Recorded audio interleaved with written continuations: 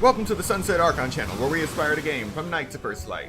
And today, we are finally playing Genshin Impact version Luna 5. We've been focusing so much on Honkai Star Rail that we only have today to finish the event stuff for Luna 5 before it all ends, and an extra day to finish Varka's story quest and get the bonus materials that come with it.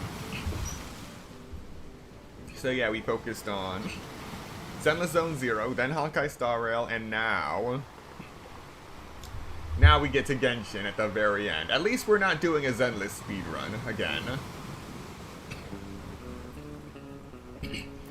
Anyway, I haven't had anything to rant about for the last few streams, but then something just came to me. I was scrolling through YouTube after watching this short from this guy who has one of those tables that's virtually a puzzle. You actually have to... There are actually a bunch of mechanisms built into this table, a bunch of keys all over in hidden drawers and compartments. And you have to go through them in a specific sequence to get to a primary storage area in the table. It was very fascinating. That's the kind of stuff I like to watch. But it's not so much the video, but what happened today. I watched it yesterday, but today I was scrolling through my feed, and you know how it usually has how YouTube typically has this feed going from left to right now, where you could scroll through like watch later, or stuff that you haven't finished watching. Well, now they've added a new thing, which is kind of like a little poll or questionnaire asking, did this feel like clickbait? And it was directed towards that puzzle table video. So YouTube is now asking users explicitly if a video feels like clickbait, which tells me that they're trying to generate a profile on what feels like clickbait.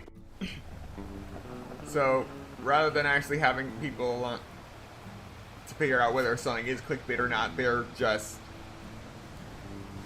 pushing that on AI, which in my opinion is just one more thing to snowball fantastically. So yeah, be on the lookout for that. As this is used more and more, you might see some more changes to what actually shows up in your YouTube feed, or what shows up at all, or what disappears into the void. And that is one thing about YouTube that's been getting on my nerves. Another one is YouTube Music again having banner ads that don't close after pressing the skip ad button. And that is mainly a problem because YouTube Music mainly focuses on auditory content, so you're not really looking at your phone as you are listening to music. And it is that mentality that is dangerous for banner ads, because after a while of using the YouTube app, you pretty much know where all the buttons are, unless they do a questionable UI rework like they did recently in the last few months. But say you know where the start button is, or the next song button, or previous song button is, then you get a banner ad. Obviously you'll know where the skip ads button is, but sometimes, even now, they change the resolution or aspect ratio of the video part of the ad, which also messes with the position of the skip ads button. And that change just so happens to shift it just enough that if you're just working with with memory as to the position of the skip ads button, it'll make you press the ad itself, which will send you to another page which constitutes a click. That's one. Then if you actually do press the skip ads button, and then you want to actually skip to the next song, or go back to the previous song, or pause, whatever, and you just press the where that button would be. If it is a banner ad, if it ended up being a banner ad that covers the entire UI, unlike YouTube proper, when you press the skip button, it actually removes the banner ad. When you press the skip button for a banner ad on YouTube Music, the banner ad remains, and when you press where that pause or other button is, you're just pressing the banner ad, and then music stops, you stop and actually look at your phone, trying to figure out why it stopped entirely, or why is something else playing, and you realize you clicked on an ad. So we have that. And then we also have when you are returning to the YouTube Music app, it's restarting, brings you to the start screen. It also shows at the very bottom the last song you played. If you were listening to a playlist, you would typically think to press that bottom part to expand that playlist menu. To expand that playlist menu so you can continue the song in full screen. Specifically so you do not press the information for another song or another playlist, just to make sure you don't lose your place. Now instead, YouTube has this mentality of putting in a ad for YouTube Premium or Music Premium, whatever you want to call it, right at the start screen before you can even press that. And lo and behold, that spot where you want to press to resume playing your current playlist, that is where they decide to put the button for requesting to subscribe to Music Premium. Whether it is actually paying for it or going for a free trial. I personally do not use the free trial because that messes up my YouTube Music experience more than enough in December, and I cannot wait to get that thing off my phone. But the problem is, YouTube's use of banner ads is specifically manipulative in nature, in that its positioning is trying to actively take advantage of the consumer's muscle memory as to where they will place their finger to interact with the actual music listening or video viewing UI just to get you to click on an ad. Now, part of it is you should be paying attention to the screen that you're constantly clicking, since buttons are becoming more and more scarce. Touchscreens are basically becoming poison in our society. But on the other hand,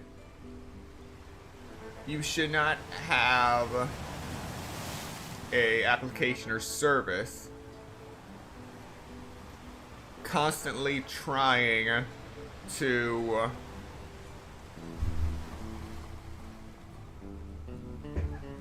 underhandedly manipulate your device input.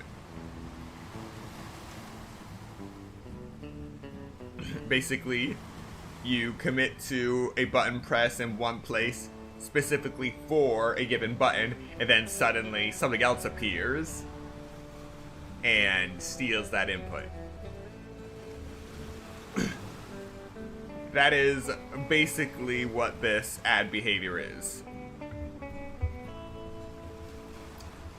Anyway, that is the end of this rant, and we will now be starting with Genshin Impact. As always, thank you so much for listening, and if you have any comments about this rant, be sure to leave them in the comment section, and I will respond.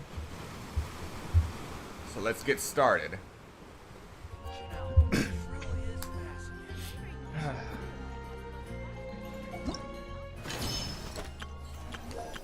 Homeward, he who caught the wind. One day you and Paimon suddenly receive an invitation from the Knights of Favonius, and so you return to Mondstadt to take part in a welcome ceremony that feels both familiar and just a little different. Greetings, Honorary Knight CL and Paimon. They forgot a space. It's a pleasure to be in touch once more. This is Jean. The Wild Hunt threat in Nodcry has been neutralized, and the Knights of Favonius expedition is drawing to a successful close. Our members will soon begin their return to Mondstadt. To express our gratitude, we have arranged a welcome celebration in the city. We extend our sincere invitation to you both, to join us for this event, which will be held on the beach across from Star Snatch Cliff. Wonderful, and now that this expedition is returning, hopefully they will have the manpower to do something about the obliteration of the Stormbearer Mountains.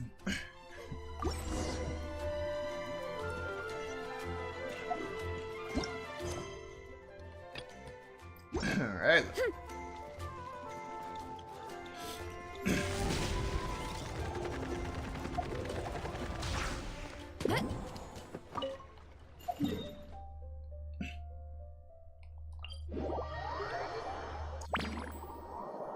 Wait, what? Huh, that's weird. Jean said this is where the event is supposed to be, but there's nothing here.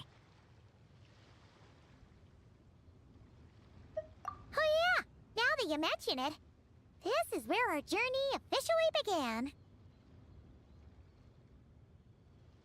That sure brings back memories. Kinda nostalgic, really. Even after all this time, this place hasn't changed one bit. Look who's getting all sentimental and poetic. Well, we still need to find Jean and the others. Let's have a look around. Yeah.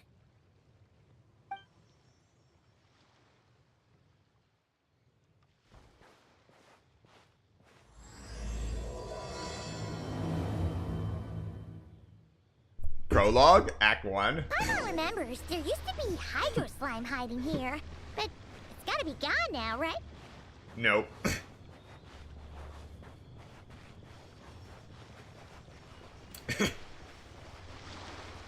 Whoa!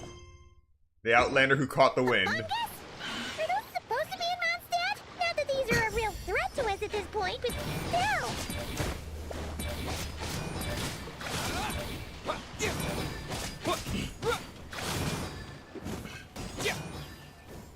I really gotta redo the Traveler's artifacts.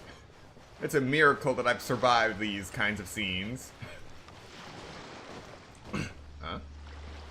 Were there always pigeons here?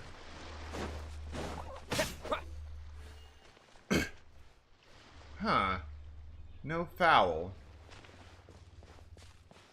Hear that? They said this isn't hard enough. Should I grab a geovision for the next round then? What? Is this really the time to get competitive? Did you hear that, Paimon? Hear what? Huh. Must have been my imagination then. Oh, diabolical. A Sunsetia tree.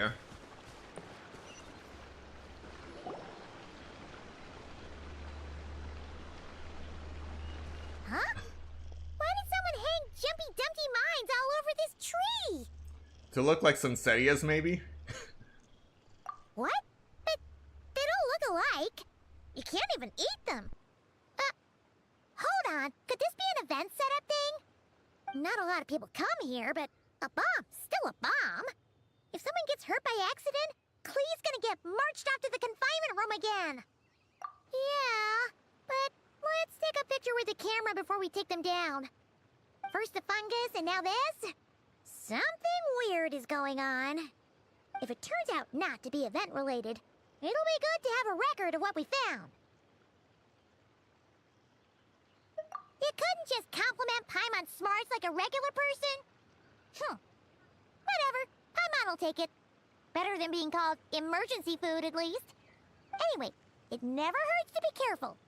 We've seen through lots of tricks, but we've also gotten the short end of the stick a bunch of times, too. I'm not getting a bad feeling this time, though. Paimon likes the optimism. Come on, let's get that picture taken. Then, get rid of these bombs. Spotter camera. The camera that Paimon carries with her. Use it to record the noteworthy differences you find this time. I feel like this camera's name changes every time.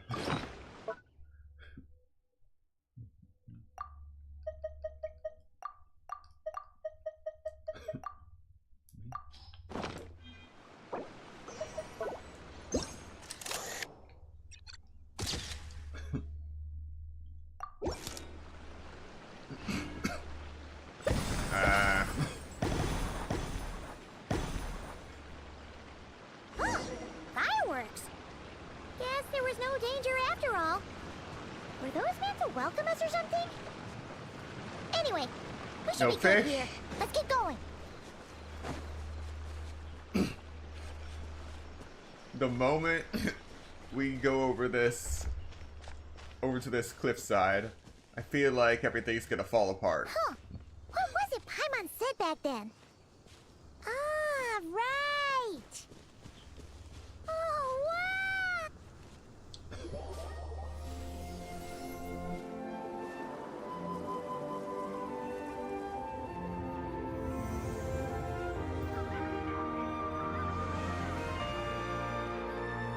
That's a statue of the Seven!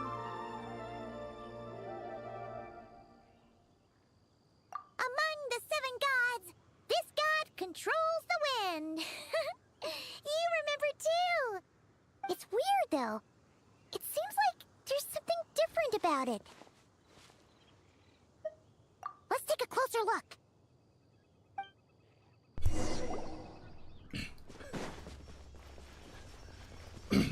This is definitely interesting. Paimon's next line was As we all know, right. Poetry and language flow like the wind. Well, at the very least, my stamina wasn't nuked.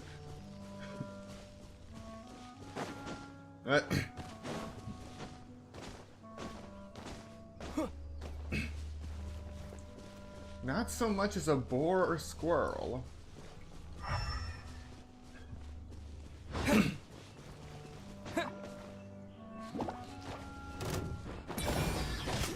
What is it? See something familiar?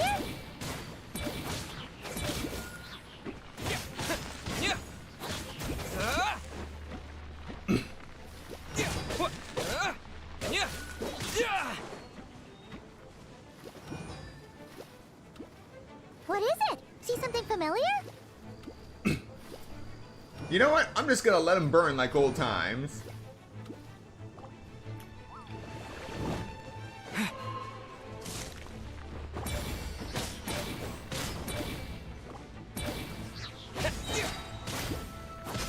Hey, don't forget about your guide. Come on, follow Paimon.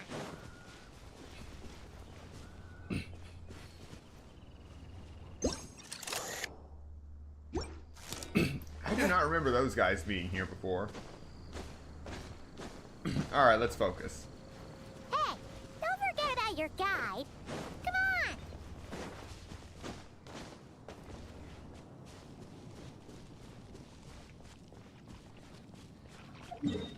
on. Oh, wow.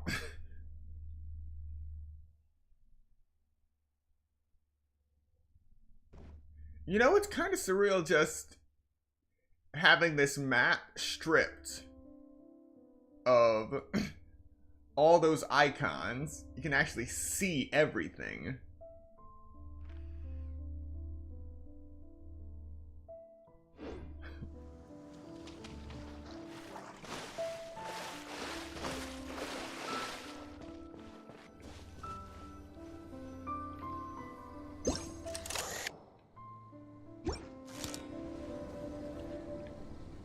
Okay, What? I'm unsure of it now.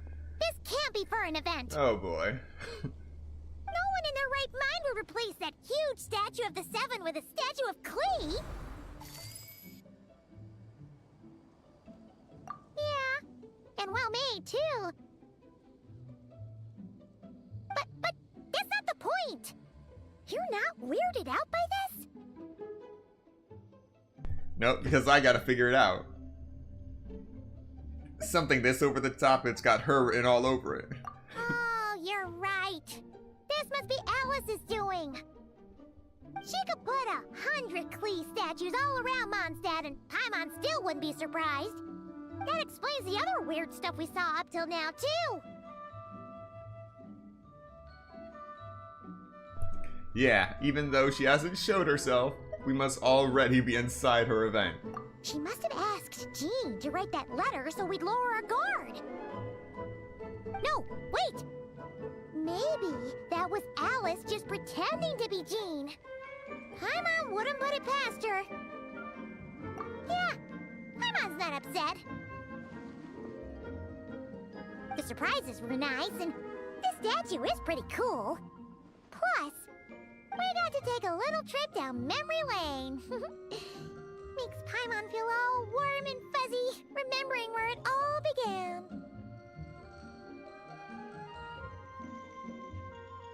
What do we do now, though? There's nobody around. If this is some sort of elaborate prank, guess we're in it until the people behind it jump out and say, "Gotcha!" Huh? What does that mean?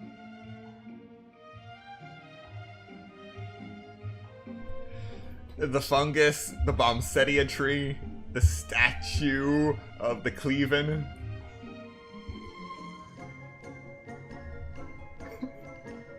Oh yeah, and there could be even more.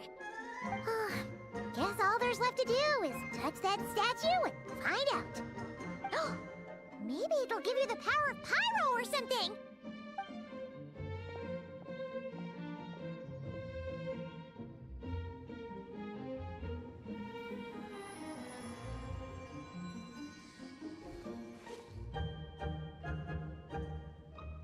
The world opens itself before those with noble hearts. It took 5 years for someone to say that line.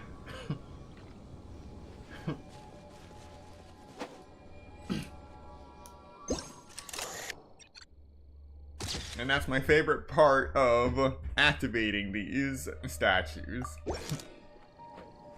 Paxton Splash! You were right! Alice is full of surprises. Good guessing on your part. Let's keep going and see what else we find. At least they didn't take my glider.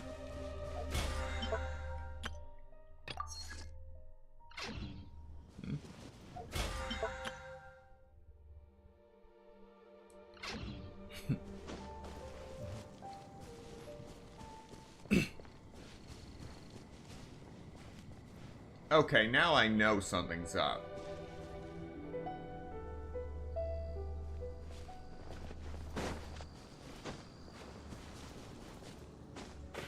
We explore the area ahead of us later. What the? We explore the area ahead of us later. That is creepy. But yeah. All the actual Qlipa trees are missing.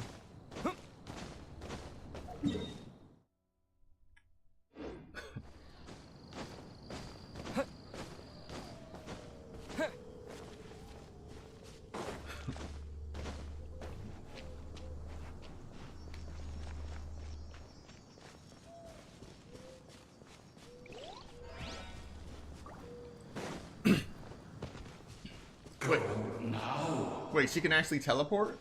Yes, now or it'll be too late. Oh no. Whoa! It's the ball! There's something huge in the sky! Okay, we all remember what Paimon said back then. Anyway, since he's here, that must mean we're about to meet another old friend in these woods.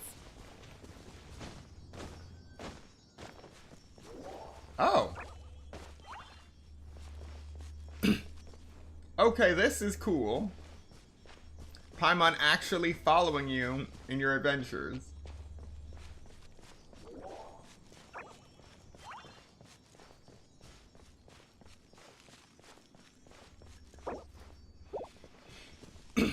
This would definitely be a nice touch for the normal gameplay.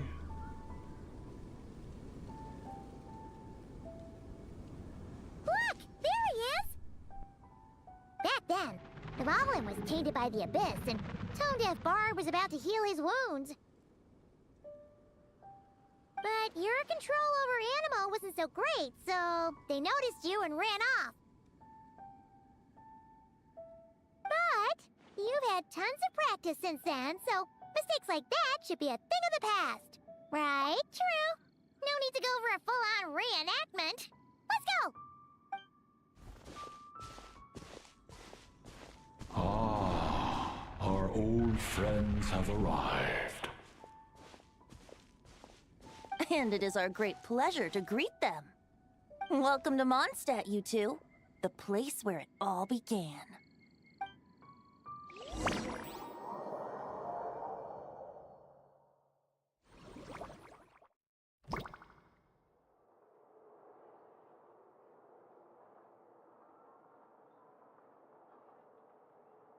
Lovely to see you, dearies. So what's the verdict? Did our special welcome ceremony meet the mark? It was very... you, that's for sure. Paimon can't believe the Knights of Favonius let you go that far. Where'd you move the real statue of the Seven anyway? Oh, gracious me. You still haven't figured it out. If I had actually done something to that statue, I would have been locked up in the teensy room next door by now. Certainly not my idea of a pleasant afternoon. So, what's going on here? Ah, now you're asking the right questions, Paimon. The answer lies over here. Nicole? You're here too? That's right. Our two lovely mages are here on vacation. In fact, everything you just experienced was their handiwork. But I'll leave the explanations to Miss Nicole. I trust you're well acquainted with her skill at explaining all manner of magic and phenomena. Yep. We experienced that firsthand in Notcry. This bubble is a new kind of magic Alice and I invented. Inside it is a small world created using a person's memories. When you were busy reading that invitation to Mondstadt, Alice took the opportunity to place you within it. Oh, we didn't even notice. Huh, I wouldn't be much of a dodo king if I couldn't pull off a simple trick like that. All that to say, the things you saw weren't real. They only exist within this bubble. Ah, except for Venti and Dvalin, of course. I invited Venti, and he brought the dragon along. It's not every day you get to relive the beginning of your journey. It feels like listening to a verse you haven't heard in a while, right? You might not remember the name or melody, and still, you start humming along in no time. I'm assuming your trip down memory lane was similarly nostalgic. So does Jean know about this or not? Paimon's starting to think that invitation letter was a fake. Oh, no. Jean wrote that herself, I assure you. I wouldn't dare forge a letter under her name. Huh. So you do draw the line somewhere. Whew. Not with my daughter in her clutches. If you ever become a mother, you'll understand. Oh, come on! It's not like she's being held hostage. The point is, this magical bubble was created at the request of the Knights of Favonius. With the expedition in Nodcry coming to an end, The knights will be home before long. Varka thinks it's better to give people time to reunite with their families, so he told Jean to hold off on a huge welcome reception for now. Of course, Jean has her own thoughts on the matter. You can get the details from her soon. As things stand, we're keeping the reception small, but there will be some activities. This magic bubble is one of them. The returning knights can use it to catch up on all the major events that have occurred in Mondstadt while they were gone. Simply put, it's a reenactment of your adventures. Indeed. The ultimate goal is for everyone to have a chance to take part in the excitement. So, what about the parts that took a few, creative liberties? Oh, those were there because the bubble world is still being transcribed and debugged. Memories are easy to extract, and the resulting information density is fine, but it's not exactly a stable medium. If memories are the only thing used to recreate a world, it's hard to ensure a lack of deviations. For example, these memories belong to Venti, but even for someone like him, whose memories are quite reliable, there is bound to be some variance. And how do those variances equate to fungi and Bombsettia trees? Not to mention, on their own, memories lack an interactive component, so I added some self-deductive capabilities to this magic, which exacerbated the instability issues, unfortunately. Yeah, that, makes sense. For instance, say we're recording memories and Lisa happens to fly into a fury over some overdue library books at the same time. A powerful thunderstorm might unfold in the bubble world out of nowhere. Luckily, there's a simple solution. We just have to send someone to scout things out first. Then we can manually correct anything that doesn't make sense. Exactly. Plus, once the recording is complete, the magic will loop, so there won't be further deviations, and we won't need real people to act things out. Ah, and before it's all said and done, we'll be sure to cover up your identity, Venti. Much appreciated. Otherwise, buying around at the Angel's share is gonna be much more of a hassle. Like you're the one who does the buying. It's settled then. We'll allow you to be the first to relive these precious memories, and in return, you'll be our eyes on the inside. Yeah, but it sounds like fun! Besides, we already snapped a few pics of some potential bugs. Like that weird statue of the Seven. Oh, no, Paimon. That one was entirely intentional. What? Seriously? As the creator of this world, I'm afforded a bit of creative license, I would think. Creating this bubble was no easy task. Is a little personal touch too much to ask for? I doubt anyone will mind. As far as I'm concerned, you're free to do as you please. This is Mondstadt, after all. Oh, well. Paimon can't argue with that. In that case, we'll be counting on you to continue testing our work tomorrow. It's still early. Why not check out the other events at the testing grounds in the meantime? Jean should be there too. Yeah, we'll go say hi. She's the one who invited us after all.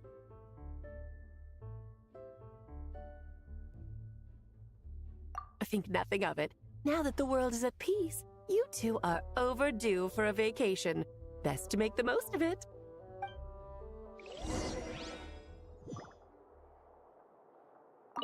Development appeared a little late, but his sparks and splash triggered a deep magical reverberation. Background music needs to start half a second late. I should put another instance if now the diagnostics are failing. I just don't get it. Nicole, dear, stop fretting. You're projecting rather loudly, you know. Every detail is within your control, huh? Color me impressed.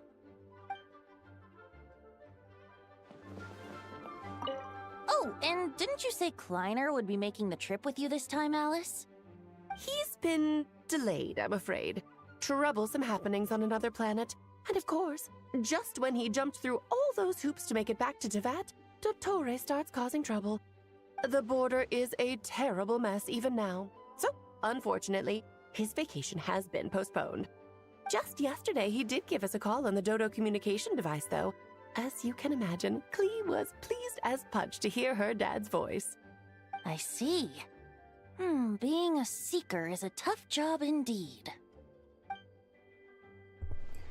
Okay, so we actually got a little bit of lore on Kleiner, Klee's father. No idea what a seeker is. And that sword is still there.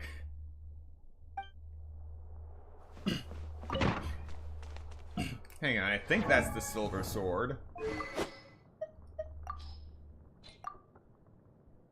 No, that's a dull blade.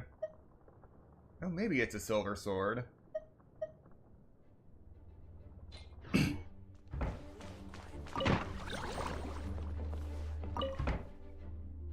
Yeah, I know that's a dull blade.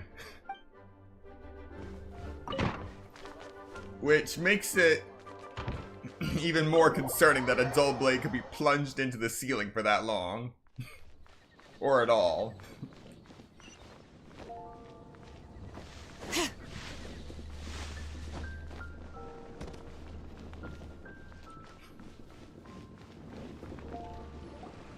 Yes, good work. We'll go with this setup.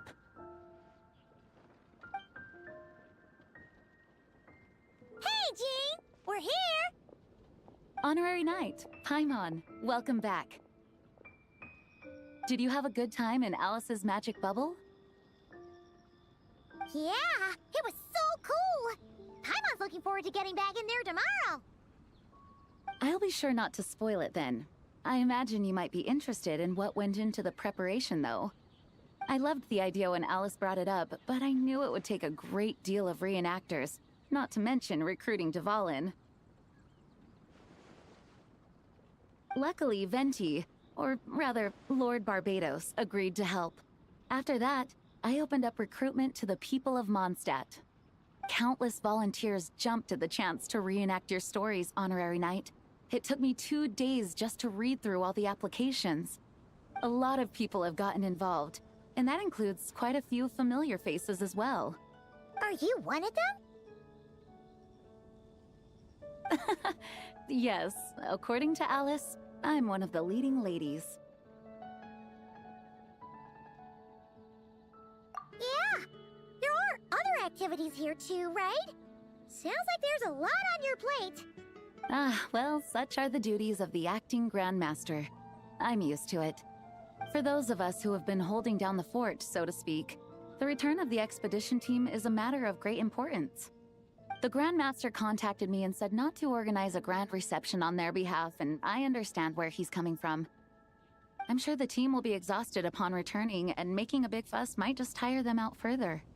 I'm sensing a butt in there somewhere. Tone-deaf Bard said you had other ideas.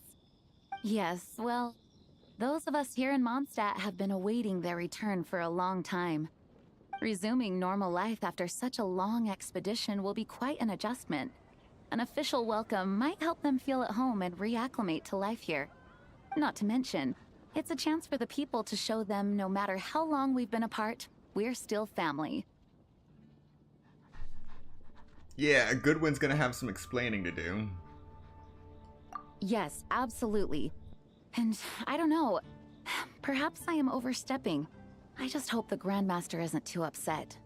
So, besides the whole bubble thing, what have you got planned? Here, I'll show you.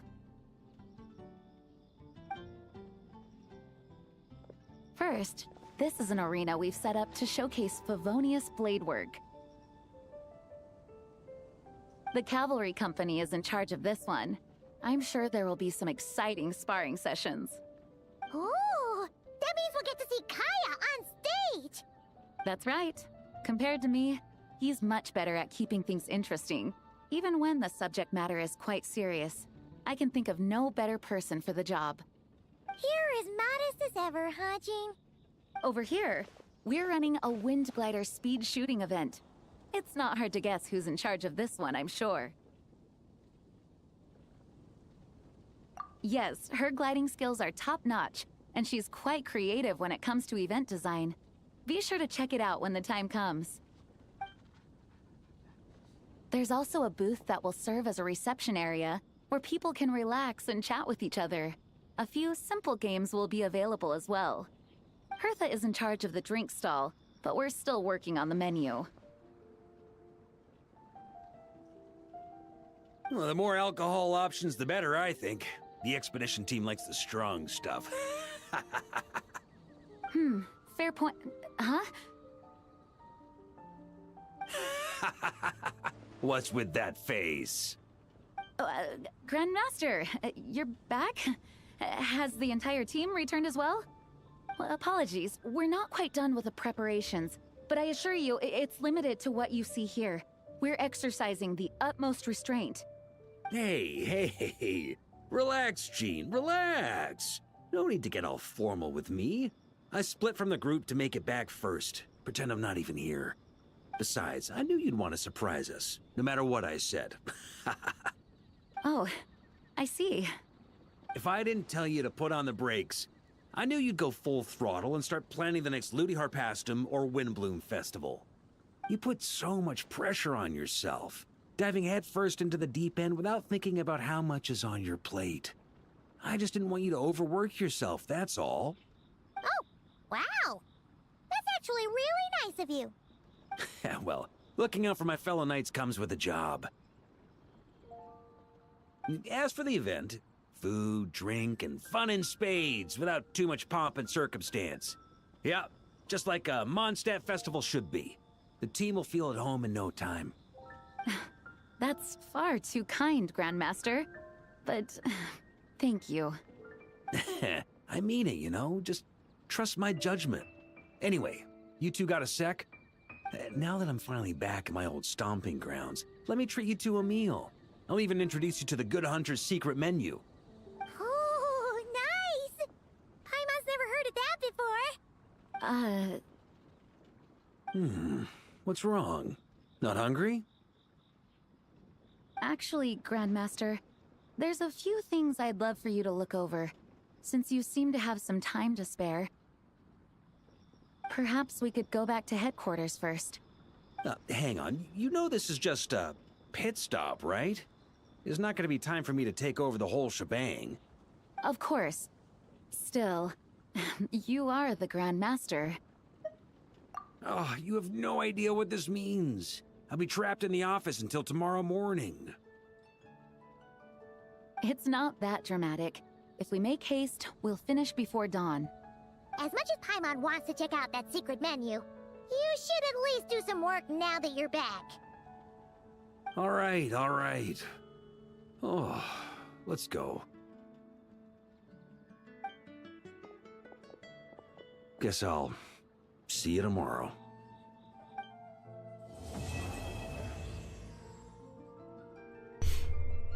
Alright, we finished the first part.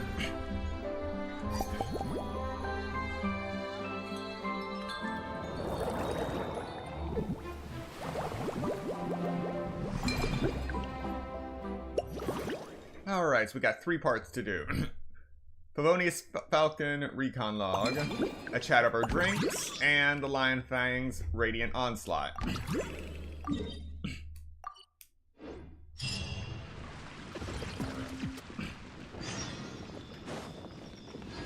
Reading without tears.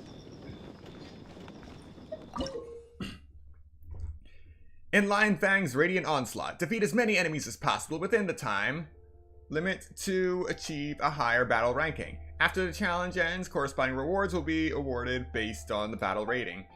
During the battle, Aegis will continuously accumulate over time. Defeating enemies or completing specific activity objectives allows for faster accumulation of Aegis. Once Aegis reaches its maximum value, you can summon the Shadow of the Lion Fang Knight for support.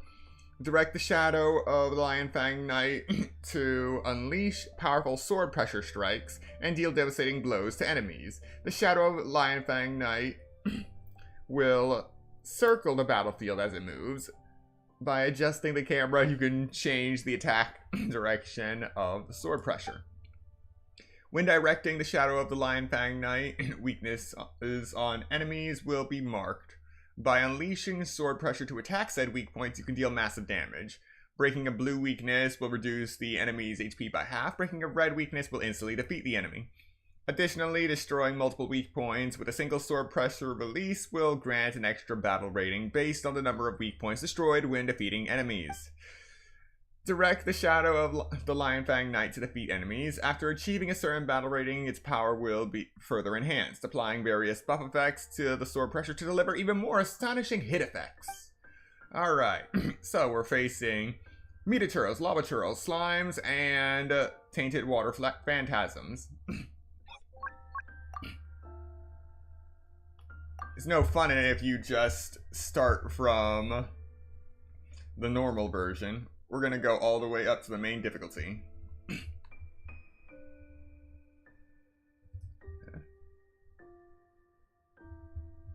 Alright.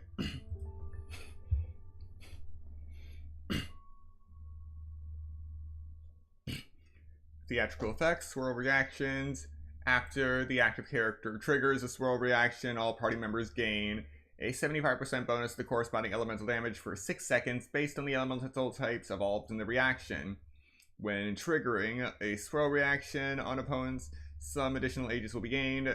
This effect can be triggered once every 6 seconds. Alright, this will give me a chance to work out my strategy for how to use Varka.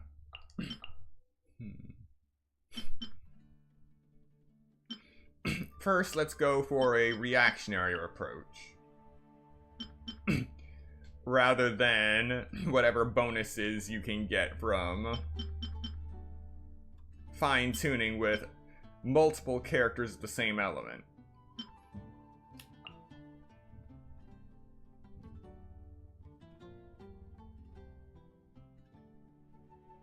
Yes, this should do it.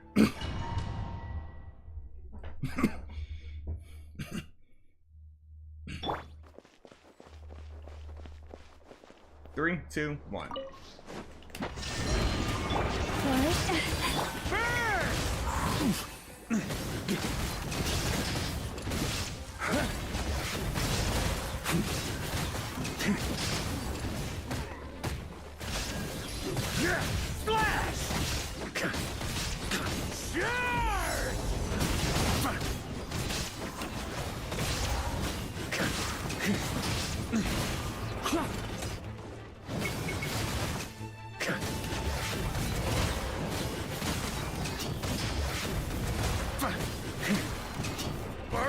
Sweeping in! Huh? Burn! Illusion shattered! You poor lost lad. The turning point in fate! Thunder!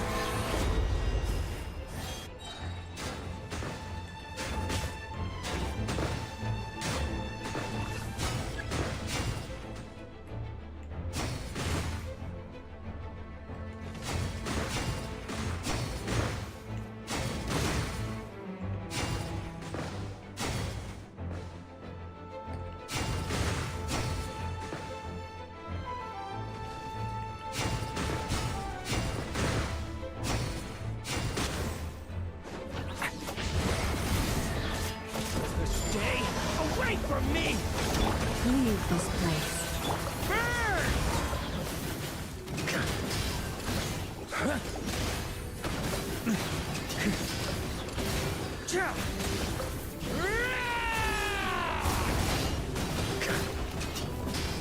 Up the ante! Burn!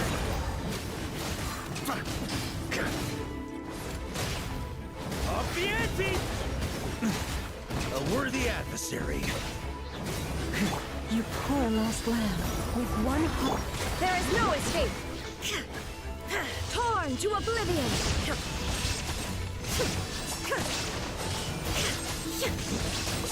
Illusion shattered. Thunder! The abyss is burning. Shadow!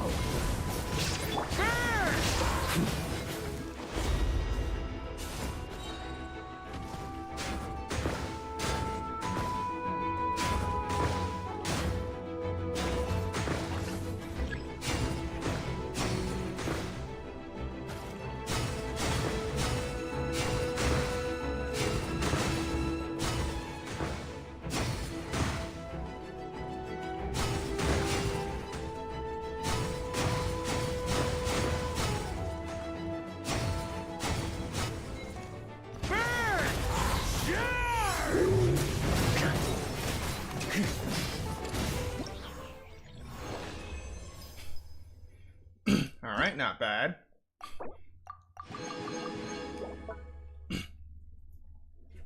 Next, vortex sword pressure. Assault from the heights above. Alright, this one I could just use my regular team.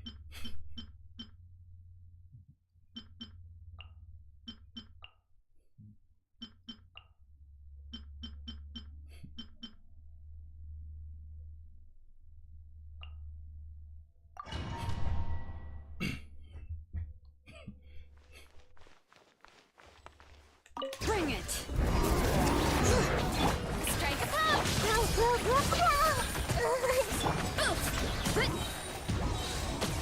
Hi! Yeah! Wow, wow! Let the mountain's veins boil! Yeah! Hut! Yeah! It's justice o'clock! Yeah! Running late again! Yeah! Yeah! Let the world come alive! Committed to memory, sharing my knowledge! Headbutt! Yeah! Charge! Boost! Heads up! Yeah! Yeah! Kapow! Yeah!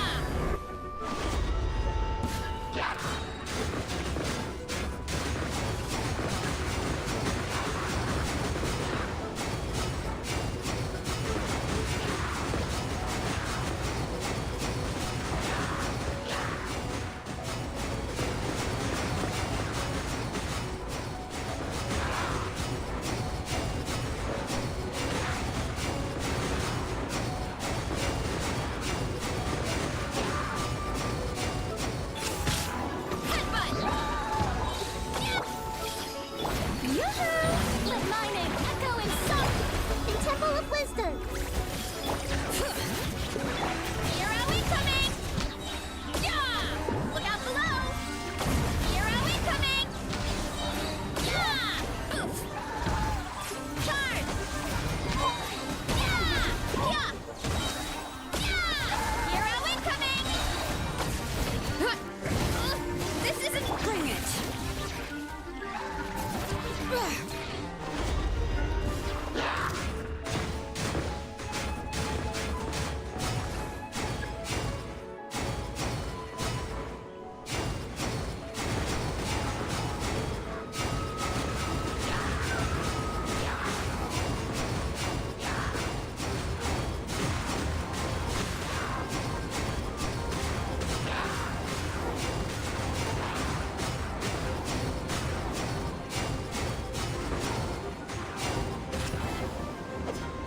Everyone hold hands! Headbutt! Yeah! Charge! Yeah! Yeah! Hero incoming! Yeah! Yeah! Hero incoming! This way, Curly. Time to shine!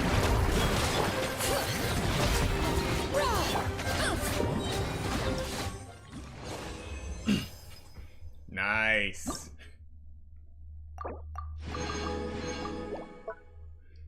Next up, Lunar Crystallize.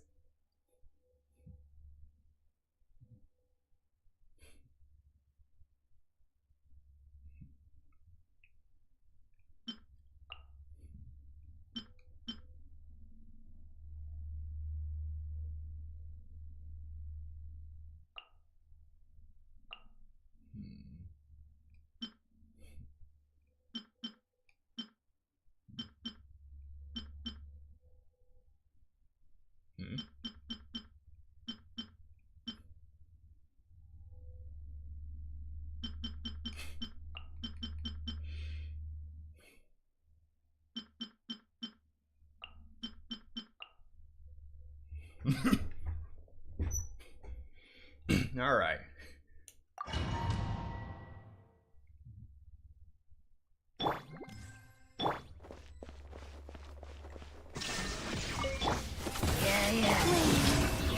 Be cleansed!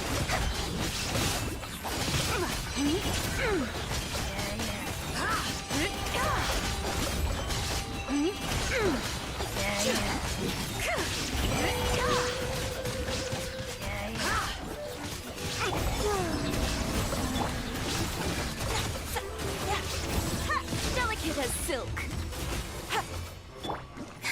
Three moons converge.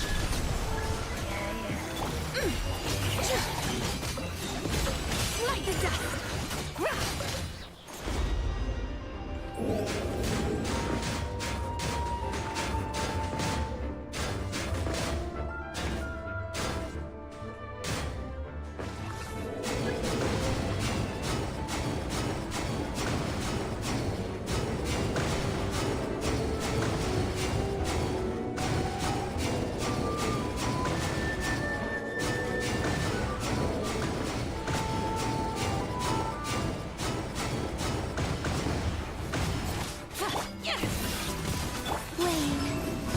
Shine down! Without further ado!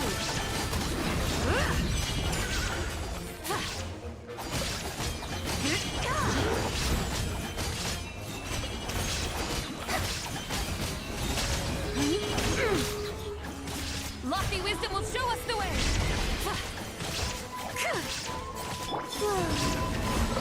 Let me...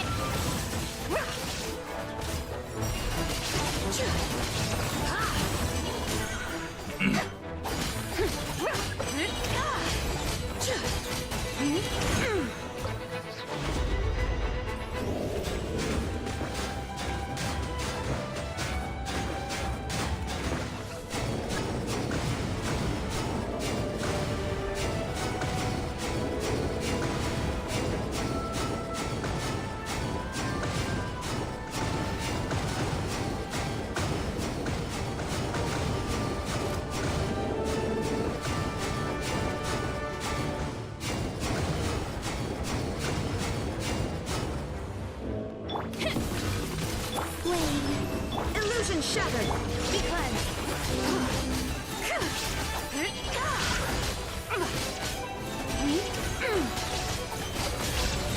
Like the dust! The sky's clear! The glaze moon shines! Surge!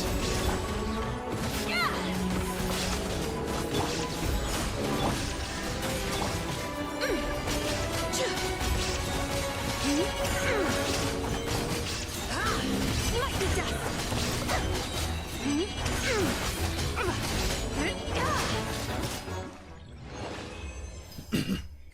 Another great score.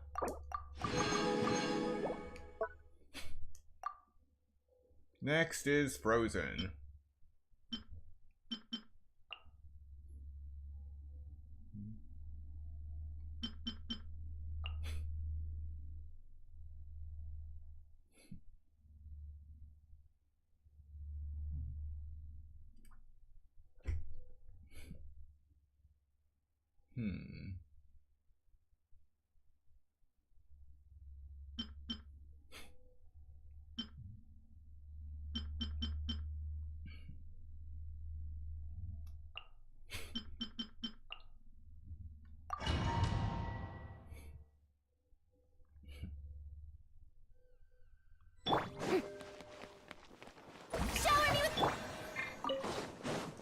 Denied. All hail! Be still. Kamisato wa Suyu. Annihilate. Ha! Yeah. Ha! Ha!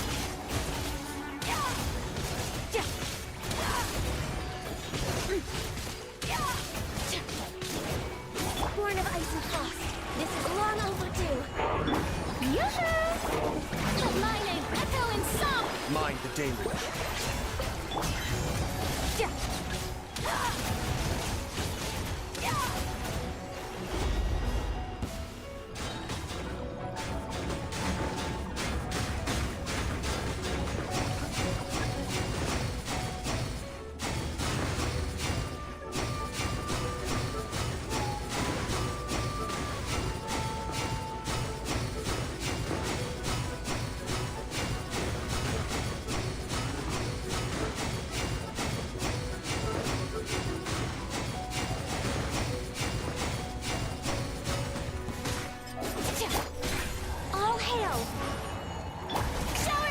Kamisato wa Suyu.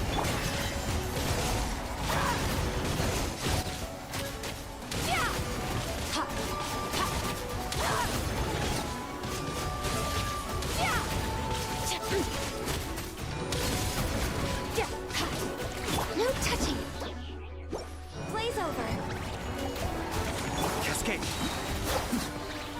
beckon. Strike a pose! Time to shine! Extinguish! Ha! Yeah! Yeah! Ha! Yeah! Ah!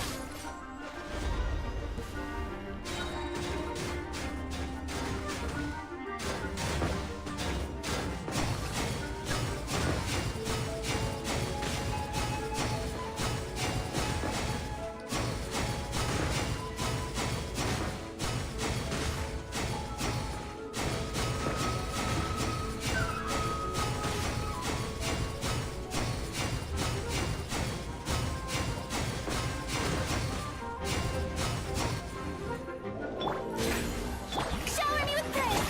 This is long overdue! Kamisato wa Suyu. Yeah!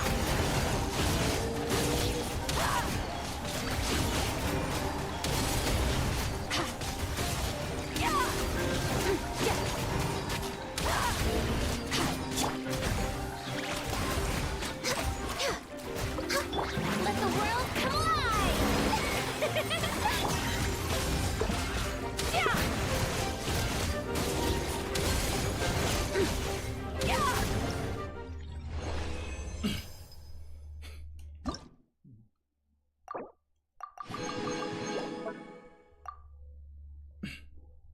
Next, Night Soul damage.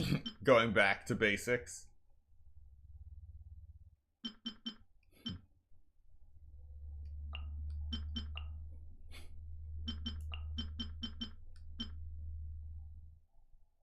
This time, let's try Llama.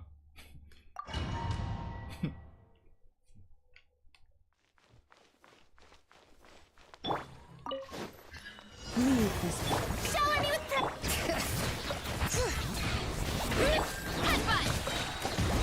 Yeah! It's justice o'clock! Yeah! Yeah!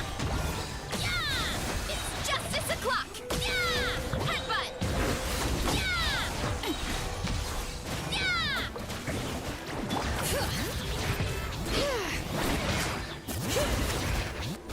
You poor lost. Yeah! It's justice o'clock! Yeah! Bring it! Yeah! Yeah! Smash down! Yeah!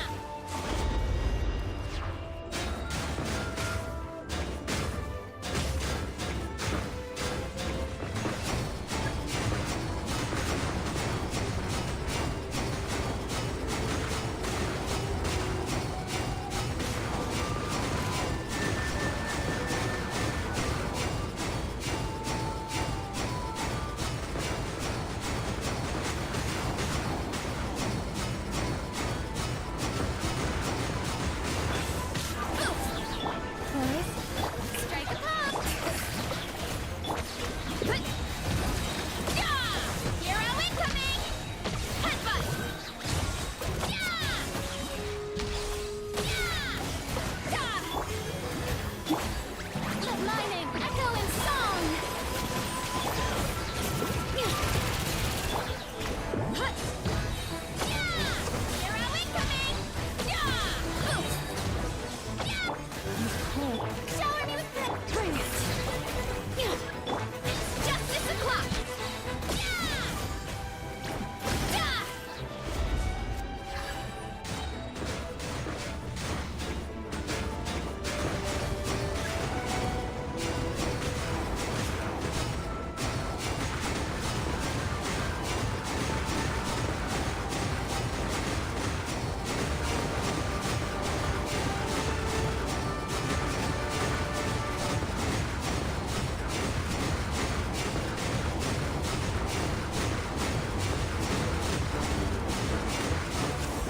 Headbutt! Heads up! Yeah! Yoo-hoo! Hero incoming! Yeah! Oof! Yeah! It's justice o'clock! Yeah! Yeah! Yeah! It's justice o'clock! Yeah! Let the world come alive!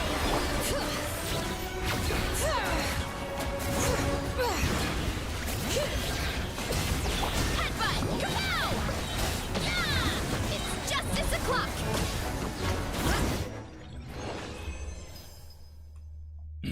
Nice. That's the highest one yet.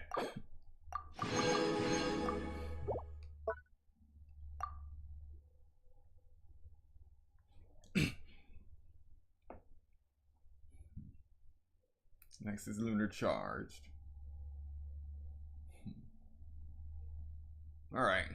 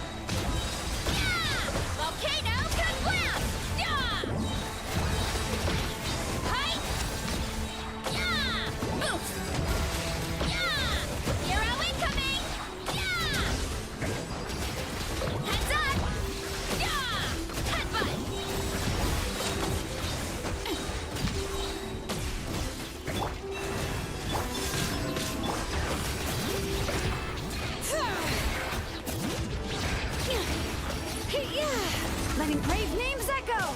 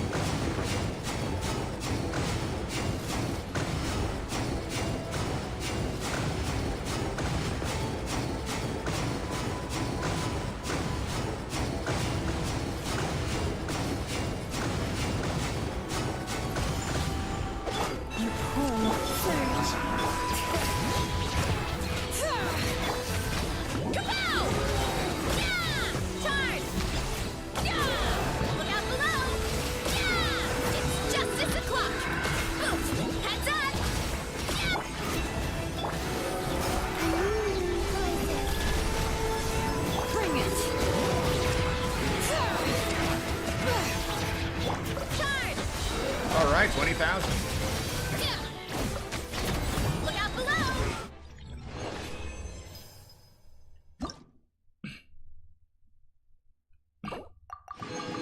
And that's all of them. Now we go back to the first one and try again, just to see if we can crack 10,000.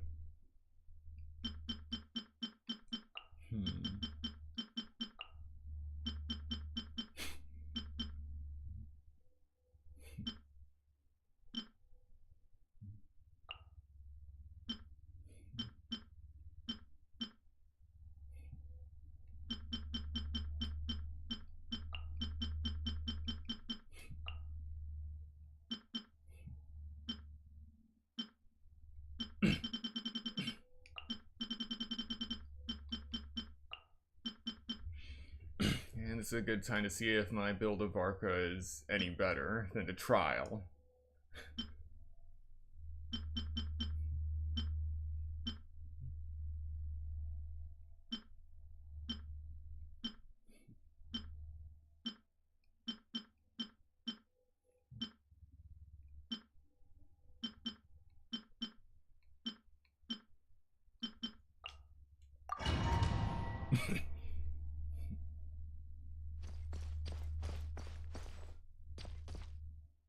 Think you can get away?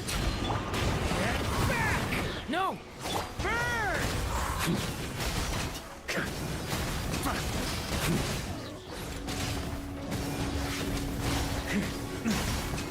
Thunder! Maria sweeping in! Burn! Huh?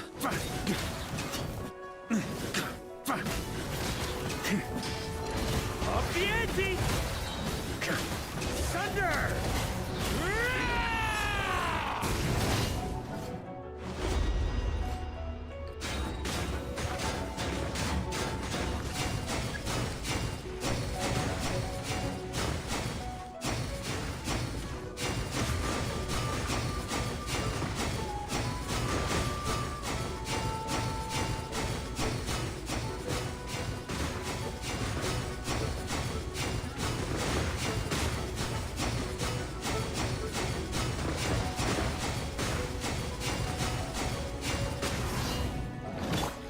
Time for takeoff. Lady Bear.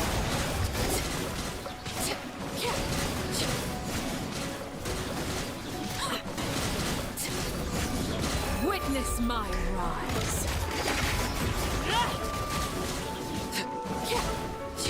Burn! Up the ante! Thunder! Charge!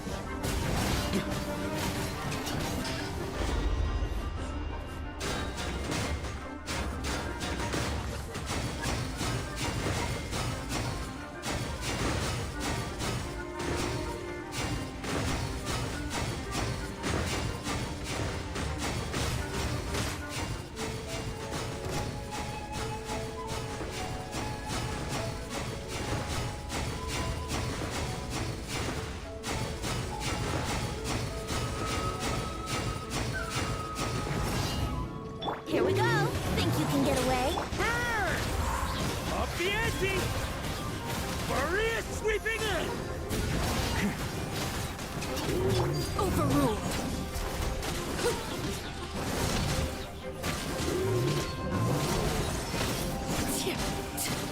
Everlasting as the moon.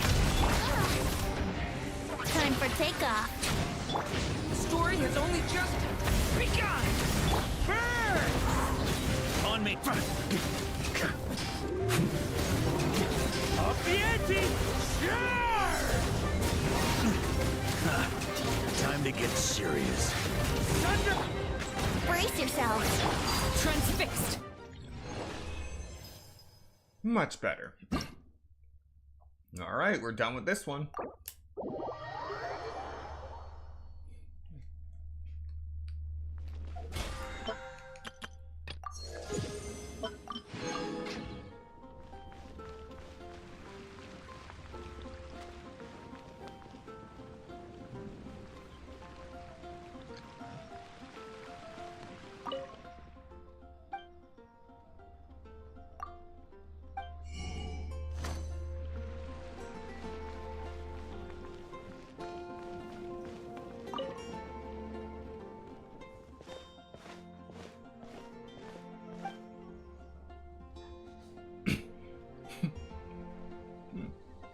Asia, signals officer for the 7th Company.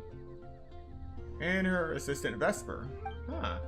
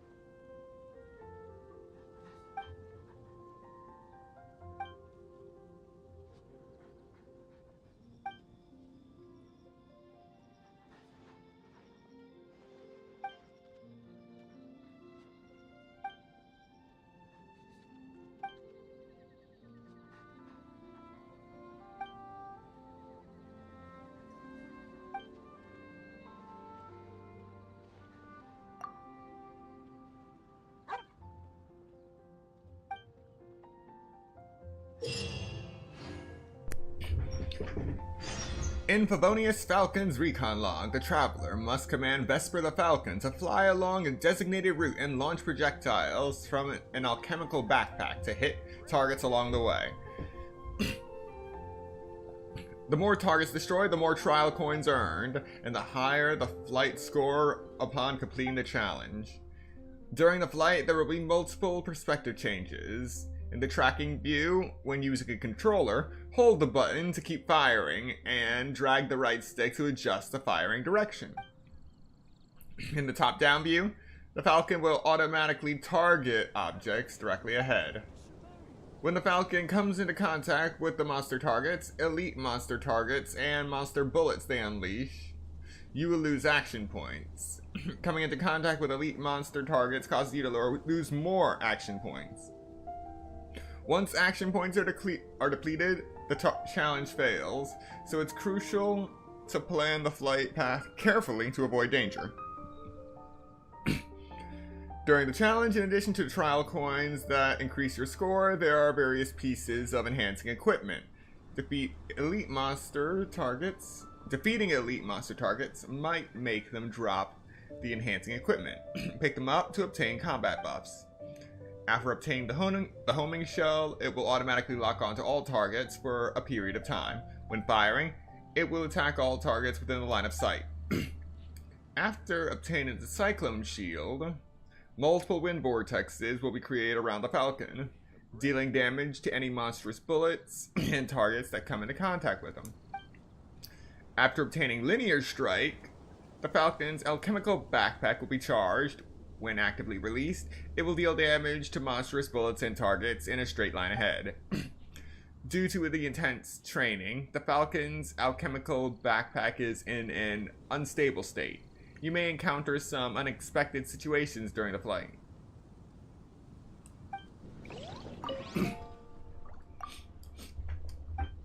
Alright, let's do this. So we have 4 missions to do.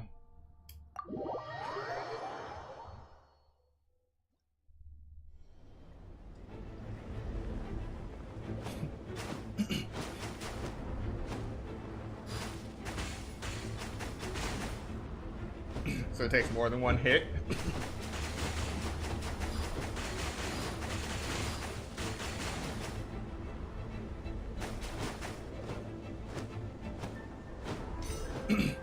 This is definitely a fascinating perspective.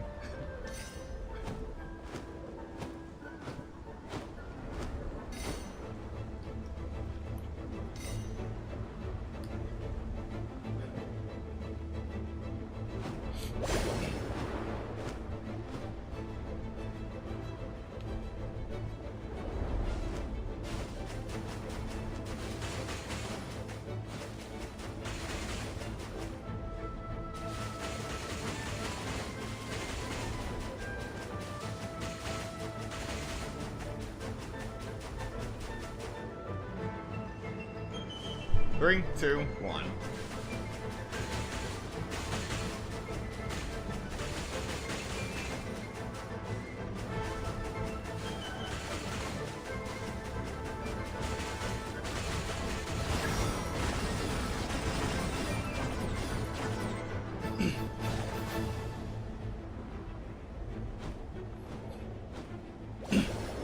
No damage so far.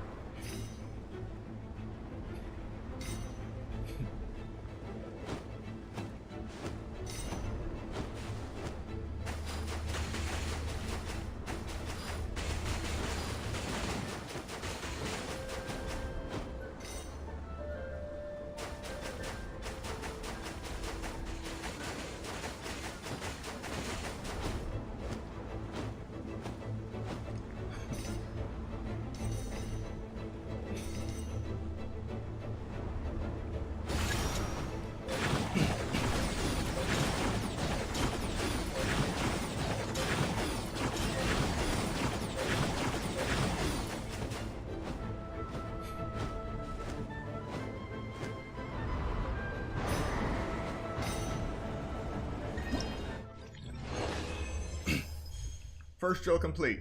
No damage.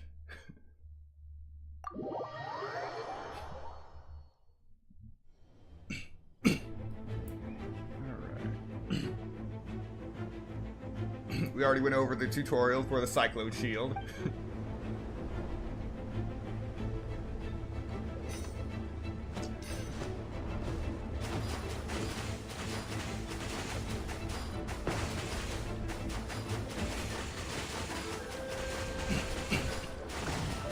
A hypostasis balloon.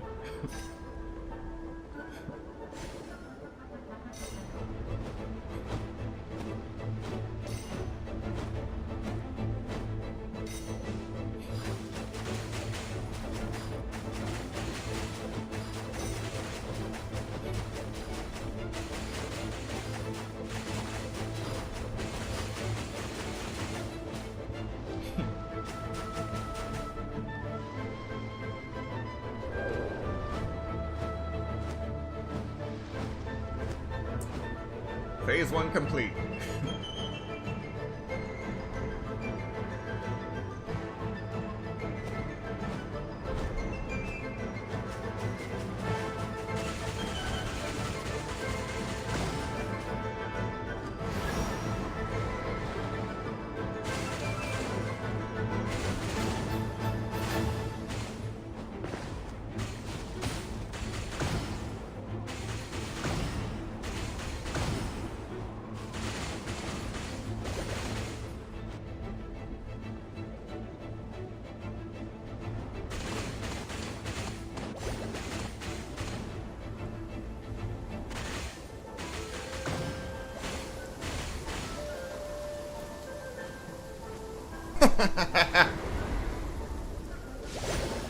That was hilarious. And did I just get struck by lightning?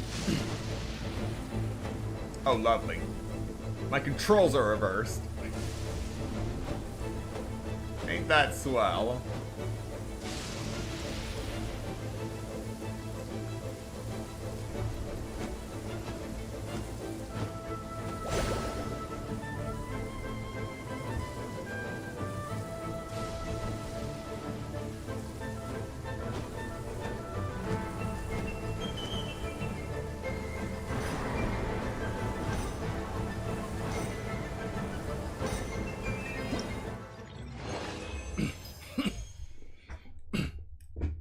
No damage if you don't count the lightning bolt.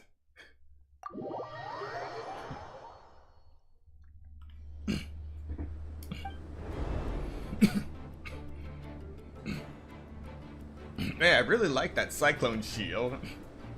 All you have to do is get to the side of the enemies before they shoot at you.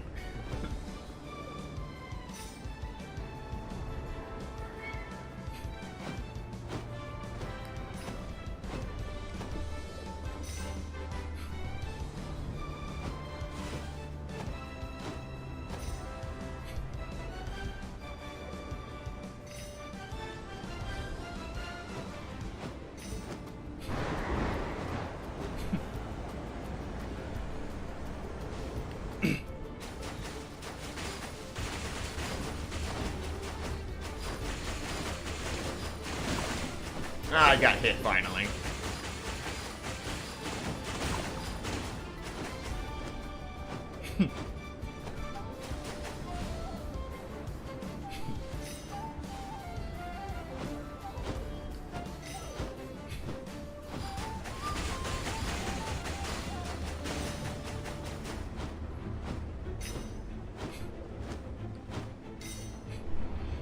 Well, they can't all be perfect.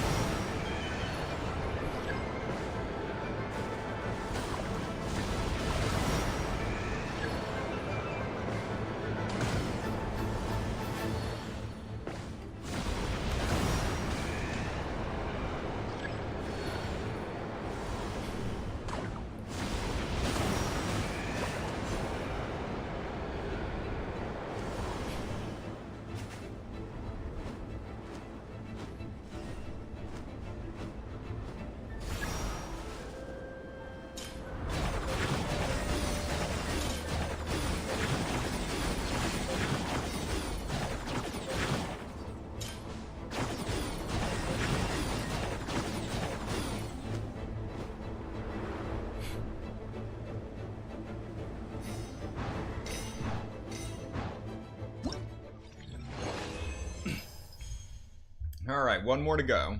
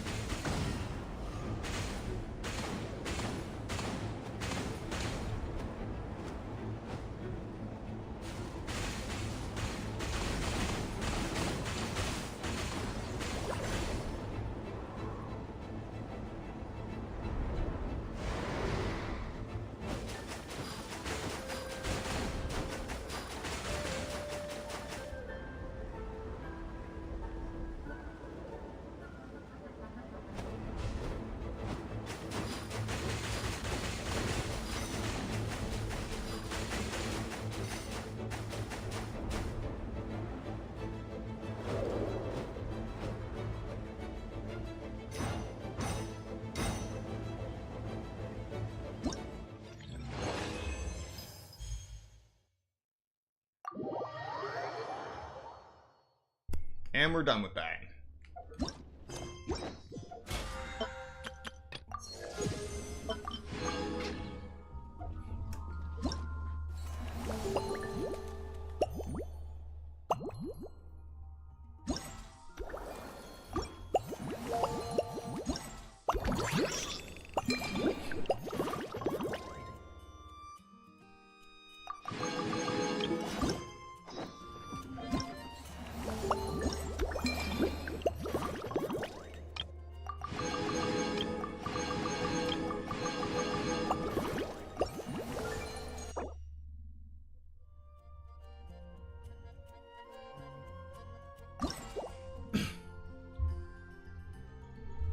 Phantasmal Gift, Star Omen, a weapon appearance. In principle, many phenomena in this world can be called images. Therefore, the image you glimpsed in this crystal ball can, in a sense, be considered an extension of physical reality. In short, even if Alice and Nicole don't acknowledge it, hydromancy is still very much a real thing.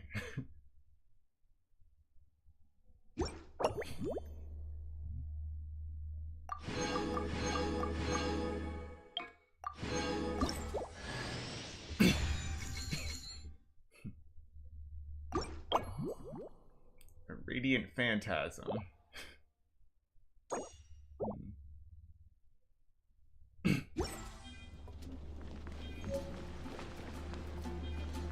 Alright, all that's left is the drink event. And then we can continue this quest. How do I start this?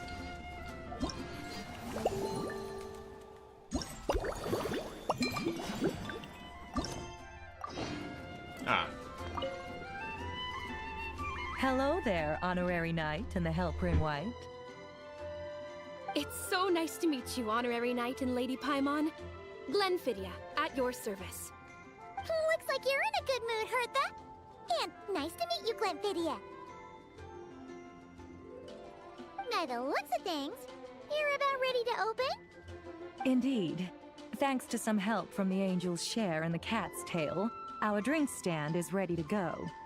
Besides all the classics, we also mix cocktails to order, and are currently offering a limited time delivery service. Cocktails?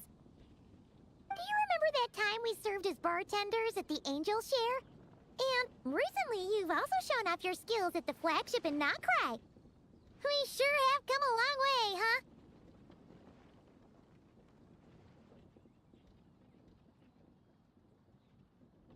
The only thing is, our current drink selection is quite traditional, and it stopped feeling fresh long before the expedition began. To offer everyone some more exciting choices, we're planning to revamp our menu. But I need to get back to handling resident requests, and Glenfidia doesn't have much experience mixing drinks. Plus, we've got a whole bunch of outstanding delivery orders on hand. Honorary Knight, if you're free, could you maybe help us out for a while, just until my other squad gets back from the Stormbearer Mountains? You'll be amply compensated, of course, plus double pay for overtime, depending on your performance metrics.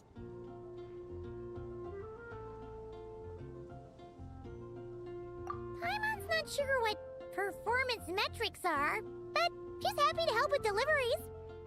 As the best guide into that, Paimon needs to keep up with the changing times. Besides, this'll give her the chance to explore the city and stay up to date with all the recent goings-on. Working with you two is always such a breeze.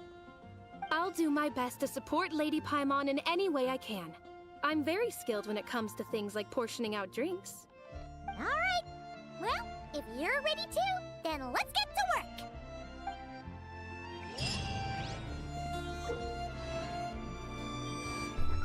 Alright. In a chat of refined drinks, the traveler will serve as a mixologist, mixing drinks according to the guest's requests. You may need to make some adjustments to the drink to meet your guest's needs better. After chatting with the guests, you can gather clues from the conversation and then derive inspiration for mixing their drinks. Sometimes partial clues cannot lead to accurate conclusions. In such cases, you can associate this clue with other clues to derive inspiration for either mixing a drink or introducing a new topic. After gathering all the inspiration for improved drink recipes, you can create new drinks based on these ideas, completing a customized drink that satisfies the customer. We should take a break after all that running around. Yeah, let's rest here for a bit. I agree with that. We're gonna take a quick 10-minute break before we continue with this. So during that time, use this time to get up, stretch, get something to eat, drink, do what you gotta do, and I will see you in 10 minutes.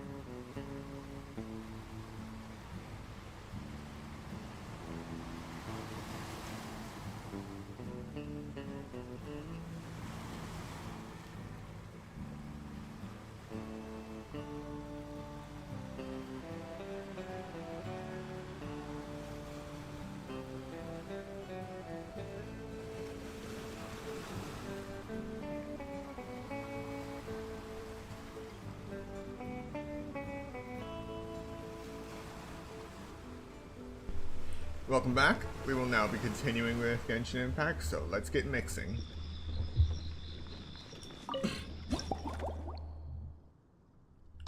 We just got how many? 1, 2, 3, 4, 5, 6. 6 drinks to mix.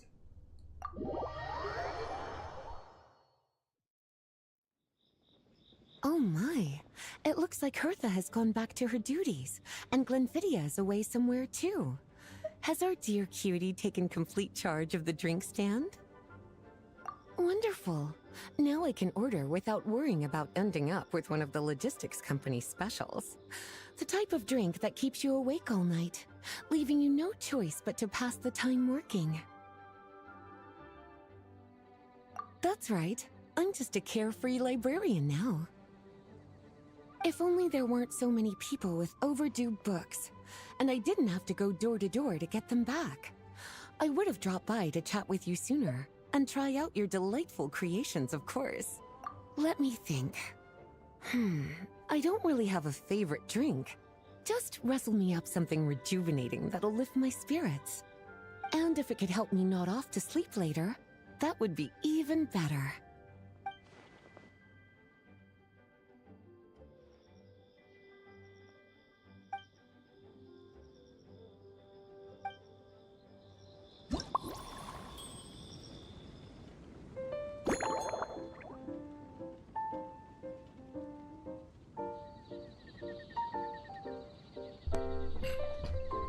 So, from the for the last few times we've done this, there has been lemon, but I don't see it here. We do have fermented juice, which is interesting. Maybe one day we'll be able to collect this.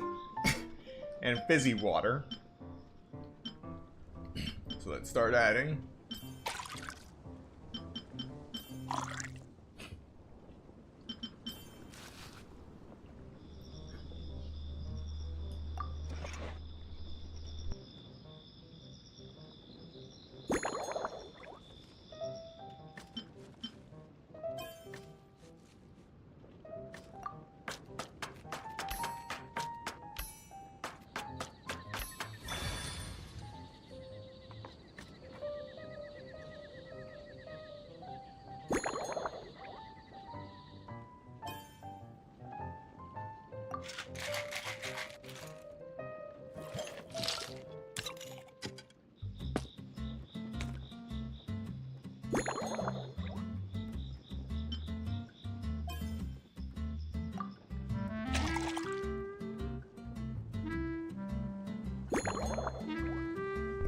Okay, so lemons still exist.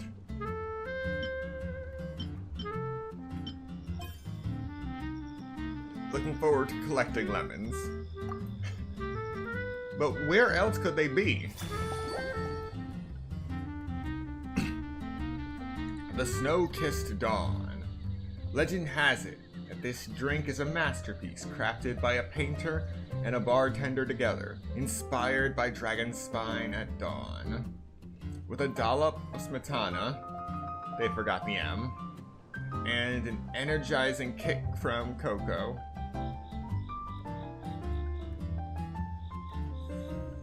It restores the drinker's vitality almost instantly. Yeah, that defeats the purpose. Here's a Snow-Kissed Dawn. Hope you like it. It's delicious, cutie. Pleasantly tart, sweet, but not cloying, smooth on the palate, with a refreshing aftertaste. And she's actually holding the drink. If anything, though, I seem to be feeling a little more energetic than I'd like. Perhaps you've unwittingly unraveled Glenfiddia's secret and concocted an even more effective pick-me-up? Don't worry, there's no rush. Your eyes are aglow with curiosity, as though you have many more questions to ask. Let's chat for a while. Take your time. Inspiration will come soon enough.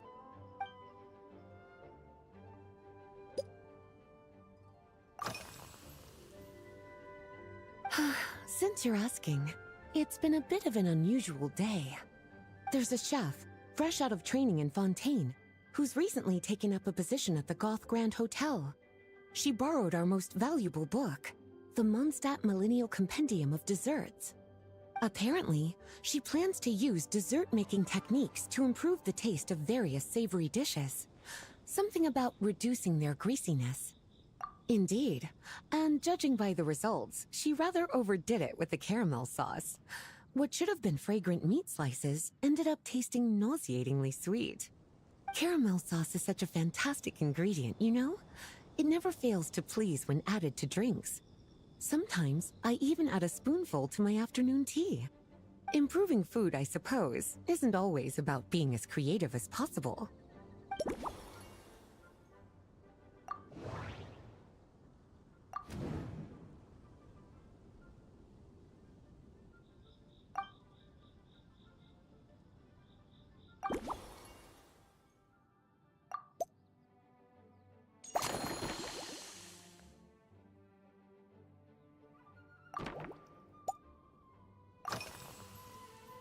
Oh, this?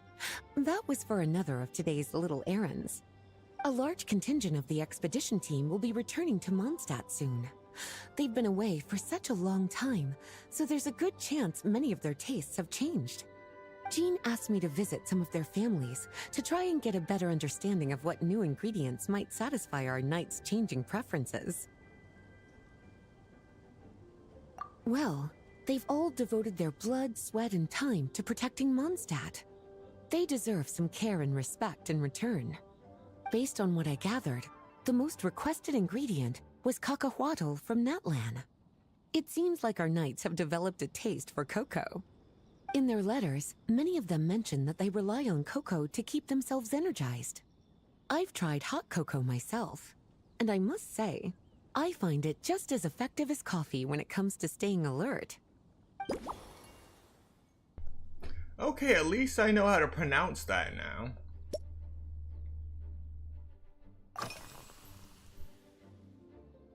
Lately? So careful with your wording, cutie. Is that because you think that I, too, might have changed since we last met? Or simply because you can't remember?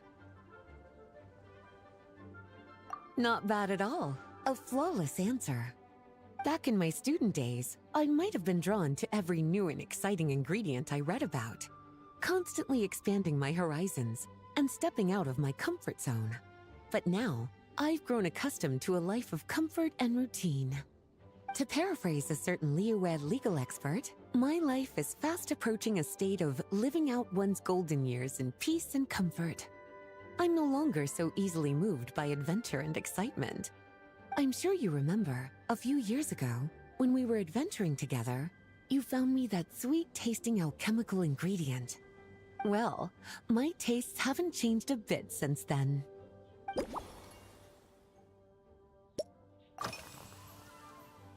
Surely you're not suggesting I'd take this opportunity to sneak off on a little countryside wander? You caught me.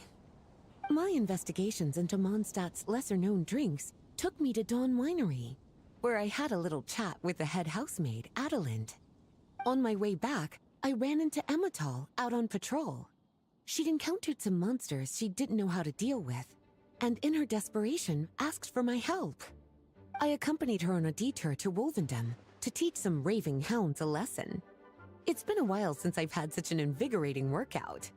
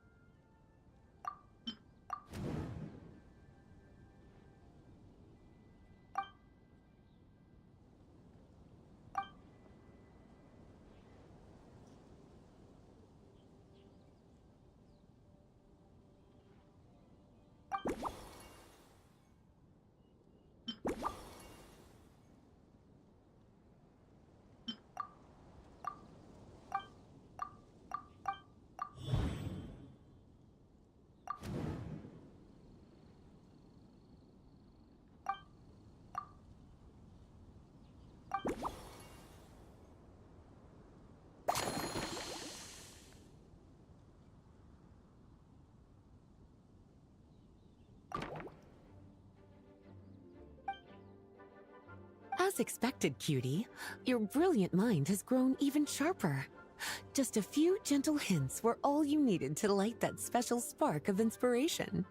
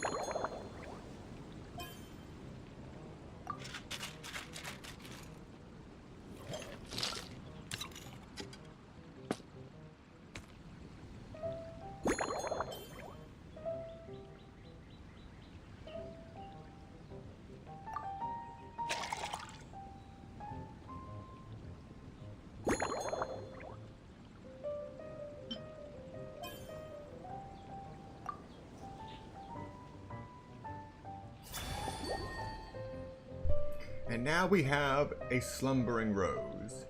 Based on a snow-kissed dawn, this novel cocktail was concocted specially for Lisa.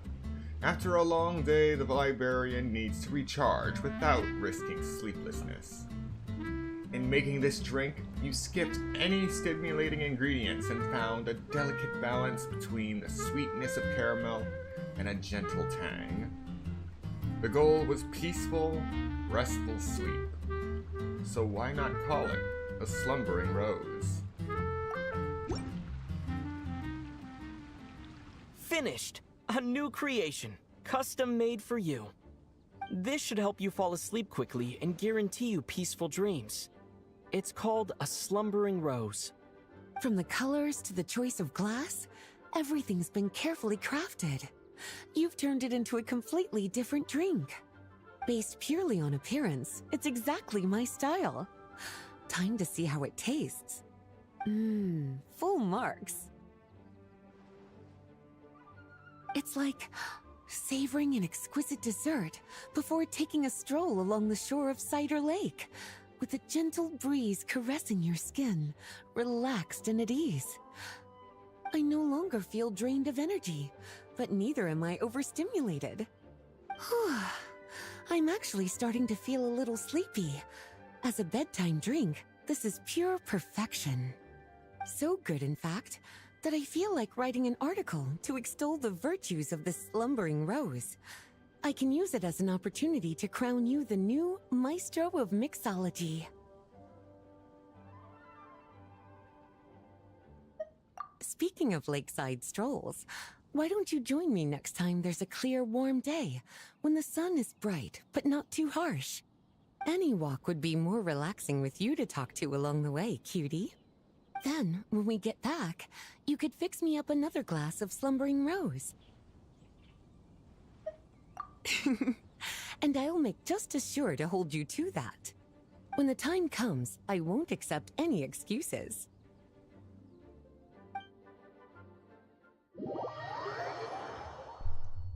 Alright, that's one drink down. Time to move on to the next one. 5 more to go. Perhaps due to a certain resonance of fragrances, you've attracted a visiting perfumer from a faraway land. She wanders over to see what the drink stand has to offer.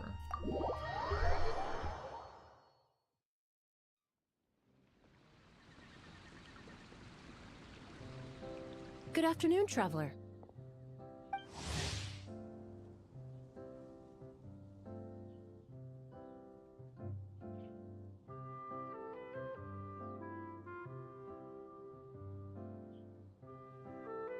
I didn't expect the honor of witnessing your harmonizing talents here in Mondstadt. Both, actually. A lady calling herself a mage asked me to come manage her flower shop. At about the same time, the Cat's Tail commissioned me to create a new fragrance for their establishment. Ending today's busy schedule with a drink crafted by you in person is truly a wonderful reward. I have faith in your choice.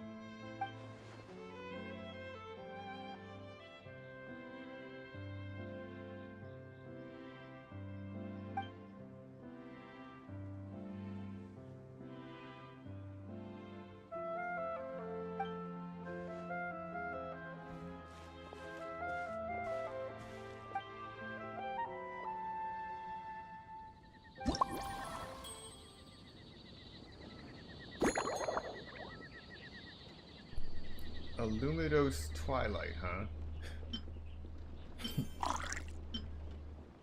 Tea, fermented juice, and mint.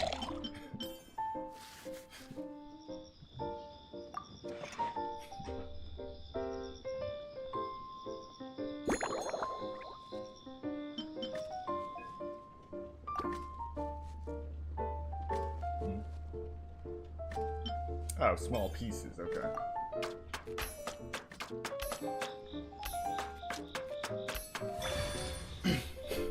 Well, at least it doesn't allow you to make a mistake.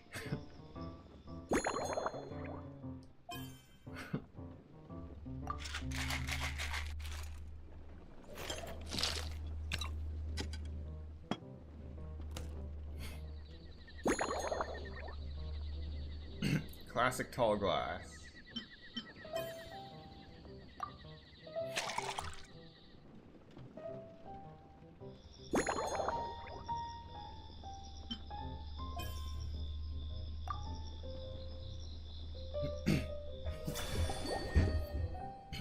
The Lumidos Twilight, a refined cocktail from Fontaine that has been described by drinkers as capturing the warm glow of sunset over Lumidos Harbor. Rumor has it that you can still order this gem from the hidden menu at the Rusty Rudder, though it's rare for the bartender to recreate its original flavor perfectly. Care to give this a try, Miss Emily? Your artistry is truly a pleasure to watch.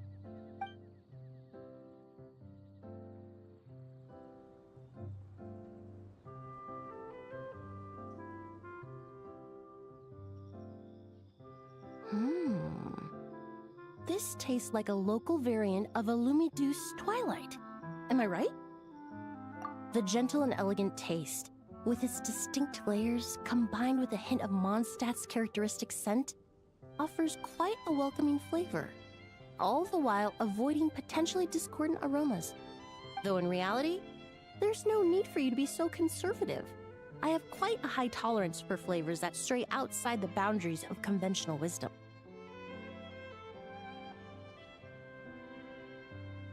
Your drink was nice, but it would be perfect if you could make one with a little more depth. A cocktail that shows off your unique understanding and enhances my impression of Mondstadt. If you need time to mull things over, perhaps you might find inspiration in a little light conversation?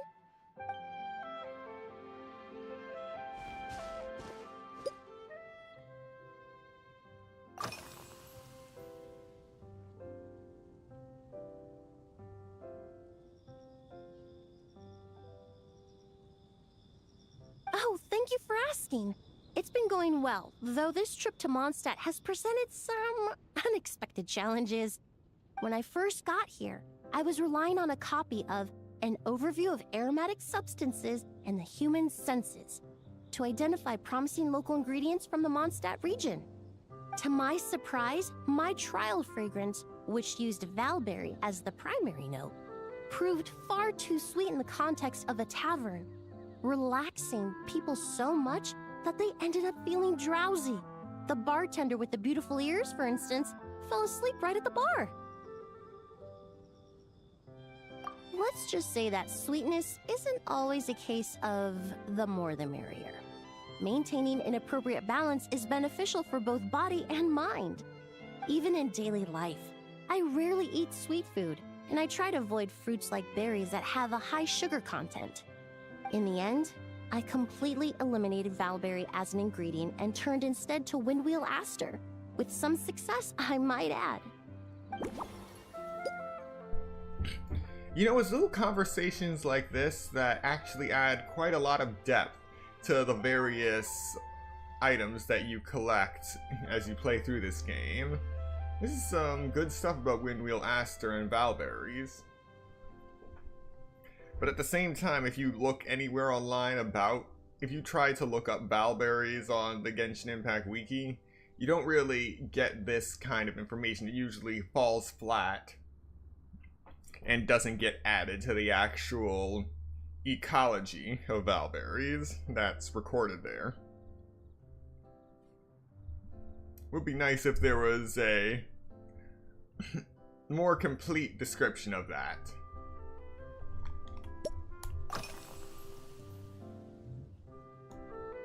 They're part of my reward from the flower shop owner. Important ingredients for making perfumes. Thanks to these, I was able to complete my commission for the cat's tail. I studied Mondstadt's Cecilia flowers many years ago. In fact, the fragrance of Cecilia in certain fields has become synonymous with Mondstadt itself. However, this is a special case. Some cats are quite averse to the scent of Cecilia, and we need to be particularly mindful of their preferences. Windwheel Aster. The various parts of the Windwheel Aster plant can be ground into a powder to extract their essences. I then blended the scents from its petals and leaves. The result carries the intoxicating sweetness of mead, while still emphasizing the fresh notes contained within the flower's stems and leaves. I just took it for a little trial run at the cat's tail, and the cats seemed to really like it, while the clients themselves found it comforting and invigorating. Extracting exquisite fragrances from ordinary overlooked ingredients? Oh, that's what truly brings me joy.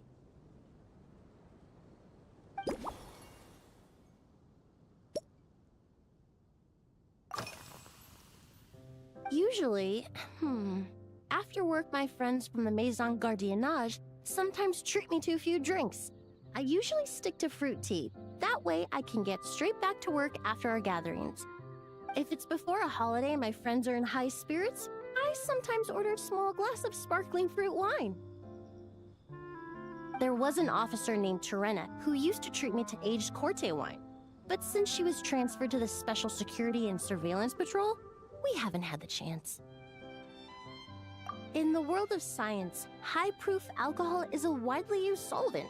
I've grown well accustomed to the smell of it by now. Besides, when I'm slightly tipsy, my state of mind changes, which in turn alters my approach to perfumes. It doesn't matter if the result is good or bad, it's all about trying something new.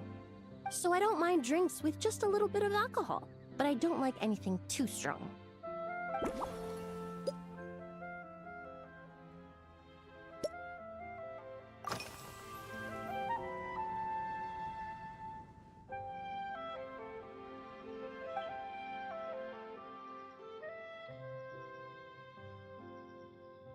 It really is.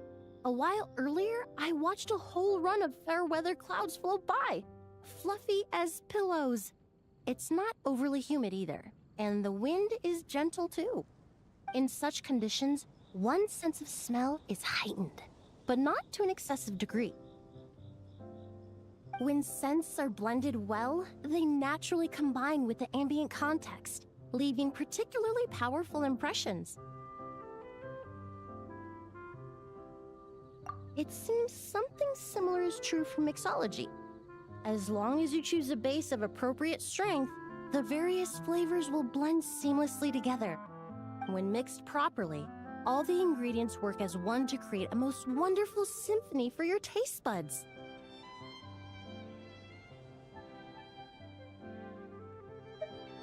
Yes, that's it. Now I think about it, layering distinct flavors doesn't really suit my personal preferences.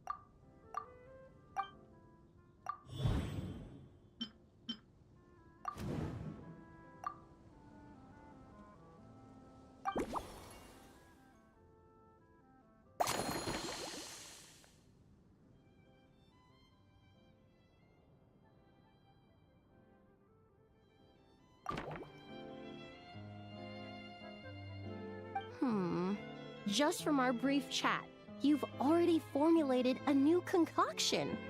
Perhaps you possess a natural talent for this kind of creative work.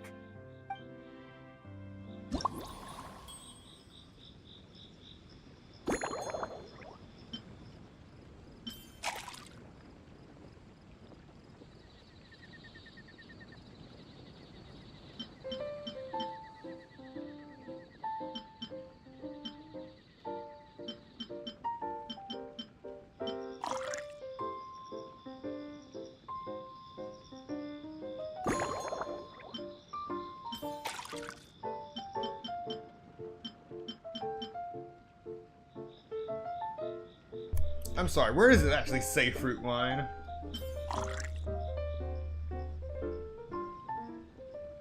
Oh, there it is. Don't know why I didn't see that. Alright.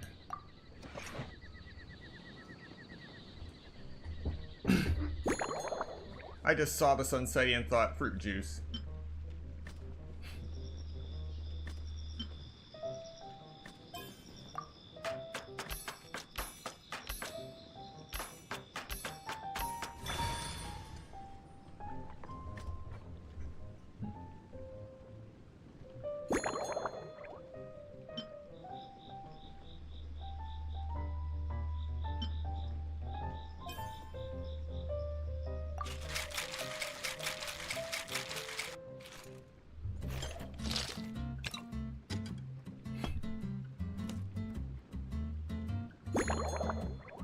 Double-walled glass small.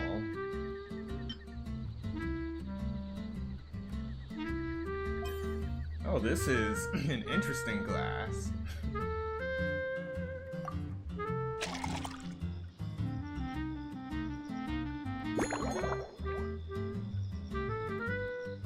Any garnish except bowberries. Star salt. I'm feeling a lemon. The Lumidos Twilight Special Blend. Based on a Lumidos Twilight, this novel cocktail was concocted specially for Emily. The perfumer from Fontaine told you that excessive sweetness makes people drowsy, and she prefers to enjoy just a light touch of tipsiness.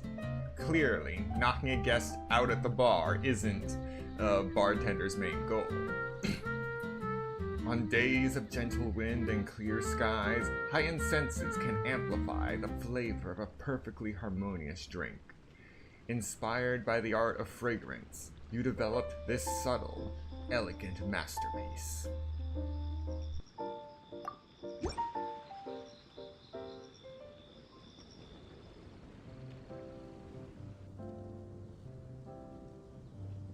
Here you go. A new and improved, Emily-inspired Lumidos Twilight.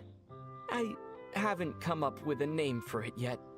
The colors are cooler and more refreshing, and the fragrance is delightfully subtle to match. Are these bright specks on the surface the crushed petals and leaves of windwheel asters? I'm sure it must taste wonderful. Let me try.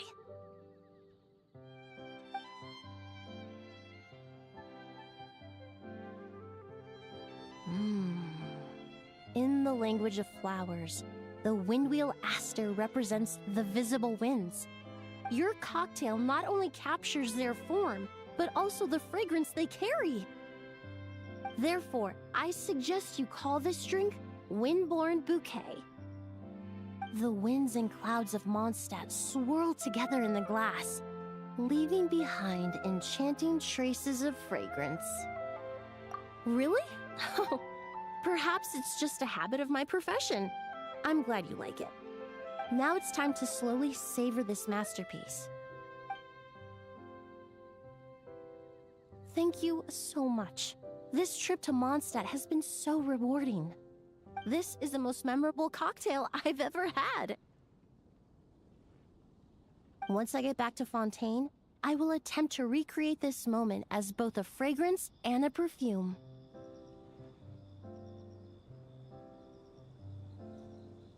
Once I've perfected the recipes, I hope you'll do me the honor of being the first customer to experience these new products. Until then, I look forward to seeing you in the Court of Fontaine.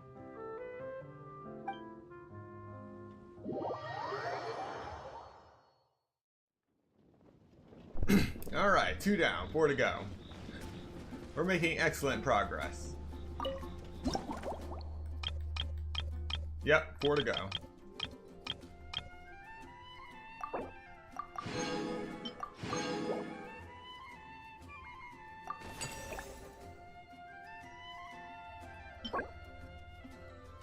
Slumbering Rose Ornament. The Windborn Bouquet.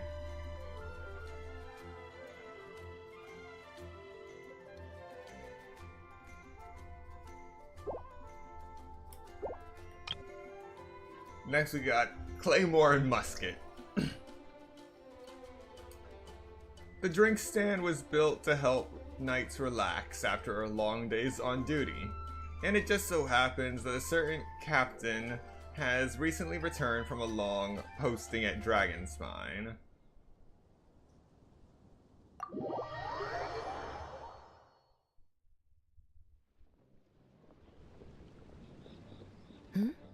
So you're looking after the drink stand now. If I'd known sooner, I would have stopped by this morning.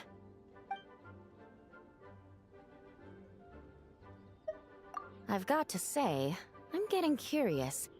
I've heard a lot about your mixology skills. I wonder what kinds of drinks you can mix with the ingredients Glenfiddich has prepared. I don't have much of a choice. It's just one thing after another right now. First off, the Knights of Favonius annual combat assessment is coming up. And this year, the standards are higher than ever. As the captain of the reconnaissance company, I have to lead by example. At the very least, I need to rank as one of the top 3 captains in the practical portion. So, I've been intensifying my training lately.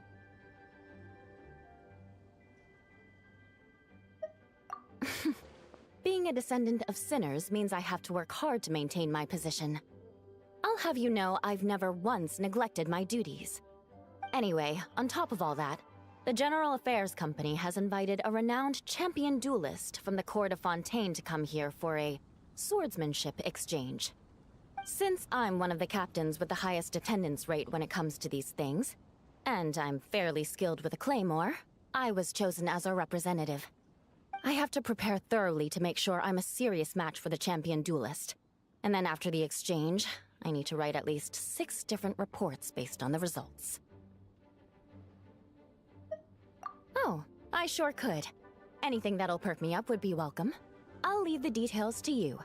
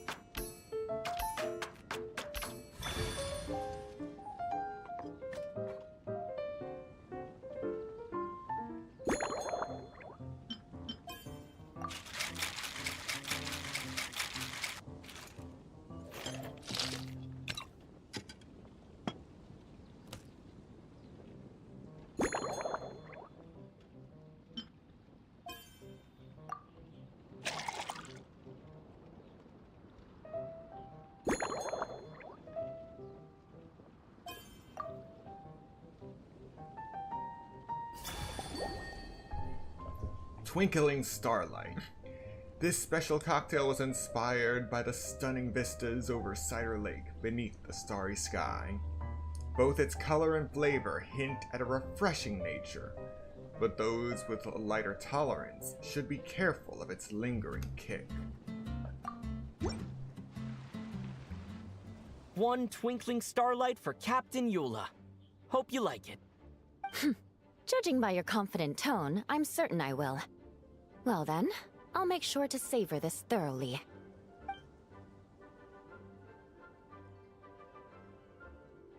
Huh, not bad. Sweet and tingly. with a delightful airiness. The fizzy water really brings it to life. I suddenly feel full of vim and vigor. But just one glass doesn't quite scratch the itch. How about something with a bit more bite? Don't hold back. You don't need to worry about putting me on the floor with nothing but a couple of drinks.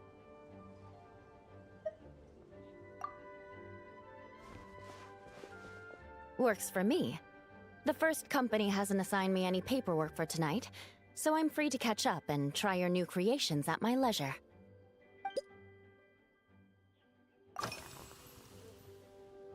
That's right. The merchant I got it from called it Romaritime Flower Fruit Extract. It has a very unique smell. Here, have a bottle. Oh, it's a necessary courtesy. In that book Miss Magistus lent me, The Blade Dancer, 20 Years On, it says, after a duel, a Fontanian swordsman will politely invite their defeated opponents to a banquet. To properly play host to Miss Clorand, I searched for quite some time to locate a rare goods merchant in Dorman Port who sold this juice. I had my doubts at first, too. But Amber said something that makes a lot of sense. She said that even if this custom doesn't really exist, following it still shows I've made an effort to understand Fontaine's cultural heritage. Dorman Port mentioned again. Besides, who doesn't like trying new things, right?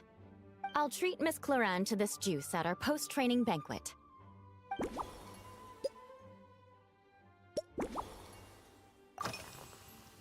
If you want to know what I've been eating recently, I'd better start by mentioning the logistics company's latest revolution. They launched a diet improvement initiative and started distributing a form of standardized canned food to knights operating in the wilderness. In the past, we only had dry rations. Every mealtime we had to set up pots and campfires, roll dice to choose a cook, and take turns standing guard. In all honesty, it was a bit of a hassle. Now we just need to bring our standard field rations, comprising of 5 cans and 9 paper packages. We can heat the cans by the campfire, and then we're ready to eat. You did say, sounds like, right?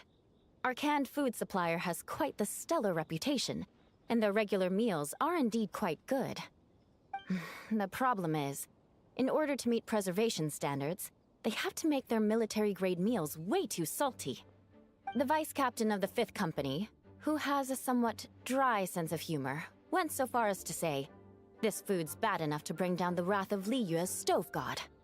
In any case, after eating it for a week, my taste buds have gone completely numb. You can hardly blame the logistics company. After all, it is hard to please everyone. Our feedback has already been submitted, and they should be working on fixing the issue. Of course, having fresh meals prepared in camp by a dedicated company chef is still the best option.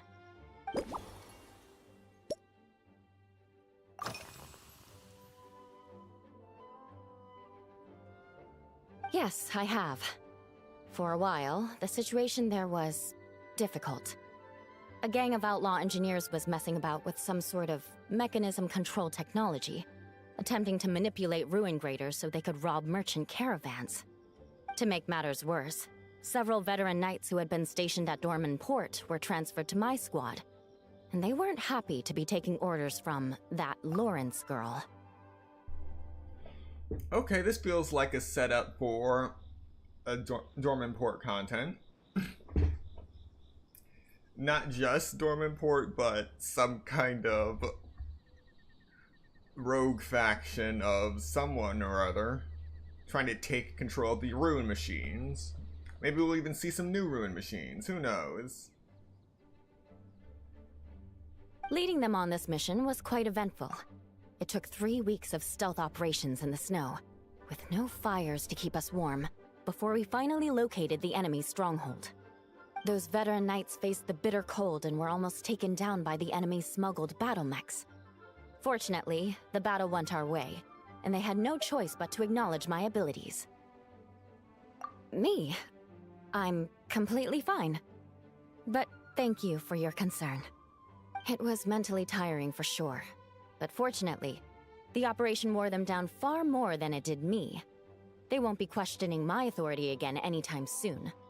If any new recruits try to make my life difficult, I'll just have my veterans give them a few friendly pointers. I guess you could call them a permanent solution, huh?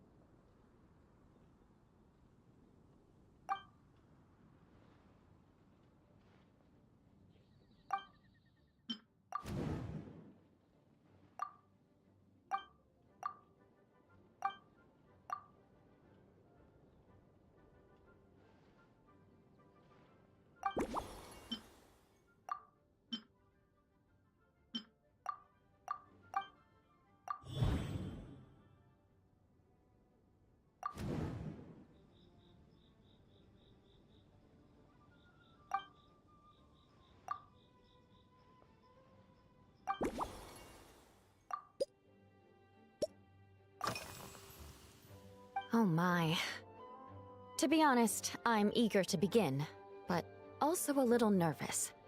Miss Cloran's combat style comes from the mysterious Marechaussee hunters. In the library, there are some old Fontanian newspapers from hundreds of years ago that give some idea of how formidable an organization it was. A more recent newspaper claimed that Miss Cloran was an orphan from an underwater kingdom, and that before battle she would perform rituals inviting spirits to possess her sword. Assuming these rumors are true, or that Miss Cloran's abilities might even be more extraordinary than that, it's important that I'm prepared for anything. Incorporating elements of swordsmanship into a drink? Huh. Certainly a creative idea, I'll give you that. I sure could do with an energy boost, but how do you plan to express something like swordsmanship with a cocktail?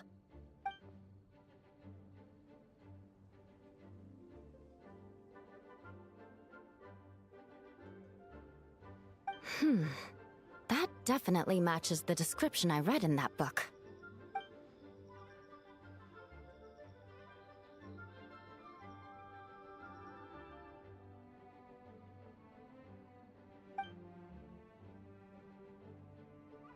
That's right.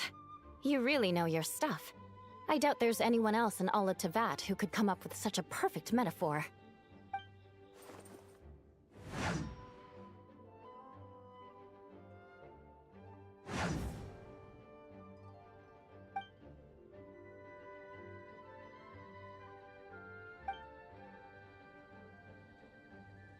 There's no need to make it sound so fancy. It's just an aristocratic variant of Favonius bladework, with a bit of personal flair.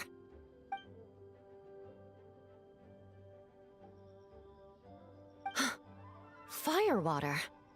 In recent years, firewaters gained popularity the world over, following in the wake of prosperous Snezhnayan merchants. These days, almost every tavern has a signature drink that uses it as a base. You really are good. Why don't we try replacing the fruit wine with firewater? As for the alcohol content, that's not a problem. Plenty of the expedition team may have drunk themselves senseless with firewater. But me, I'm full of confidence.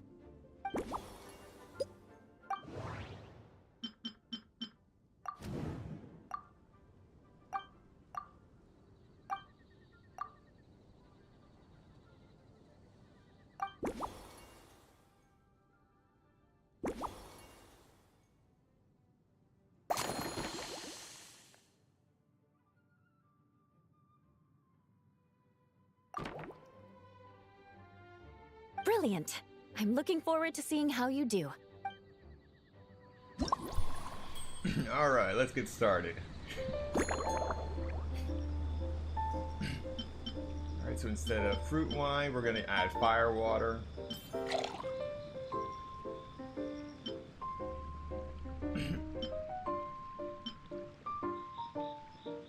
maritime flower juice.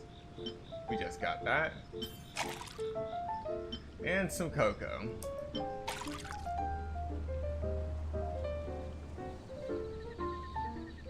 Why did I add caramel? Why?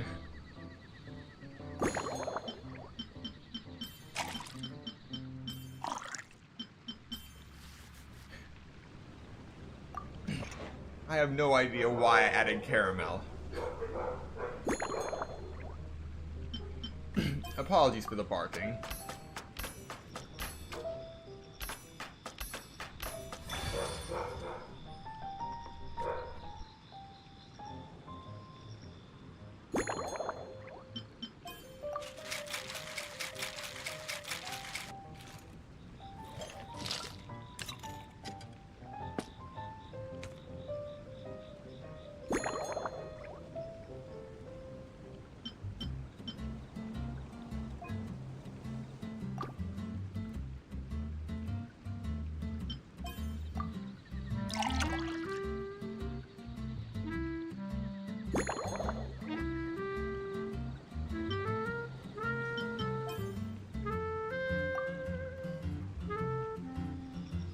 And so it's done. The Seafoam Sword Song. Based on a twinkling starlight, this novel cocktail is concocted specially for Eula. Eula's swordsmanship is like a whirling waltz. She strikes with the force of an avalanche, yet her finishing flourishes are clean and elegant. This bold approach is reflected in her drink preferences. To match her style, the drink you prepare combines ice-pure firewater, romaritime flower juice, steeped in commemorative meaning, and restorative cocoa to replenish her energy and banish fatigue, creating a true dance of flavors. Since this blend is inspired by the Spindrift Knight's dancing blade, Seafoam Sword Song felt like the perfect name. Here's your all-new Seafoam Sword Song, mixed to meet your personal preferences. Oh my, what beautiful colors! And you even added my romaritime flower fruit extract. The aroma is perfect, and I can smell the alcohol, but it doesn't stifle the fruity fragrance. Let's see how it tastes. Give me a moment to come up with the right words. I need to think carefully. I know it's unbecoming of a lady, and a proper connoisseur would savor their drinks slowly. But I'm sorry, this is just too good to be true. Can you mix me another?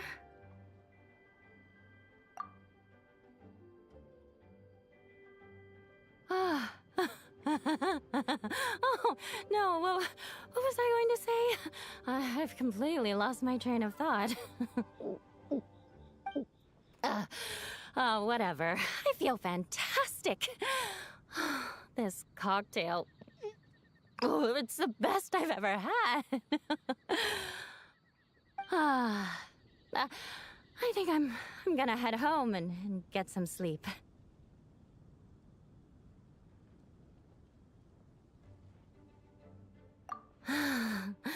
Don't worry about me. This is the happiest tipsy I've been in years. I'm still far from being drunk.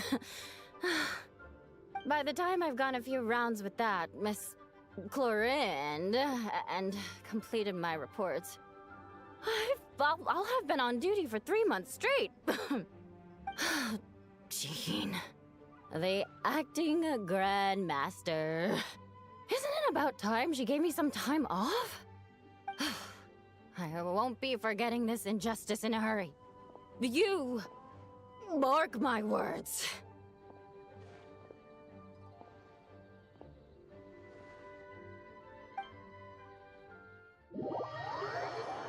Well, that just happened. But anyway, we finished 3 of the drinks.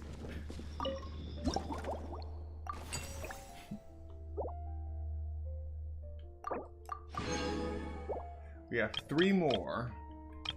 So let's see what number 4 is. The sweet, sour, and smoky taste of steel. Beyond the aroma of the drinks themselves, you give off a distinctive air as the sword-wielding traveler. One that draws in yet another unexpected guest.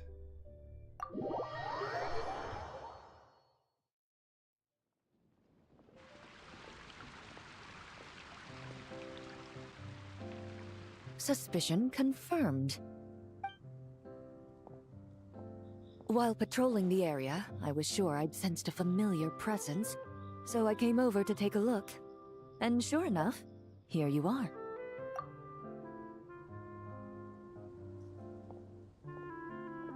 If Miss Charlotte were to see you like this, I'm guessing she'd take 100 pictures and write up a report.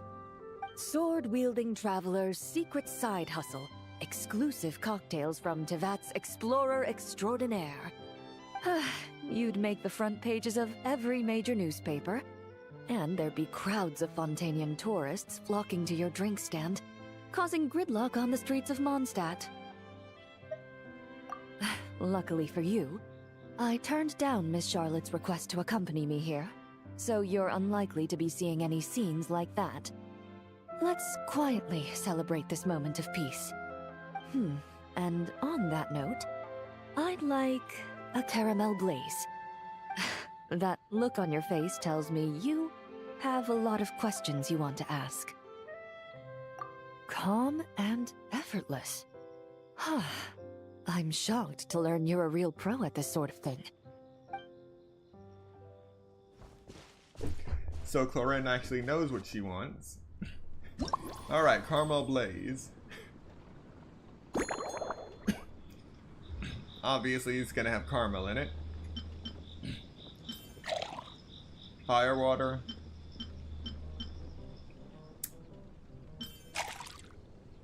Caramel and cocoa. It's just one ingredient off what we just finished making.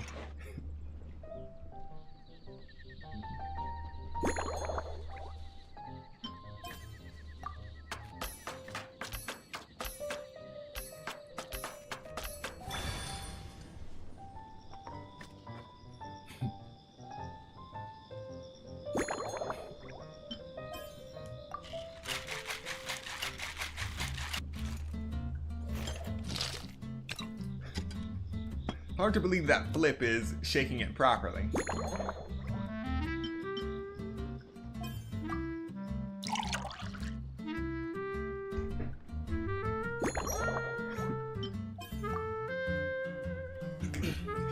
And what we have here is a caramel blaze. In recent years, this blend has become one of Mondstadt's most famous drinks, celebrated for its bold colors and vibrant flavor. It's even been referenced in foreign works, from Fontaine's tabletop troupe to Inazuman light novels.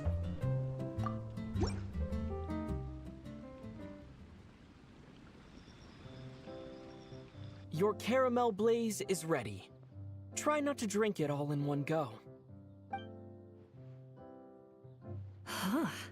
It sure lives up to its name. The color reminds me of a raging fire, while that aroma really hits you head on.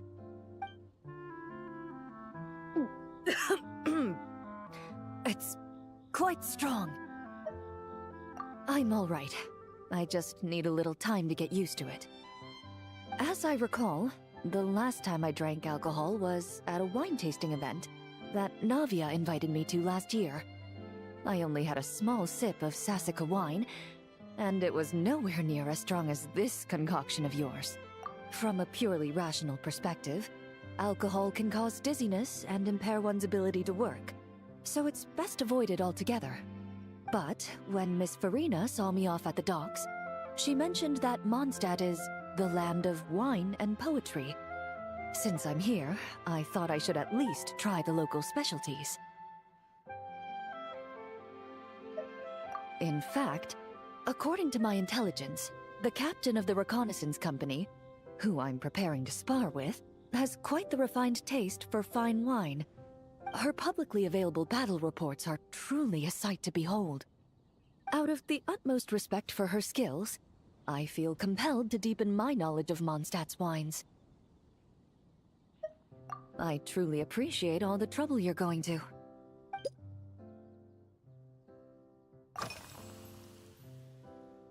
Huh? Does that mean she's already finished her commission?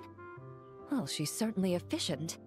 Once I return to Fontaine, perhaps I can let Sigewin know that I'd be happy to purchase her latest perfume. I'm not sure I'd say that. On my way to Mondstadt, we happened to take the same boat. Naturally, we got to chatting. I've often heard Sigewin praise her work. After conversing with her on the journey over, I must say, she is indeed a rare and refined individual. She's gentle and composed, yet keeps others at a distance. Perhaps it's due to her profession. I find this approach ideal. It allows one to maintain a lasting sense of inner peace. Oh, thank you, but there's really no need to set anything up. Our work rarely intersects, and our social circles hardly make for a Venn diagram, if you know what I mean. Best to just let things take their natural course.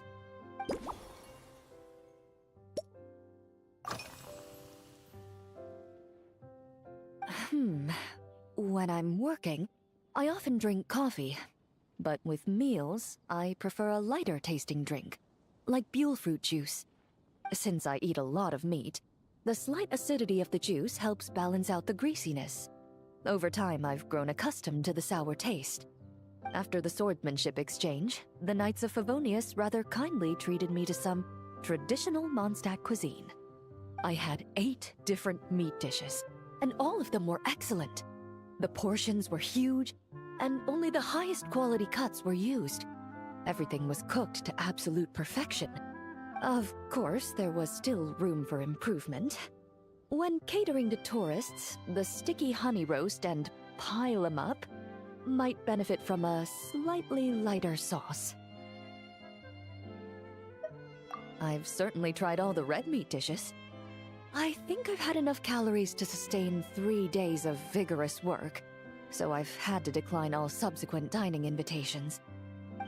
To be honest, I can still taste the grease. There must be a way to cleanse my palate.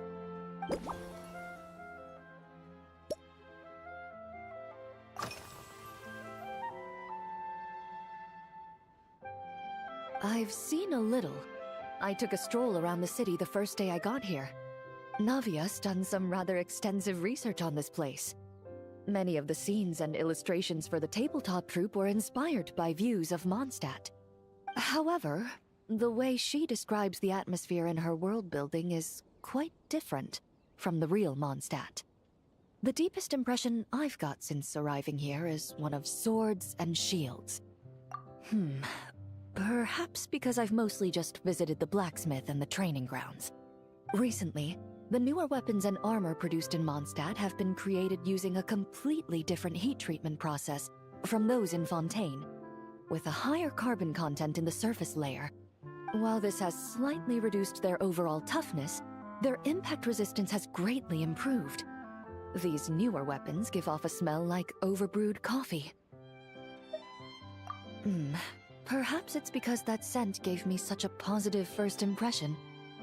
You see, Fontaine's signature metalwork is often coated with a protective agent that contains marcotte. Over time, the faint fragrance becomes overly sweet. And for some reason, it makes my teeth feel funny. I don't imagine the scent of Mondstadt's swords and shields would cause the same level of irritation. Of course, there is a solution to this problem. The next time you find yourself in Fontaine, there's another protective agent I can recommend. One that's as neutral as water, without any excess fragrance.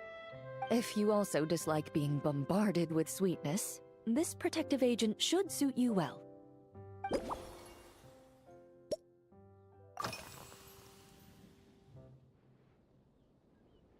Indeed it is.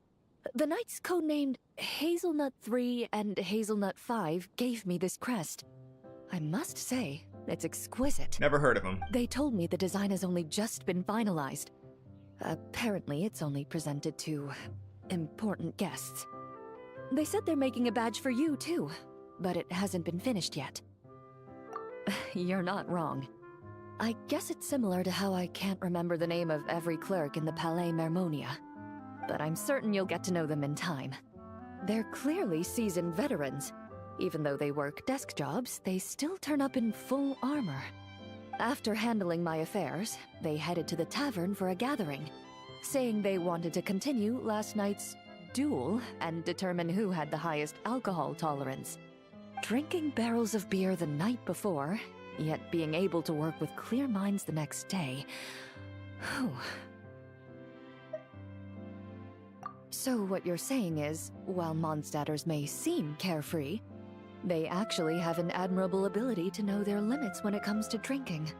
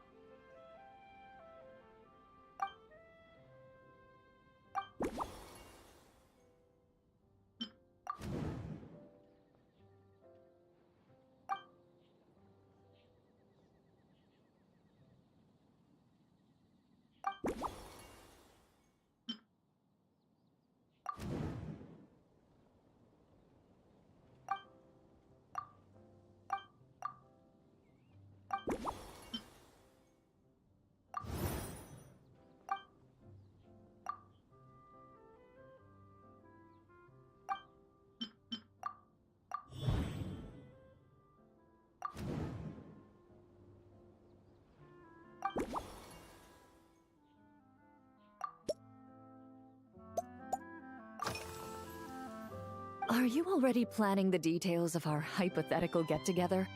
Based on my previous experiences with alcohol, I guess my tolerance is similar to Emily's. Fruit liqueur is probably my limit. So when the time comes, I think you'd be best off mixing similar drinks for the both of us.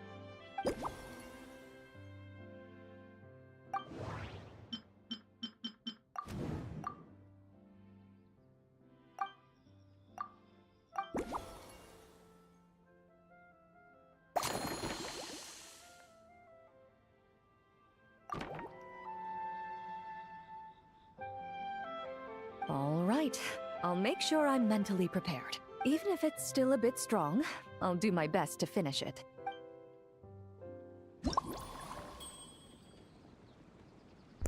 Let's get started. They literally just started barking as soon as I unmuted. So we got fruit wine, caramel, and wolf hook.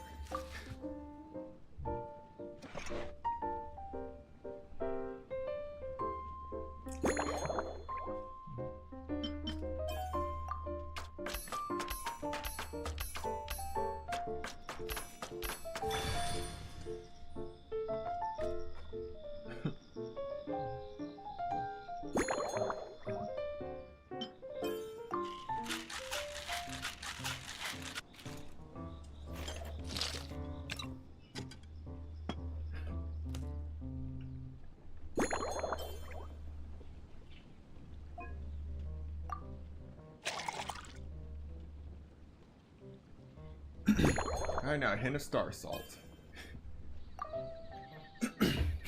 And what we have here is a leisure time lightning. Based on a caramel blaze, this novel cocktail was concocted specially for Clorinde. After visiting Mondstadt with impressions shaped by the tabletop troupe, the lightning swift champion duelist is especially sensitive to metallic notes.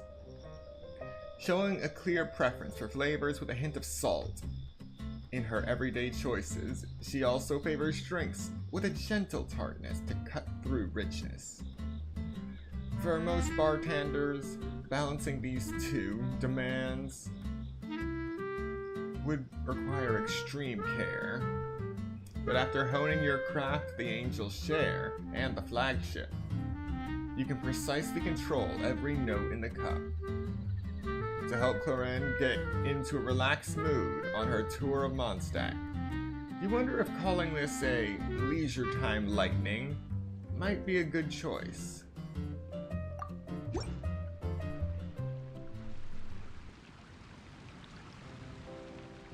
Alright, this new creation is called Leisure Time Lightning.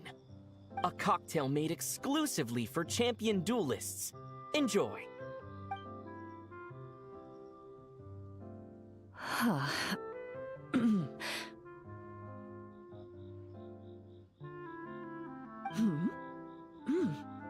Have you added fruit wine? It tastes wonderful. This is ideal for me. There's a subtle saltiness that combines well with the tartness of the fruit and the sweetness of the caramel. Each sip balances delicately on the edge of perfection. The color of the wine also fits well with the name, and the lightning imagery contrasts with the fiery nature of the caramel glaze. But where does the leisure time part come in?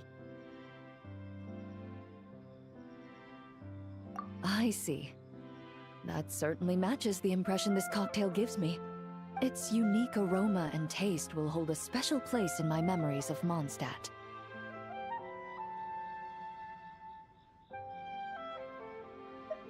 Do you think, if the chance were to present itself, you'd be interested in mixing drinks somewhere else?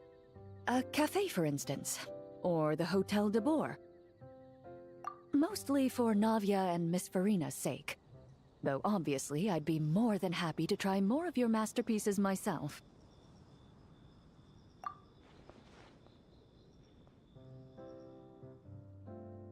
I understand.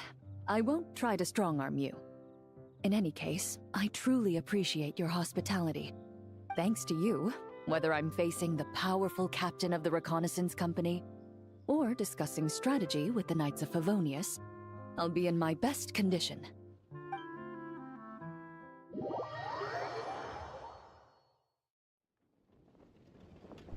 Alright, just 2 more to go, but before we continue any further, we're going to take a quick 5-minute break.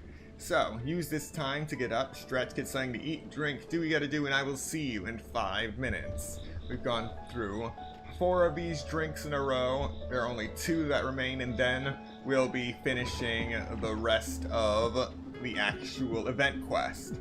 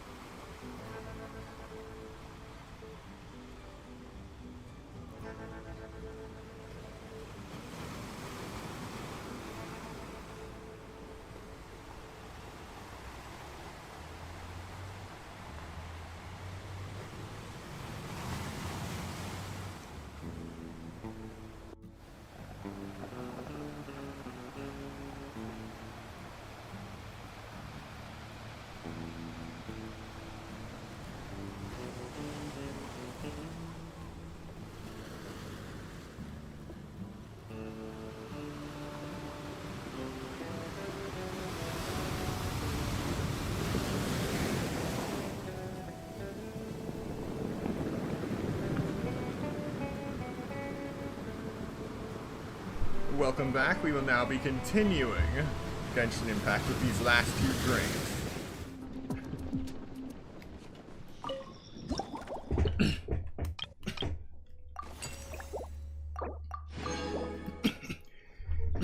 Next up, good weather, good mood. A red bright hat and curious eyes peek out from behind a corner. Hearing the buzz, Mondstadt's strongest fighter has dropped by to check out the drink stand.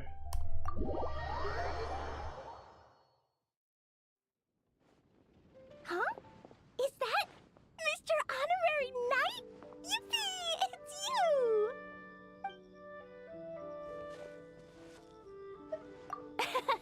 Auntie Eula told Klee that Miss Hertha had found someone amazing to help out.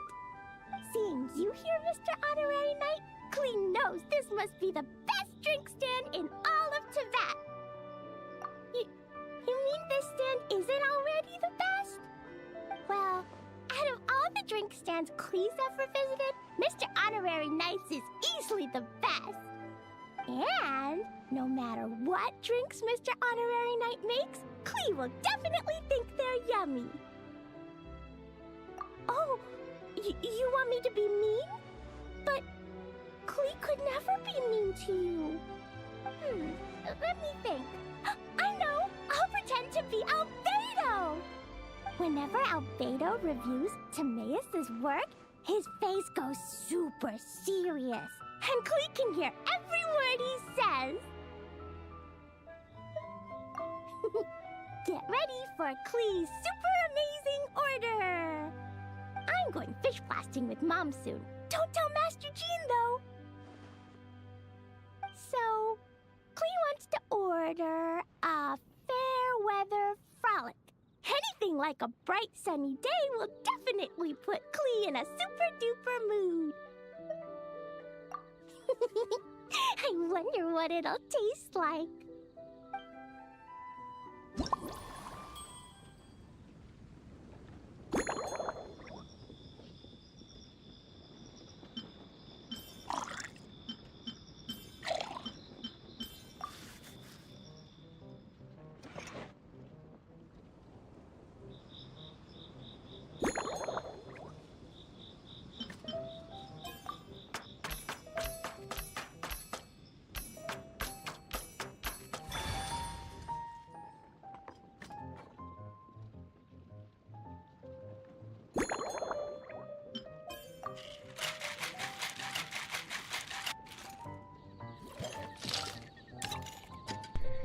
You know, it would have been nice to actually design this event so you could actually mix these drinks in the Traveler's new outfit.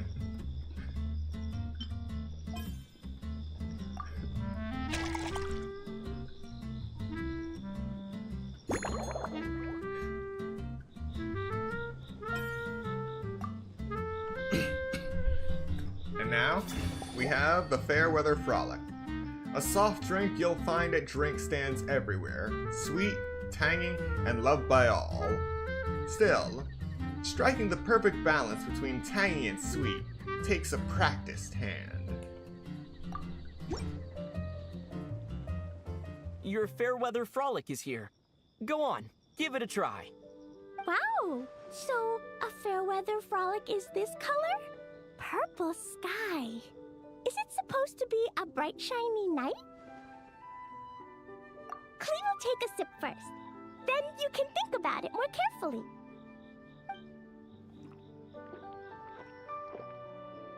Ah, finished!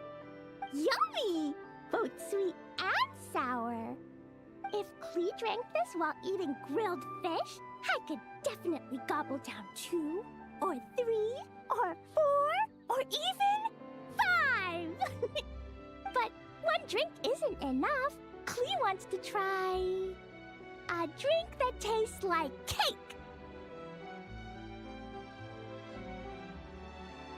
Klee doesn't know what drink to choose. Why don't we decide together, Mr. Honorary Knight?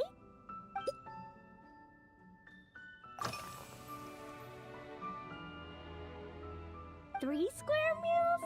Klee often eats 5 meals a day, sometimes even 7. Adventuring takes a lot of energy, and if I eat too much at once, I can't run so well. So, it's better to eat lots of smaller meals. Albedo used to prepare all Klee's meals, and my lunchbox was always arranged so neatly, just like a pretty painting. When Albedo's busy at Dragonspine, Klee goes to eat with the other Knights of Favonius. Kaya's camp is usually the neatest, while Amber sometimes camps in the trees. It's so much fun. Oh, and Auntie Hertha makes the best food. When my mom comes back, there'll be even more yummy food to eat. There's this one dish where she takes loads of different fish and makes them into little pudding cubes. It's called rainbow fish jelly. That is very interesting. Her Chocogo Crunchy Slices are fantastic too. It's her newest creation made with chocolate and cookies. They're a little bitter, but they're crunchy. They smell scrumptious, and they have a really sweet aftertaste. Whenever I eat them, I feel so full of energy. Next time, Klee will have to bring some for you to try.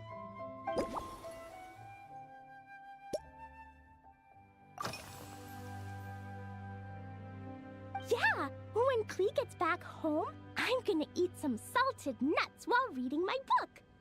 Klee used to eat cake after dinner, but Master Jean said it's too sugary, and it's not good to eat sugary things before bed. Apparently, it makes you chubby and gives you toothaches. So, Mom got some advice from Auntie Barbie, and now she gives me nuts instead. She says they help my brain remember things better. Nuts don't have much flavor. It's like chewing on grass, but they're okay if you add a little salt.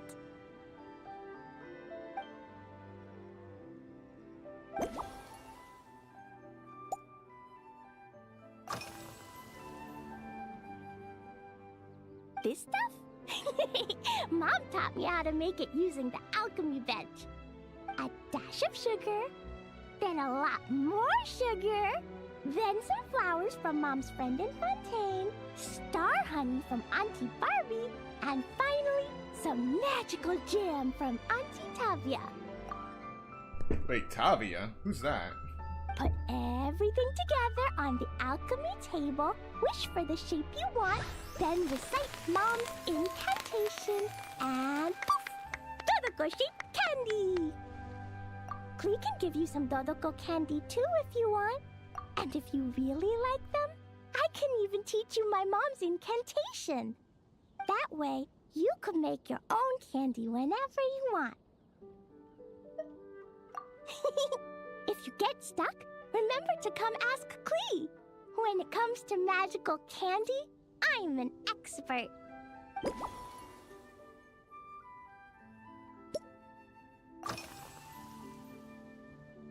Yeah, Mom gave me an amazing book recently. She said I have to read one chapter every night, learn something useful, and then go to bed early.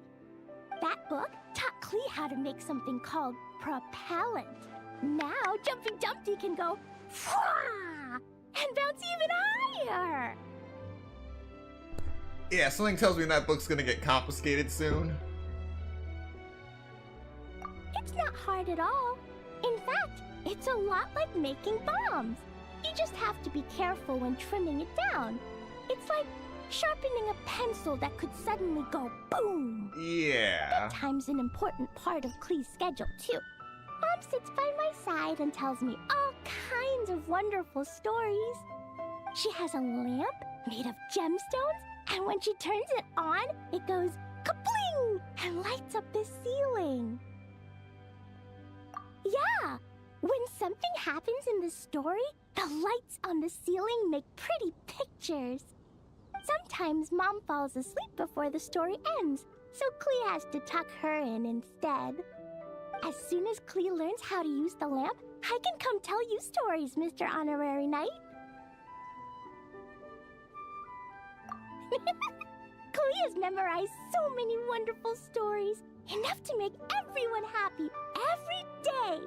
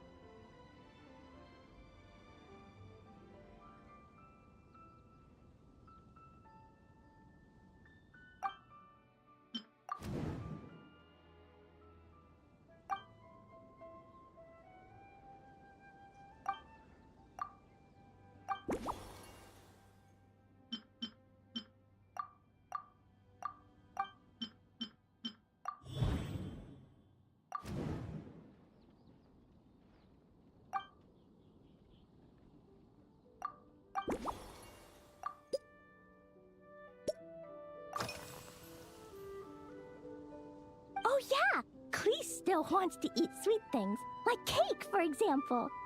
Maybe we could just go easy on the cream? Or add more fruit? Oh, right! That friend of Mom's who's always wearing glasses gave her a big bag of Fontanian Buell fruit. They're so round and rolly. Klee ate a whole bunch of those, and they were super sweet. But Master Jean said it was okay, because sweet fruit isn't the same as sweet sugar. So if Klee really has to eat nuts, maybe I can just soak them in some fruit juice first?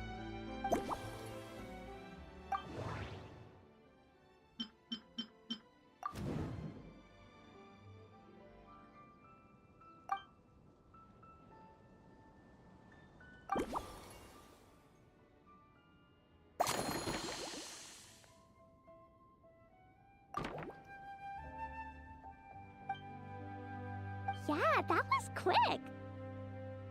Klee's looking forward to finding out how tasty your next concoction is. Alright, let's get mixing. Bit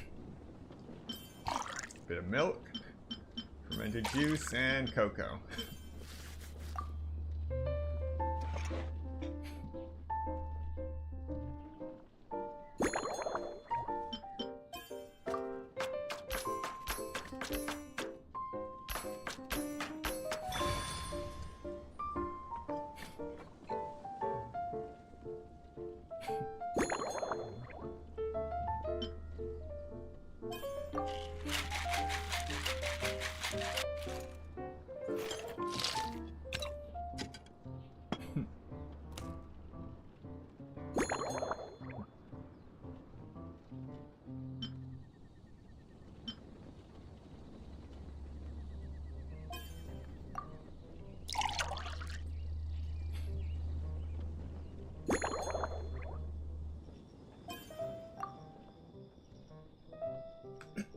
Perfection. The Fairweather Frolic Special Blend. Based on a Fairweather Frolic, this novel cocktail was concocted specially for Klee. The original Fairweather Frolic had a purple hue, but it wasn't quite cheerful enough. So let's add a touch of sunshine and a few fluffy clouds to capture that warm, happy feeling. Sweetness is a must, but staying healthy matters too. That's why the juice was carefully chosen with Master Jean's approval, with sweetness coming along from Buell fruits. And most important of all, Dodoko candy. Its tasty magic has to be placed right at the center of the clouds. Ta-da! It's done! I just know you're going to love this new creation. Wow! There's Dodoko candy on top! There's so much orange in this cup, and Dodoko looks like he's lying on top of white fluffy clouds. And the weather inside looks much better, too.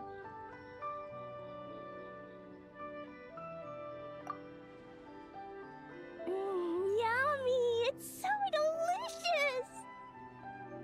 Klee has to drink slowly. I can't just gulp it down, or I'll miss all the yummy flavor. Mr. Honorary Knight, this is amazing! It's like you mixed sunshine with juice! Klee was so tired from playing, but now I feel refreshed. And warm. And peaceful. Oh. You're the best, Mr. Honorary Knight.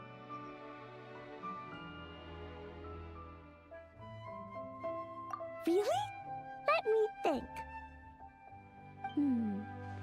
When the weather's nice and Dodoko's happy, Dodoko will want to sing, right? And when Dodoko sings, Klee wants to sing too. So, let's call it Dodoko's Duet.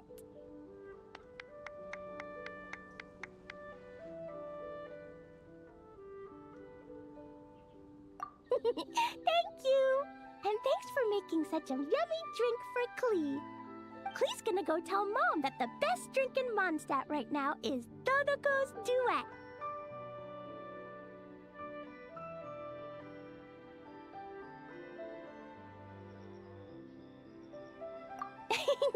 Klee's gonna write down Mom's incantation and give you a copy, Mr. Honorary Knight.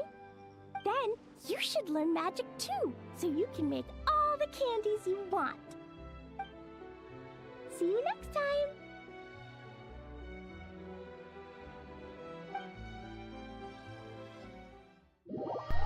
Alright. We're down to the last one.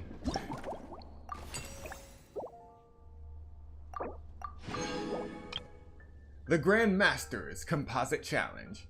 Heavy footsteps echo from afar. Even before the broad-shouldered figure comes into view, you steel yourself behind the counter.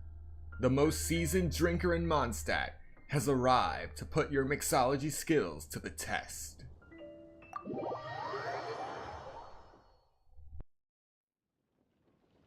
Ha. So Hertha's even roped our honorary knight into helping with this little venture. When we were discussing the drink stand earlier, I took one look at the menu and could barely contain my excitement. Now, it's finally time to sample the finished products.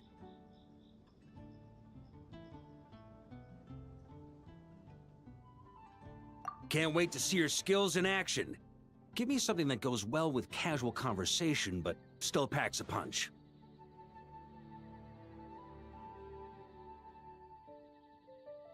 Of course they don't clash. A drink that packs a punch means you have to drink it slowly. And if you want to chat, then it has to go down smooth. So, something with a sweet aftertaste. A conversational connoisseur requires the perfect balance. The most suitable choice on this menu would be the Thorny Lake. It's a drink with a real kick that you can find in almost every bar. It's not enough to know the recipe, though. The key is in the mixing. Some bartenders choose to stick to the tried and tested basics, while others like to add their own personal flair. That's the spirit. Now, show me what you've got.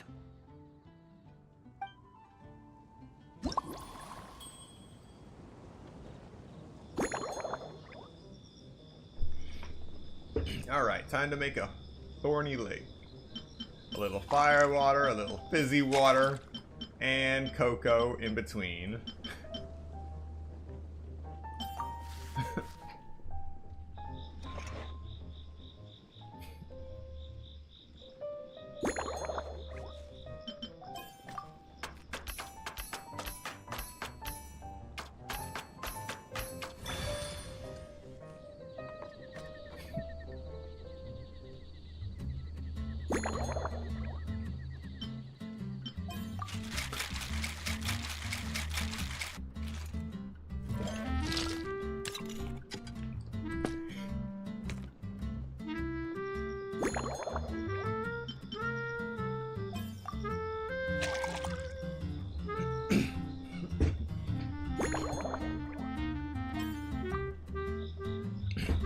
And we are done.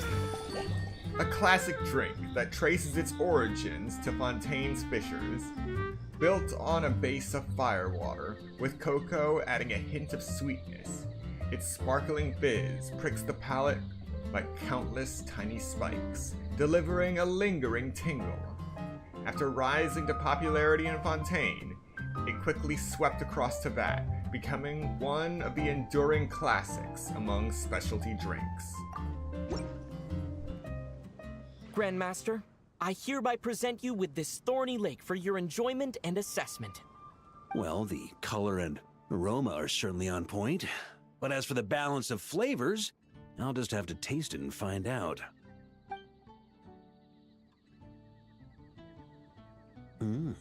Not bad. You haven't overdone or skimped on any single ingredient. Though, unfortunately, it's a little too, polite for my tastes. Polite? How can a drink be polite? Perhaps I should have said modest. You followed the formula to a T, but if anything, you've played it a little too safe. Were you worried that deviating just a little might disappoint me? That's exactly what happened. Hey, we fought side by side and dealt with things that even gods were loath to meddle with. Ours is a friendship forged in the margins between life and death. That said, if you ask me, you can ditch the nerves and work your mixologist magic. I'm looking for something that shocks the senses. Alright, I'll get the creative juices flowing. Mull it over, there's no rush. We can chat while you think. Who knows? You might just find some inspiration to mix in with your magic. Uh-huh.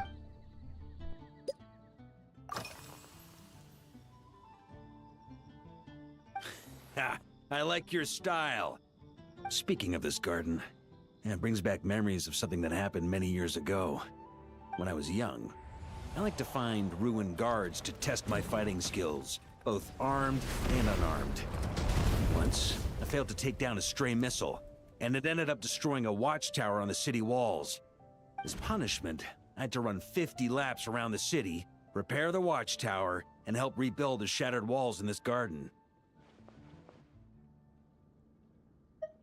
Indeed, among the misadventures of my youth, this is one of the most memorable ones. Mostly because that day, Crepus saw me covered in dirt. He took 2 bottles of 100-year-old wine and sent D-Luke, who looked even younger than Mika does today, to work out a clever way to get rid of Faru, who was guarding me. It was so hot that day, I could swear I was about to pass out. On a whim, I picked some mint leaves, put them in one of the wine bottles, and the result turned out to be surprisingly tasty. After Crepus tried it too, he was full of praise. He even wrote up an official recipe for my spontaneous creation. His customers loved it. Several summers passed, and Crepus kept writing letters about giving me a share of the profits, as though I could possibly accept. Yes, good old Crepus. Faru retired years ago, but he still gives me a stern stare every time we meet. He's a stubborn one. D-Luke, who replaced him, and then Kaya, who took over later, both performed impeccably. Changing times will always belong to the youth. He should have admitted defeat long ago. When I get the chance, I'll have Kaya show him the amazing progress the cavalry company has made.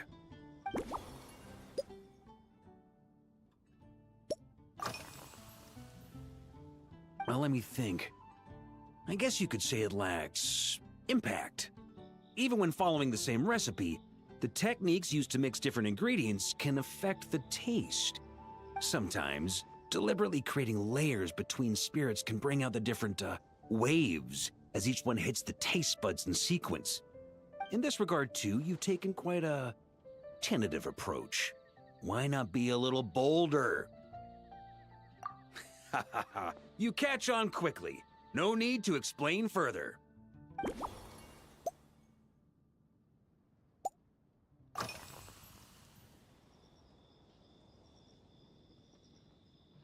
Pretty awesome, huh?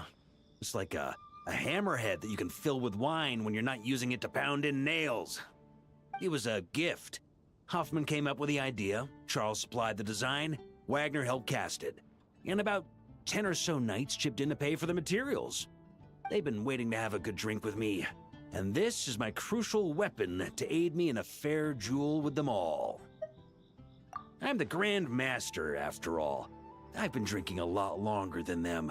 I've practiced more assiduously, and I have a bit more, meat to absorb the blows. So it's only fair to my subordinates that I drink a teensy bit more per round. Wouldn't you agree? Of course, some of them have been training as long as I have, and those ones won't be getting any special treatment. Take Hazelnut 3 and Hazelnut 5, for example. Both were skilled warriors who helped me deal with Eric back in the day. But nowadays, I have them helping Jean with miscellaneous duties. At today's after-work cooldown, they insisted on trying to keep pace. In the end, they lost our game of darts and ended up passed out on the floor.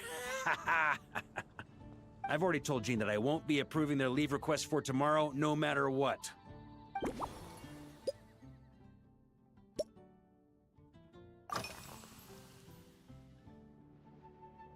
It's a treasured place that the Knights of Favonius have maintained for years.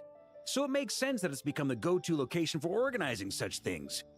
I heard that while the expedition was underway, you were a great help in giving those left behind the opportunity to put their energy to good use. Sometimes, I look through the photos I've been given from those events. Though unfortunately, there aren't enough to include everybody. My conclusion is that Mondstadt needs to do more to popularize the camera.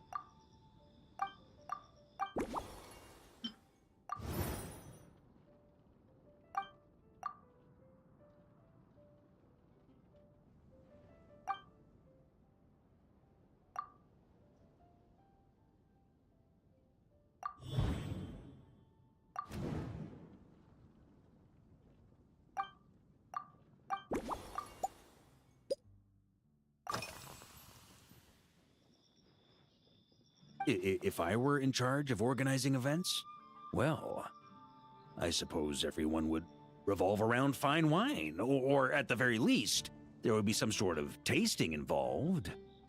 For example, we could go all in on this drink stand and open it to the whole city, with every company of the night selecting one or more mixologists to compete against each other. It's only a thought. Can't let things get too out of hand. If I were to actually throw a grand banquet, Jean would come after me with her sword drawn. Even Frederica would launch a punitive expedition. While in Notcry, we had a rule that knights must never get drunk while at their posts. Otherwise, it could lead to dereliction of duty, with serious consequences. Exactly. As expedition members return to their companies, my hope is that this rule will gradually spread to everyone in Mondstadt too. Just like firewater and Smedina, these Notcry delicacies have made their way into Mondstadt's households and become part of people's daily lives. Young people need to learn restraint. At the end of the day, no one should be biting off more than they can chew. Unless it's someone near my level, they shouldn't even be thinking about enjoying a light buzz when they've still got work to do. Most people would just end up a whole lot drunker than they'd like. You should come practice with me on weekends. Trust me, once I've drunk them under the table, they'll be swearing off wine for a whole week.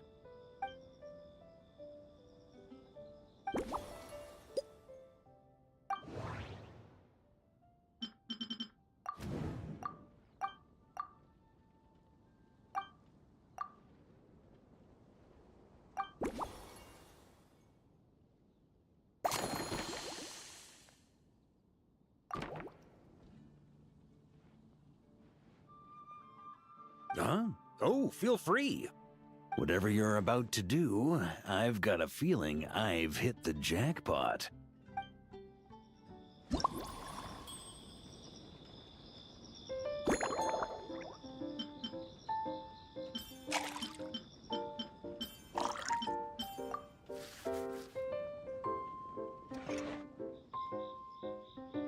Alright, this is the last drink.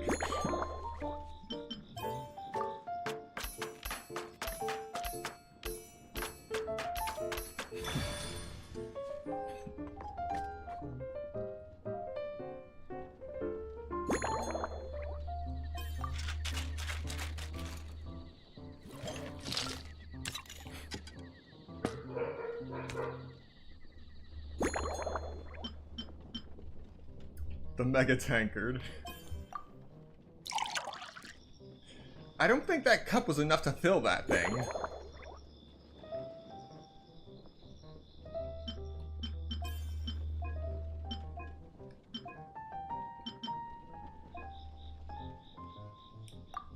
Yeah, that looks right.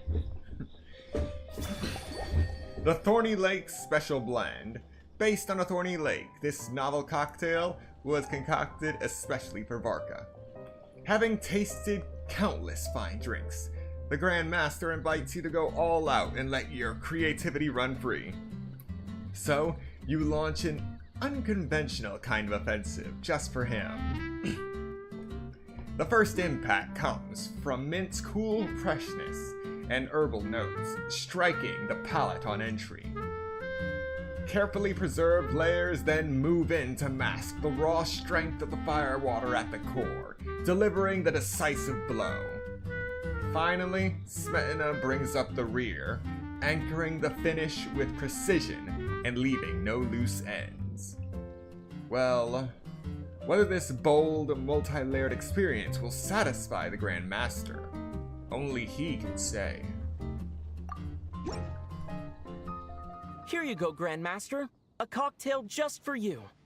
I guarantee you won't find this one too polite. Such a spirited drink. How did you make this? Well, that burning scent of firewater. Oh, it's as if the very air were about to ignite. This is more like it.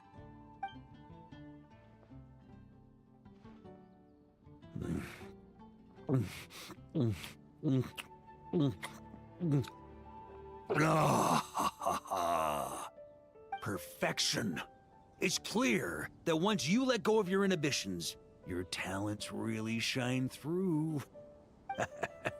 That first hint of mint is like a cooling feint that masks the firewater underneath. By the time the sweetness dissipates, the firewater is already slipped in behind your guard, ready to deliver a powerful strike of intense flavor. Oh, it's exactly the impact I was hoping for.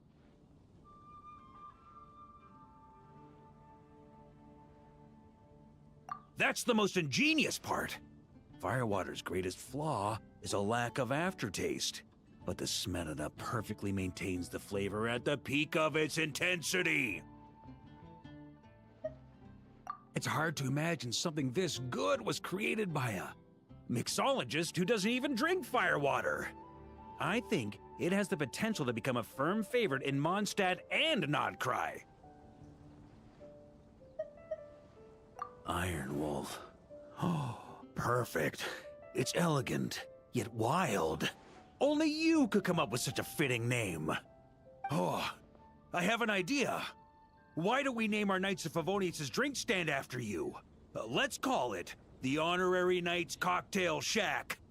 No time to waste. I'll go have a word with Glenfidia right away.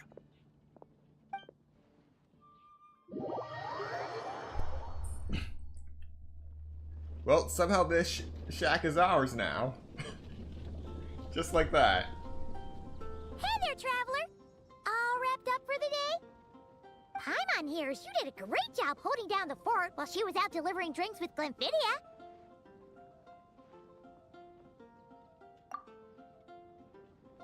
Whatever the reason, the Honorary Knight is clearly one of the most talented mixologists in Mondstadt. Considering how short a time he's been doing this, I believe that someday he has the potential to give the legendary bartender at the Cat's Tail a run for her money. I fully support your decision, Grandmaster. The Honorary Knight has really put in the hard yards. The drink stand will remain open for a little while longer to provide a proper welcome to our returning expedition members. Then, once we locate suitable premises, we also plan to look at operating a permanent service. Hooray! Everyone in the Knights of Favonius will get to drink all the delicious cocktails they like! Nothing short of what I'd expect from a true disciple of Hertha.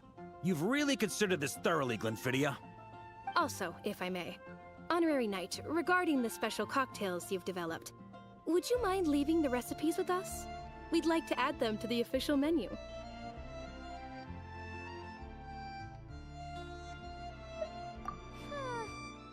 Paimon feels like there's something you still want to say. Let Paimon have a guess. Based on your personality, you probably want to introduce the origin of each different cocktail. That way, customers will know who inspired you to create these amazing drinks. No problem at all. If you need, I can even have someone draft the paperwork on your behalf to secure you the rights to these new recipes. I hope when we recruit some new bartenders, they'll be able to learn from your incredible skills. Even if they can't quite match your work, if they could be 2/3 as good, that would still make them industry leaders.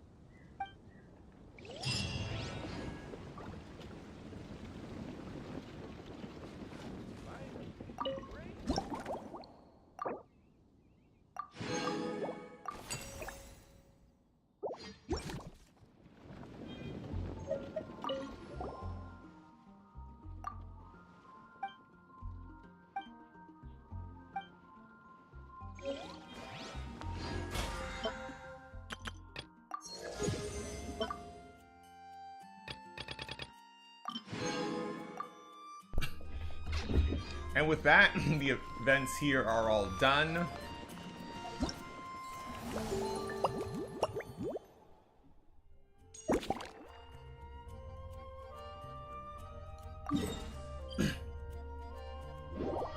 Now we just gotta focus on this picture event, and then we can head back. We made it! Wow! The whole gang's here! Even Master D-Luke! Wow. Jean wanted my input on everything. Even though I left the Knights, Grandmaster Varka has done a lot for me. He didn't stop me from leaving back then, or throw any administrative roadblocks my way. So I owe him one. Well, I was sad to see you go, but your mind was made up. And anyhow, you're an adult. As long as you're prepared to follow through on your choices, who am I to stop you? And let me tell you, my rebellious streak was way worse back in the day. You look pretty tired. Late night yesterday? Yeah, didn't get much sleep at all. And now my head's killing me. All my terrible memories of being Grandmaster came rushing back at once. The Grandmaster's wording is somewhat misleading, so allow me to elaborate. We made quick work of our tasks yesterday, much to the Grandmaster's great pleasure. So he hit up his friend Charles for a few drinks. You know how it is. When you're catching up with an old friend, a few drinks turn into a few too many. Am I right? Ah, so you're just hungover! Ugh, and Paimon was starting to feel bad for you. I see. Understood. I just received word from the Knights stationed at the venue that the setup is complete. You can start today's story at any time. Ask away.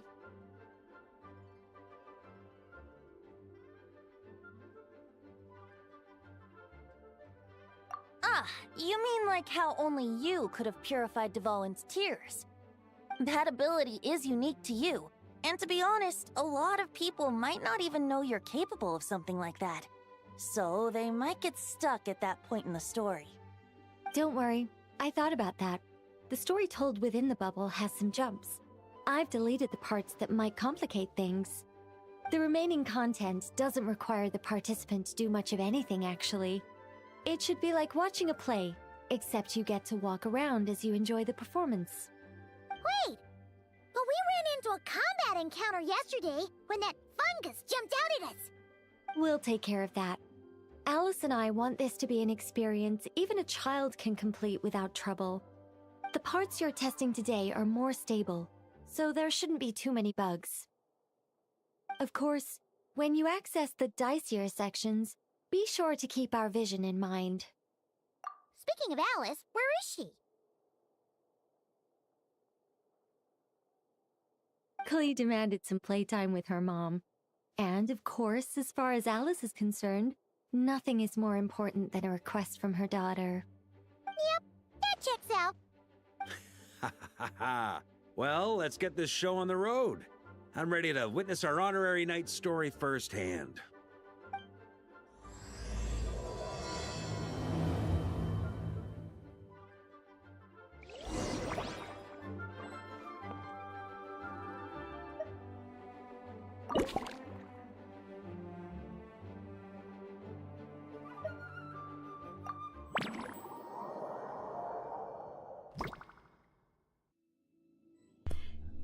Alright. In Alice's magical bubble, some things differ from the real world. Use the spotter camera to document these discrepancies and assist Nicole with the debugging process to obtain the corresponding rewards. Discrepancies that you have found are saved in the discrepancy log on the left for easy reference. When players fail to find new discrepancies for some time, some clues will appear in the discrepancy log. Yeah, well, where's the fun in that? Found one. It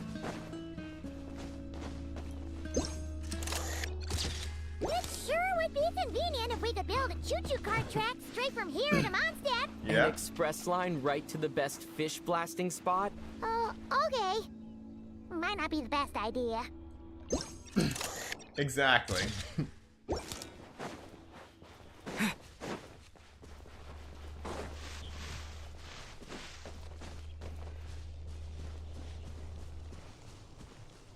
Oh, found a target.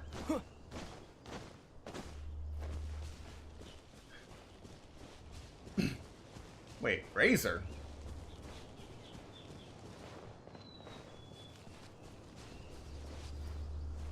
That is definitely a discrepancy. Nope.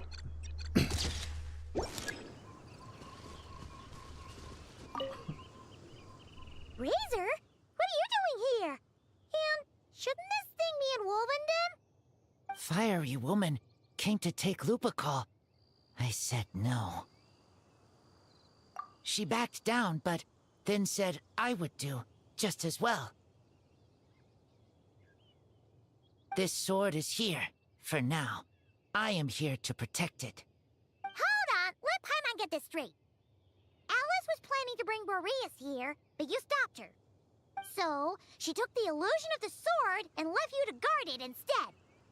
That would make the trial of Boreas the trial of Razor now, wouldn't it? We fight. I protect Lupical. Wow! Looks like Paimon's guess was spot on. Don't worry, Razor. No one's gonna take this sword. It's not even real.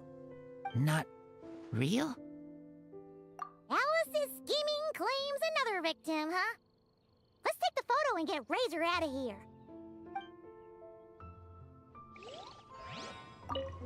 Not real. I don't get it.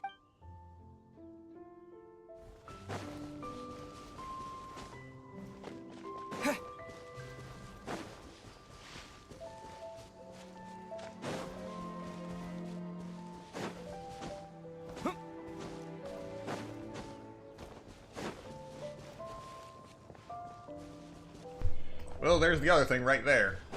Let's see if we're in range. Nope. How about now? Nope. Now?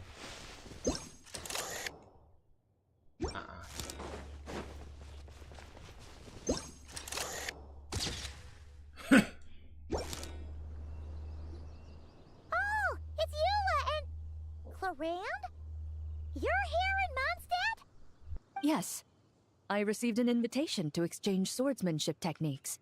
I'd heard of the single-handed sword form of Favonius blade work.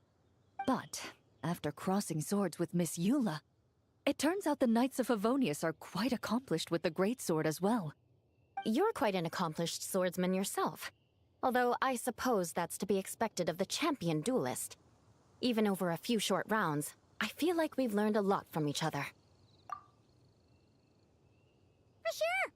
You don't have to worry about breaking stuff or accidentally hurting anyone nearby. That's right. There also appear to be automatic harpasta launchers in the area. Ah, that's one of your local traditions, isn't it? Shall we have ourselves a game, then? Why not? You should know, though, I'm not easy to beat at this game. Ah, hold on. No muskets allowed. Oh, why not? Doesn't it still count as hitting the harpastum? A sword's range is limited, though, so it wouldn't be fair. Ah, of course. Then you should use a gun as well. Voila, problem solved. Yeah, we don't need that kind of problem solving.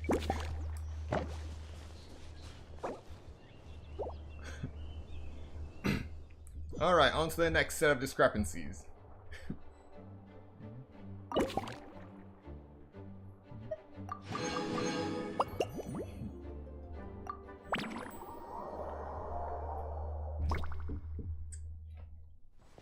So we got 6 discrepancies to look for. Normal. What the? I knew there was something wrong with you. He was a discrepancy this whole time.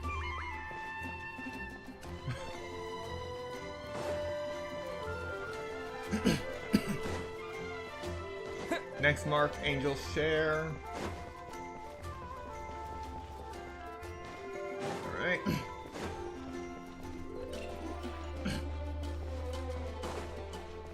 Next, the alchemy location. Clear. Clear. What the?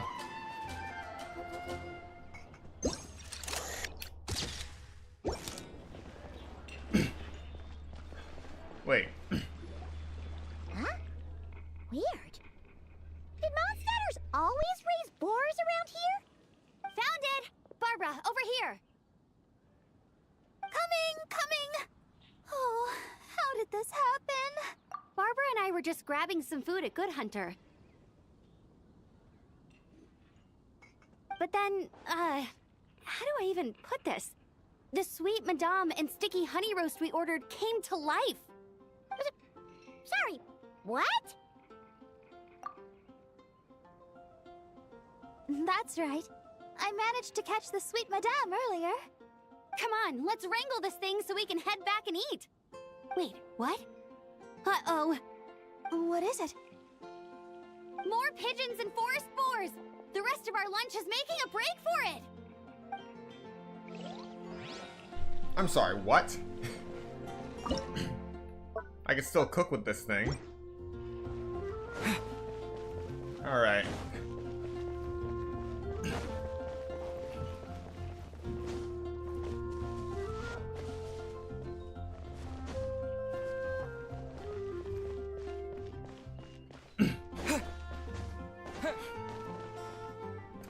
I don't go into the residential area of Mondstadt very often, so unless it is a real glaring discrepancy,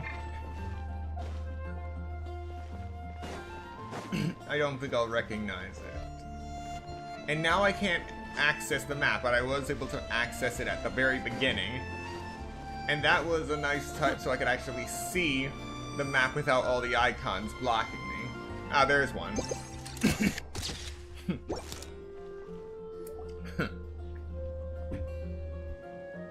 Huh? Isn't this a Fatui tent? That shouldn't be here. Wait, but there are always those two Fatui around here chatting about stuff. You've noticed them too? I've been watching them for a long time. Not that I've overheard anything useful. Guess it's just my luck. Well, actually, they seem to get information a bit slower than the Knights of Favonius. So they usually end up discussing stuff that hasn't been secret in a long time. Have you guys ever wondered why they don't just go home? Their mission's gotta be over at this point, right? Maybe their names got skipped over on the mission roster, so they never got new orders. That's happened to me before.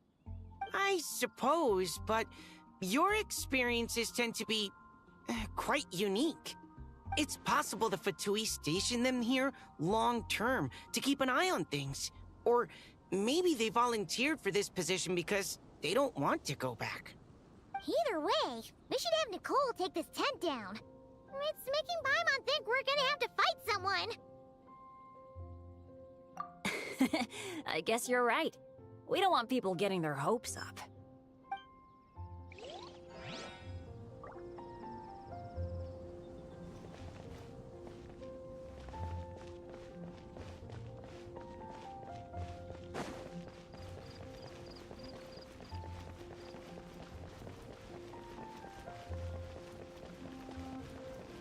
How about we explore the area ahead of us later?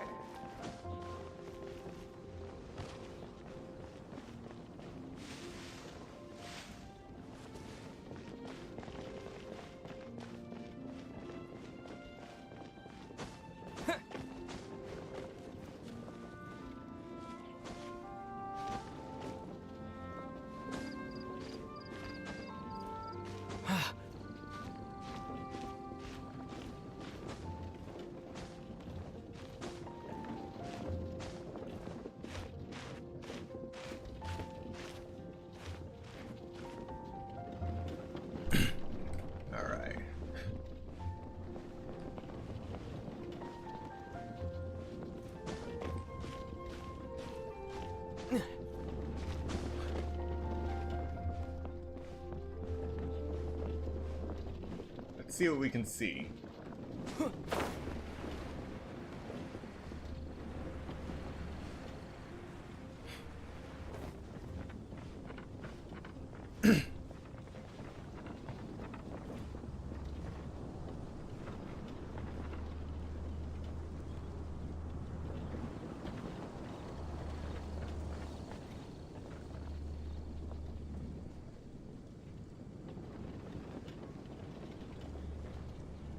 Huh?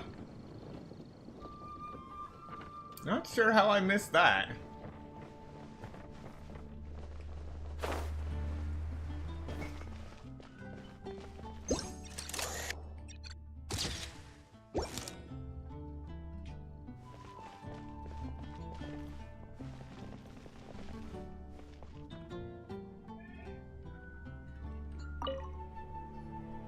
So that's where it was.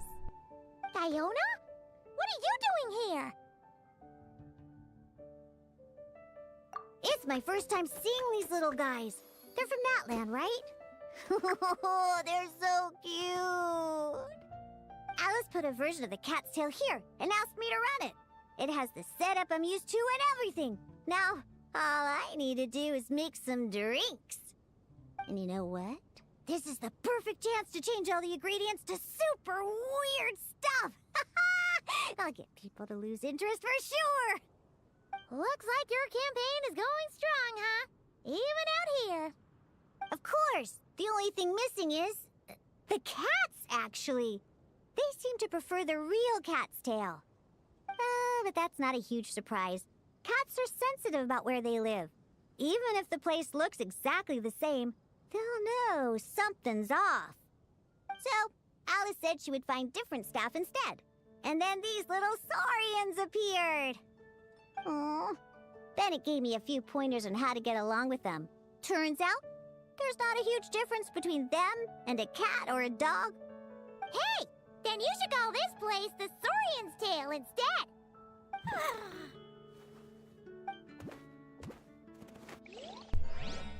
They seem to like that name. Huh. I think I've seen saurian-shaped cookies somewhere before, too. Maybe I should bake some to sell around here.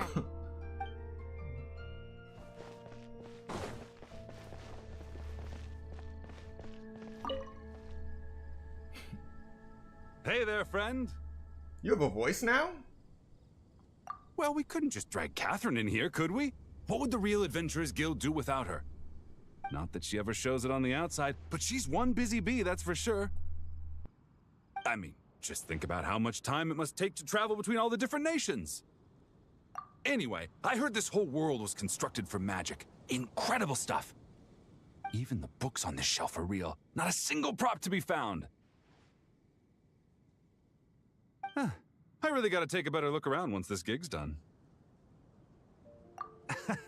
Not today, I'm afraid. The funds I need haven't transferred in yet. Same agreement as always, Once not I've earned now. enough more from this trip, I'll open up shop at the usual spot. Alright, good to know. Referencing Primo Gems in-game, finally.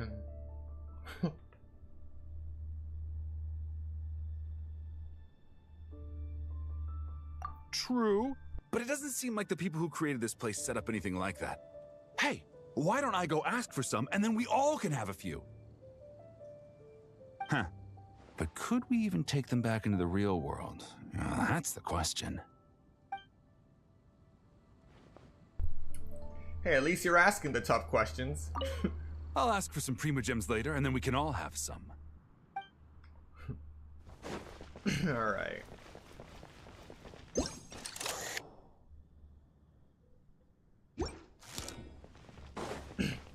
Wait a minute. Oh, I can still go outside the wall. Okay. And that's where the discrepancy is.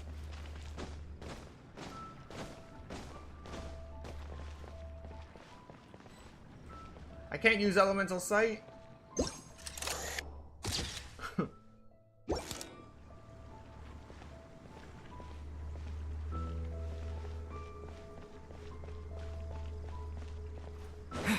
Alright, doesn't look like there's a scene involving this one.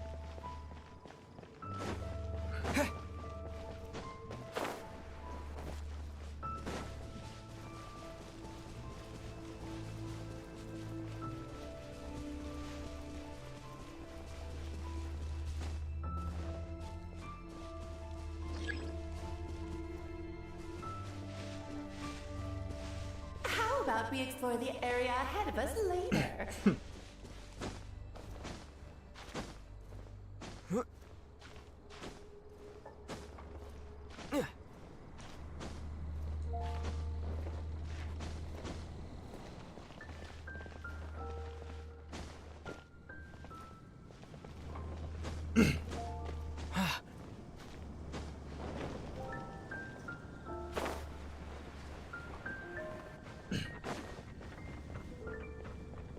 Must be something I'm missing.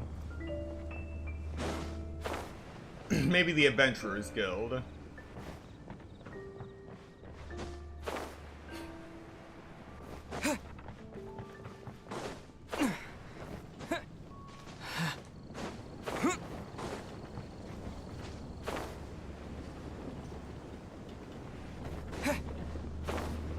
Even after all these years, there's something satisfying about doing a rooftop run. No, the Adventurers Guild is out of reach. So it's gotta be somewhere within these boundaries. Wait.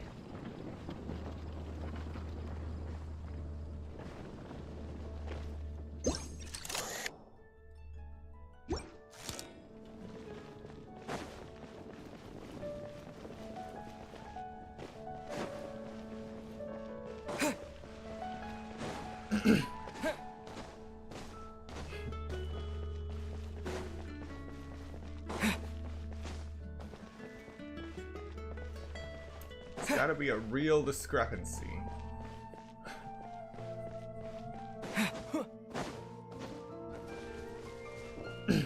Something that's impossible to overlook.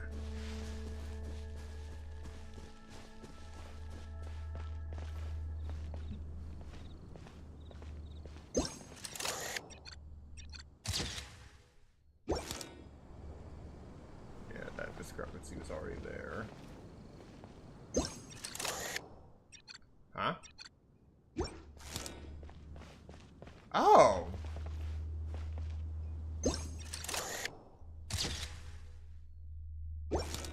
Maybe I haven't captured the full discrepancy.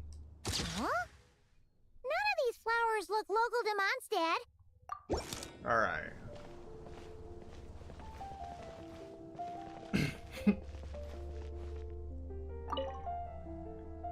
Wait, Emily? Huh, it's been a while. Hello, you two. Looking to buy some flowers? Yes, I came to Mondstadt to collect a few samples for new scent ideas, but I wasn't finding anything. Then, this lady who called herself a mage told me she had a bunch of rare plants she was sure I'd never seen before.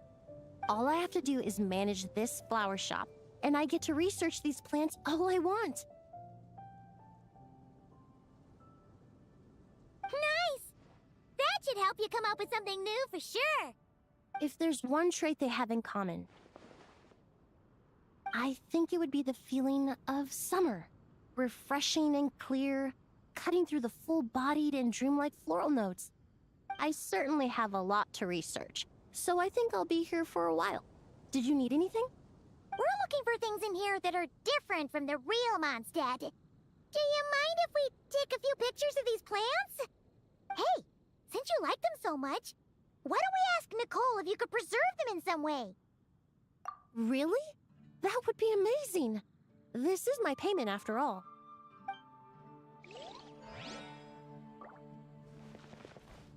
I never knew origami flowers could give off a fragrance.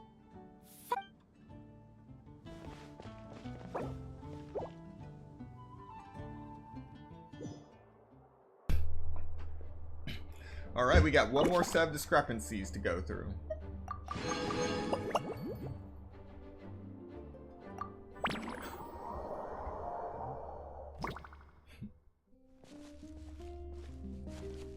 The Dawn Winery.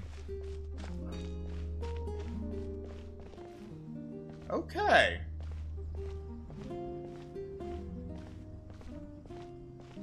This is definitely a discrepancy.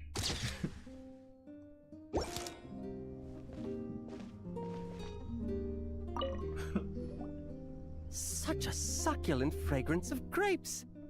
Ah, this place is heaven. Had I a mouth that could move, I doubt I could resist eating them right off the vine. This is awesome. Water droplet. Whoever lives in here must be a person of means indeed. Even in a storybook world like Simulanka, we could never afford such a big estate. Wait, but this is a world inside a story too, isn't it? Oh, hello! Is something wrong? My apologies, but the event taking place at Dawn Winery is not open to the public quite yet. Allow me to show you around a different area. Ah, I see. That's unfortunate. Oh, it's Noelle! Hey there! Oh, hello, you two. Well, Miss Alice thought things might get complicated around here, so she said she needed someone capable who could get the job done. So she flattered her way into dumping a bunch of work on you? Stuff that isn't even related to the Knights at all? Oh, no. Mr. DeLuke was there, too. He said he would appreciate some help guiding the tour groups from different worlds that are here to visit. Tour groups from different worlds? Oh, right! The Golden Apple Archipelago, the Valurian Mirage, Simulanka. The gang's all here! Oh, it's all right. I'm happy to help.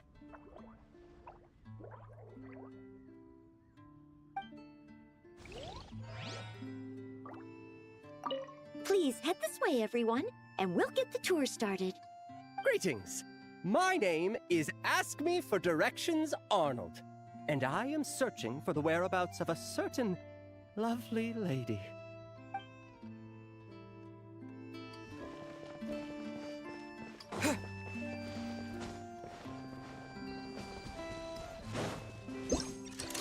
Oh, there you are. I've been looking everywhere for you.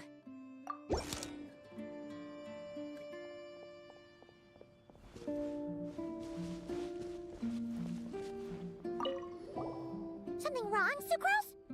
Oh, no. I was just looking for a piece of alchemy equipment we needed for the event. Master Albedo has always been careful with our costs. We maximize the use of every piece of lab equipment we have. So if something hasn't been used in a while, it's usually pretty old. Take this, for example. We've used it a few times before, but we found the effectiveness and ease of use somewhat lacking, so it was sidelined quite quickly.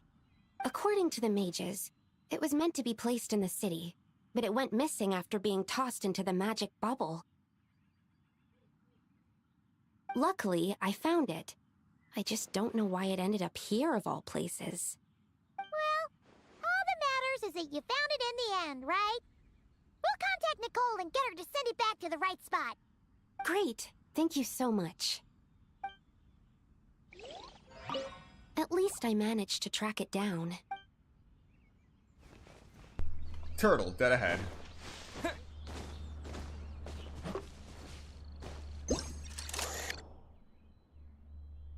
tent tortoise? That shouldn't be here at all. Definitely not.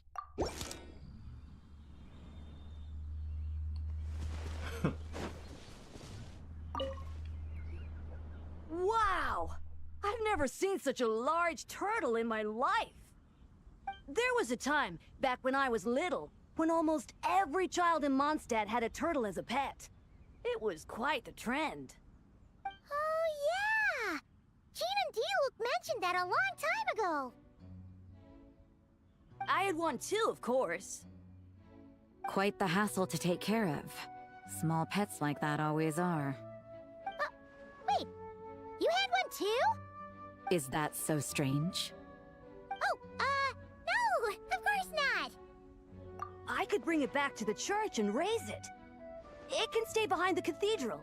I'll even build it a pool. Can't be too hard to raise, right? It looks like a tough cookie. Not happening. The next thing you know, you'll have an invasive species on your hands. Just tell that mage to put it back where she found it. Guess that's for the best. Can't be too hard to raise, right? It looks like a tough cookie. Not happening. The next thing you know, you'll have an invasive species on your hands.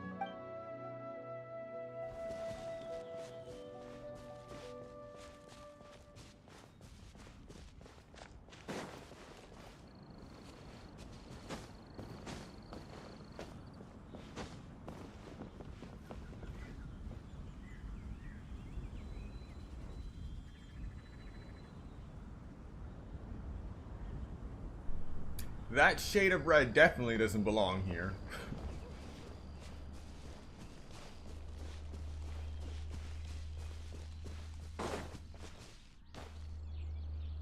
Been a long time since I've seen this.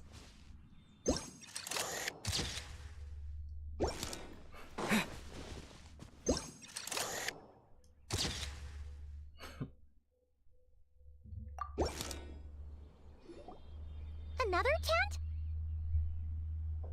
Huh. This one's kinda nostalgic too. It's here because I refused to let that mage use my house as her playground. But we still needed an additional rest area for the guests, so we set up this tent instead. Huh. Looks like we can use this device to keep in touch with the mages or get some hints.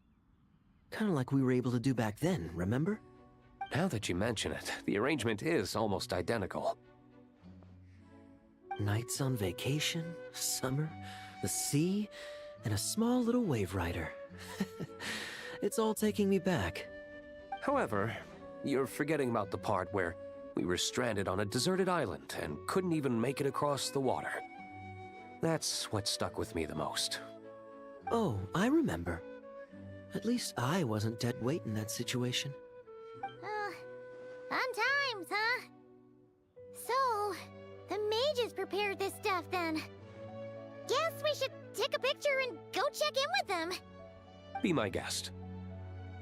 You know, the expedition in Nodcry is coming to an end, but knowing Grandmaster Varka, I imagine there will be another chance to set off in the near future.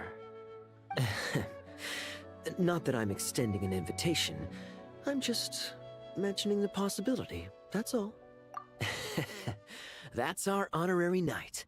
No matter the mission, you always have a place among our ranks. Come talk to me when you do have an official invitation, then. I have other things to do in the meantime. The intel I have on hand is pulling me in 100 different directions, but unfortunately, time off isn't one of them.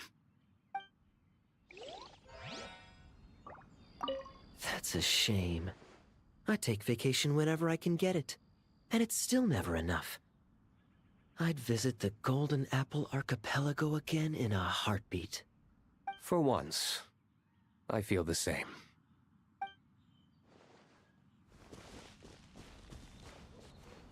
Alright, one more discrepancy, and I think I have an idea of where it would be. Somewhere here.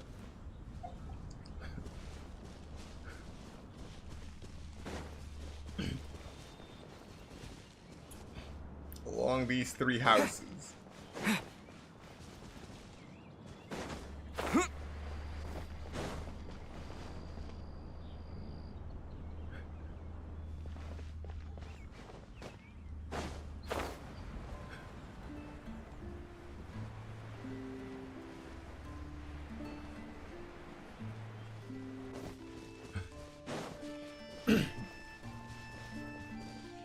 This used to be along my Sunsetia and Carrot route.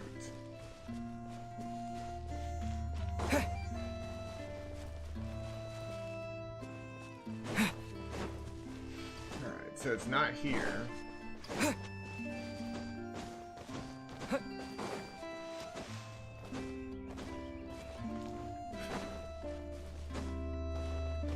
Oh, it's right there.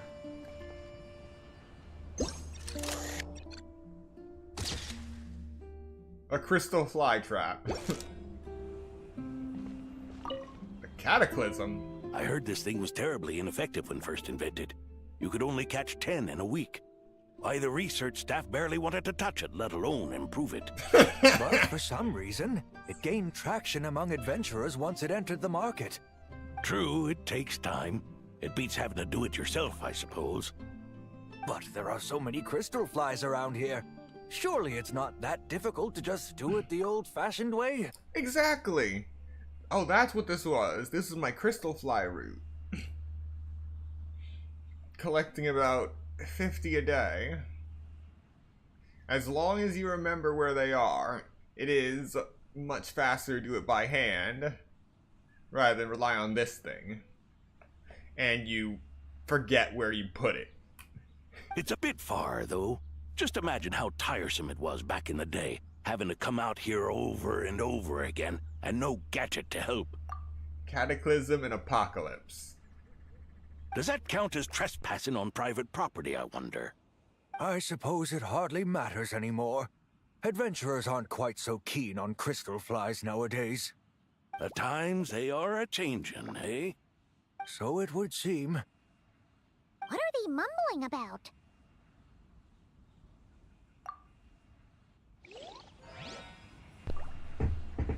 The times they are a-changin'. So it would seem, yes. That is hilarious. Alright, we're done.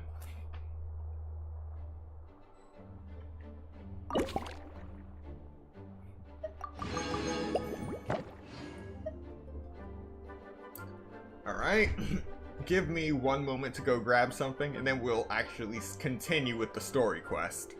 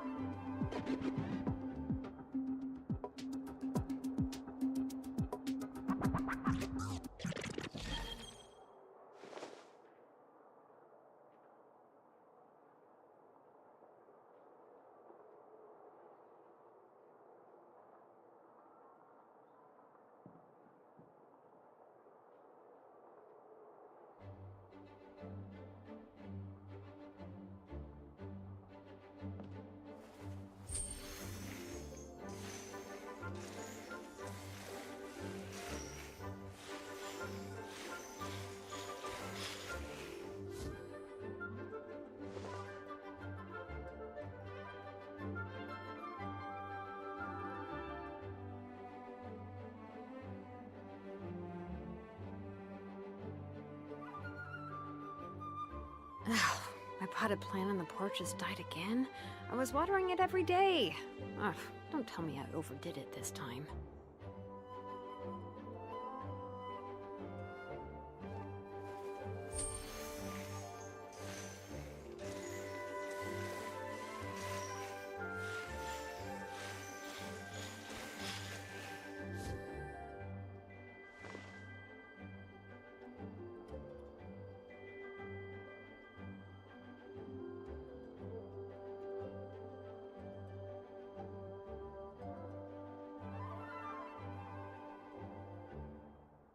We should, take a break after all that running around.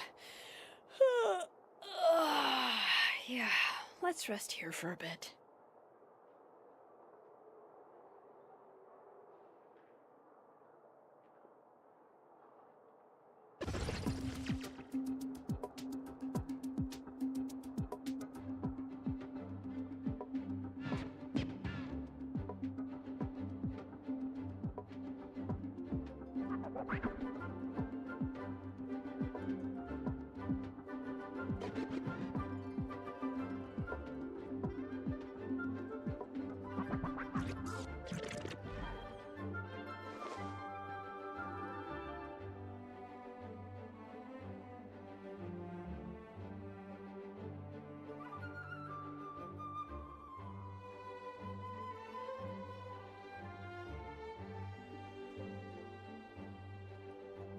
Thank you for your patience. We are making excellent progress with this event, so let us continue.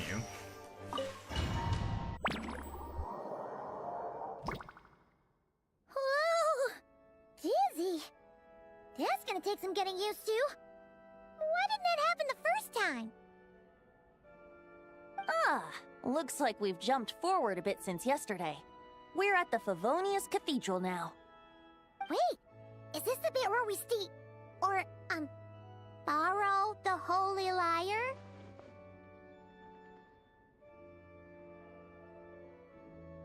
Yeah, I'm not sure about this.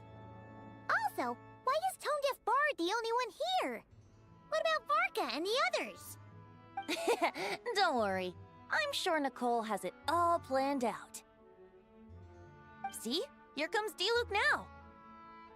Word from the Knights of Favonius is that the Fatui are planning to steal the Holy Lyre der Himmel. Unfortunately, that intel came a little late. A conflict between the two parties is ensuing inside. If the Fatui succeed, we'll miss our chance to borrow the lyre. Come on.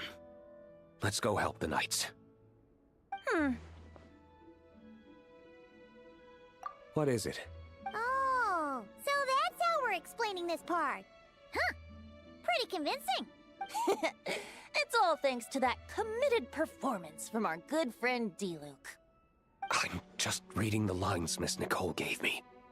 You need to play along, okay? The cameras are rolling. Don't worry. Our operation isn't that strict. If there are slip-ups, I'll just delete them later. Feel free to take a relaxed approach. Wait, that was Nicole's voice? Where's it coming from? Probably that small bubble. That's right. This is a kind of communication magic. The same one the Knights of Favonius used to get in touch with me earlier. If you get stuck at any point, you can contact me through this magic, and I'll provide a few hints. How very convenient. I suppose, given how the story is progressing, we don't have to worry about borrowing the Holy Lyre then. That's right. Obviously, we're not including the stealing part in this version of the story. After all, the Fatui were the ones who ended up with it. Borrowing, stealing, leaving out that detail doesn't change the direction of the story. Anyway, the Knights are currently fighting to protect the Holy Lyre. Varka and Jean are already in the underground area. We should head over as well. This is like getting to read the script before watching the movie. I wonder what would happen if, this time, we managed to catch the Fatui thief in the act. That would complicate things. Worst case scenario, we might need to do another take. So if you could refrain from going off script, that would be great. Okay. Someone's got an axe to grind.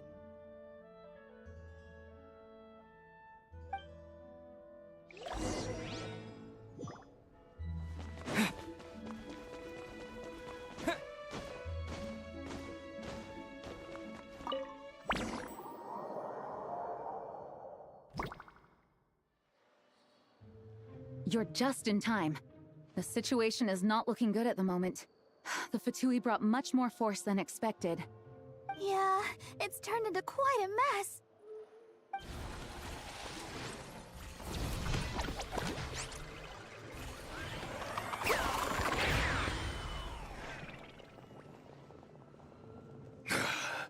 You're not bad, boy. Against the Fatui, though, you'll need to try harder than that. You ain't messing around, huh? Take this! Oh no!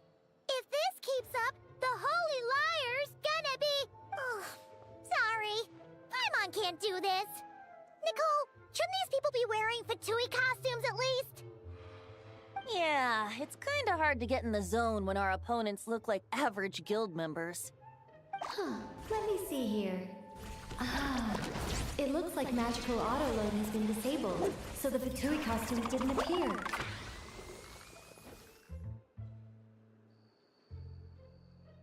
I'll get that fixed. Just ignore the problem for now and continue with the scene. Remember, This is a tense moment. Got it.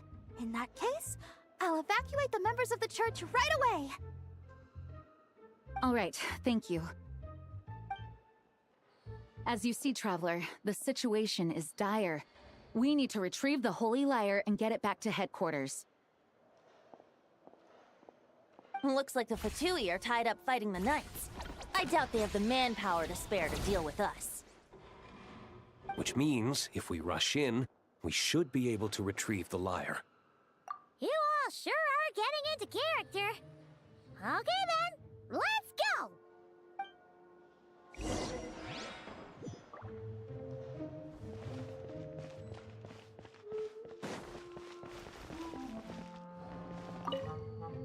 If the conflict really had escalated to this point back then... Ugh. Just imagine the cleanup work. Yeah, good thing it didn't turn out like that. No use thinking about something that didn't happen, right? When your free time is as precious as mine, it's hard not to think about it.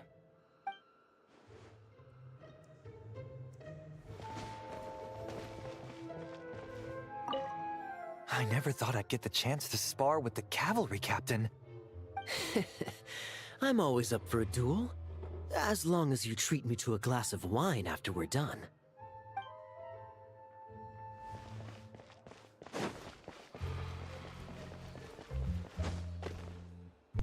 I liked it much better back when I was doing True Stealth. Those were the good old days. How dare you stand in our way! You'll face our Harbinger's wrath soon enough!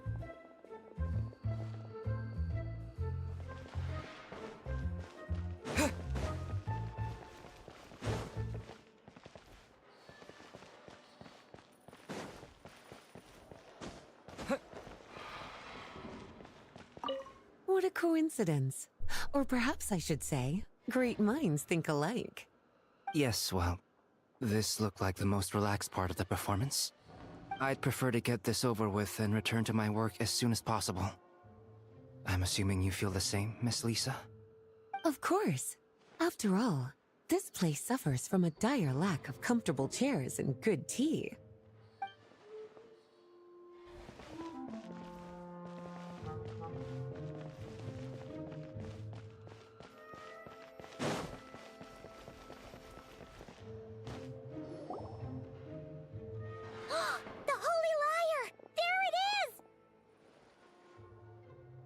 Well, well, well.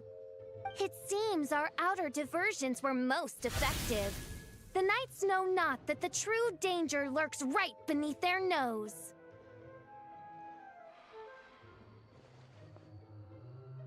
It's no wonder you're known as the youngest, most capable electro-Sisson mage in your unit.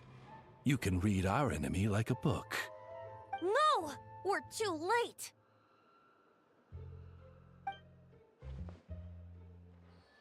Put the lyre down! You heard her! Put it down and put him up! Or this is gonna get ugly! Wait, why are you the only one with a costume, Fischl? Why, because I fashioned this headpiece myself, of course. How does it look? I am the spitting image of an electro-Sisson mage, am I not? And I suppose I look enough like an electro-Sisson as I am. Hold on. Trying to distract me with conniving conversation, are you? Ha! You underestimate me. To think I would appear before you without full confidence in my victory. Go forth, Oz. Sissons, take care of these pests. The holy Lyre der Himmel belongs to the Fatui.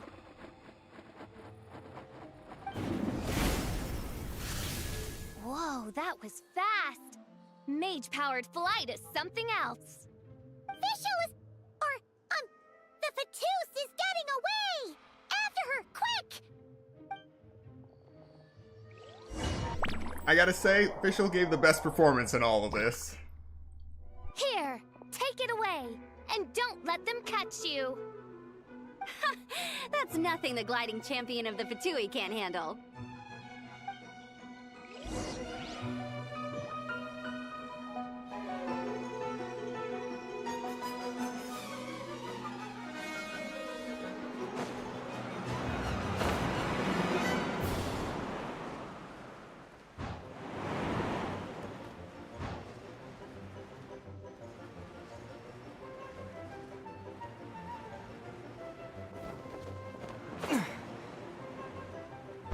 That is messed up gliding physics. That goes against gliding regulations.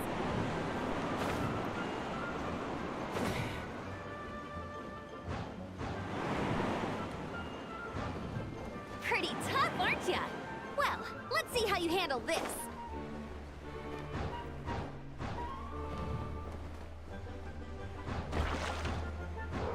Oh. Paimon thought the Adventurers Guild were the only ones role-playing as Fatui. Just thought I'd lend him a hand. Fischl didn't have time to make me a cool hat, though. Amber's over there. Let's get ready to land.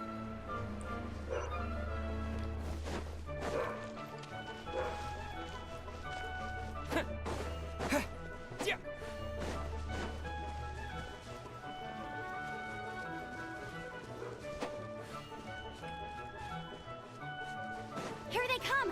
Positions, everyone! Positions?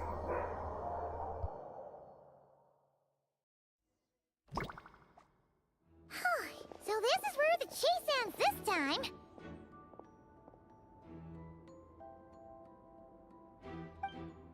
Wait a minute. This isn't what their hideout looked like. It's at least a few times bigger.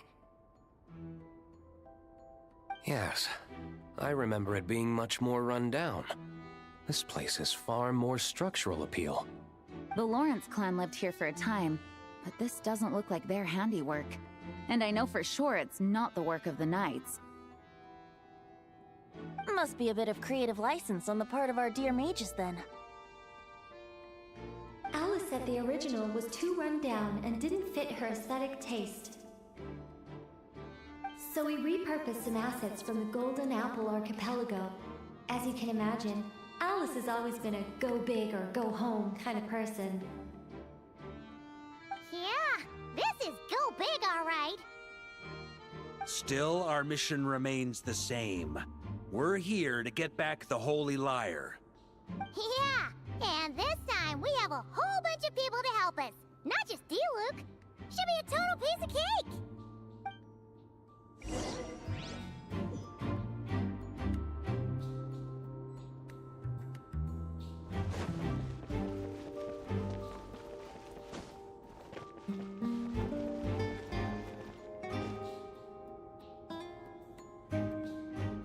A human never doubts what their eyes see or rejects the ground beneath their feet.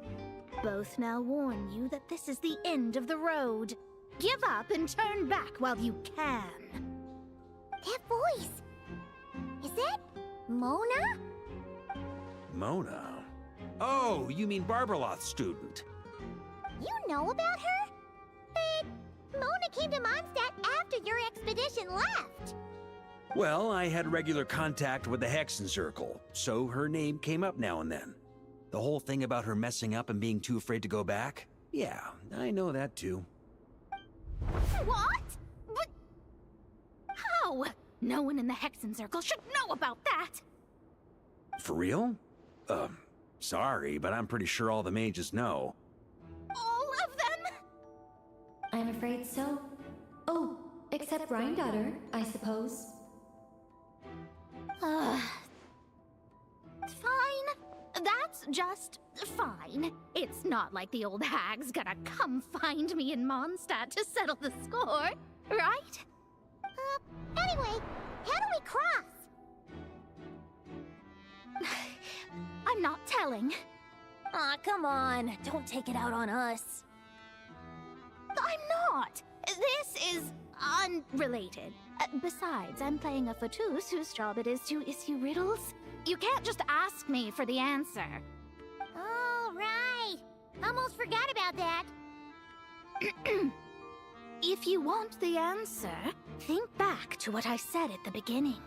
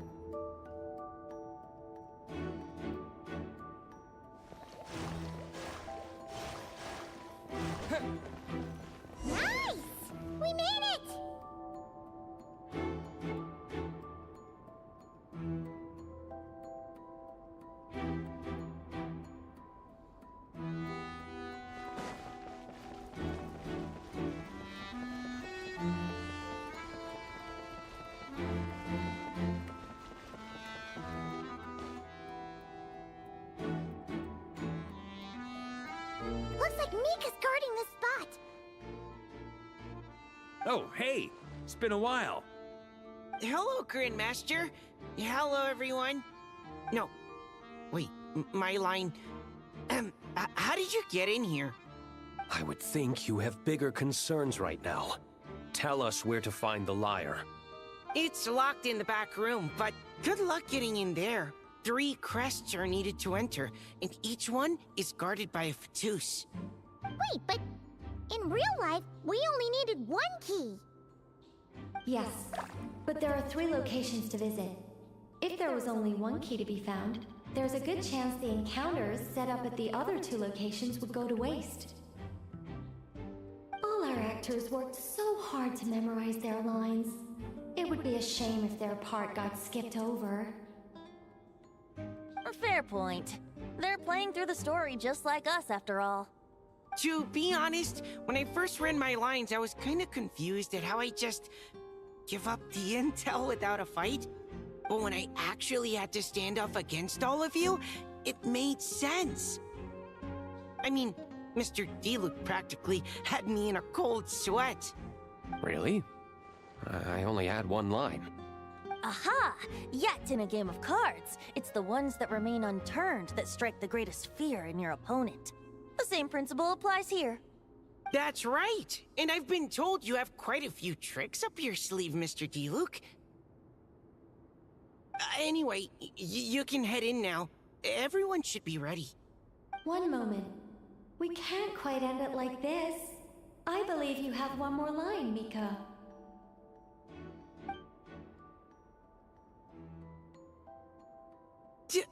Do I have to say it? It would benefit the scene. All right.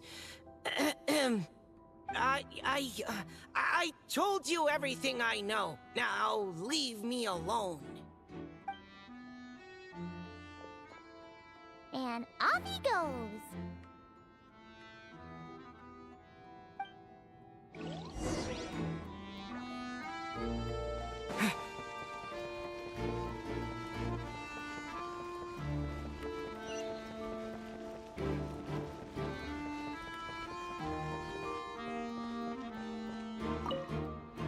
Without the crests, I can't activate this device either. Like I said, I told you everything I know. Just leave me alone. Man, I thought I lucked out with just a few lines, but it still wasn't easy to pull off. Anyway, if you want to get into that room, you'll need to track down the 3 Fatui with the crests.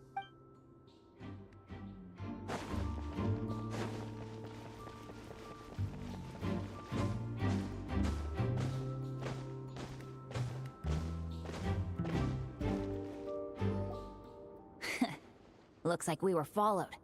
Guess Mondstadt's elite aren't to be underestimated, huh? Stand aside. This one's personal. But this time, I'm fully locked and loaded! Come on, kid! Let's finish what we started!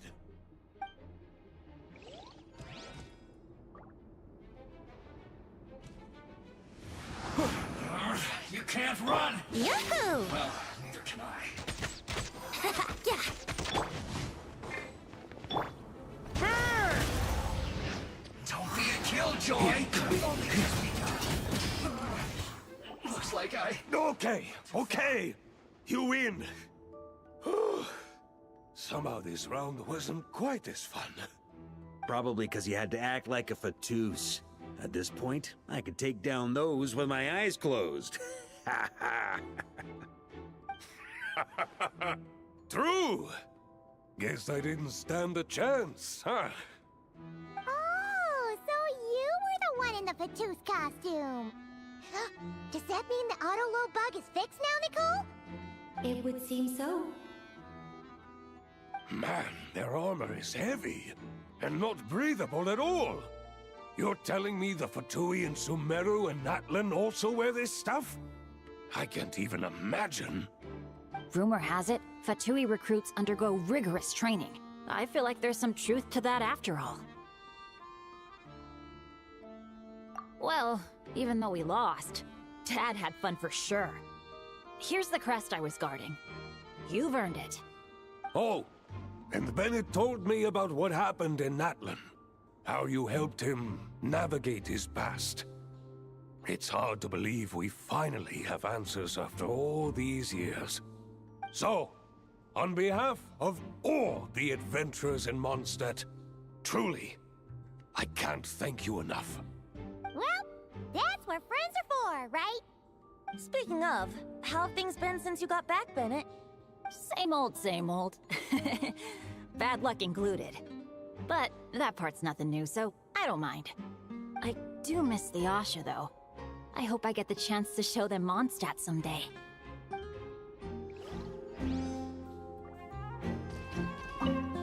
Talk about bad luck. The minute you put on that Fatui costume, the gun stopped working.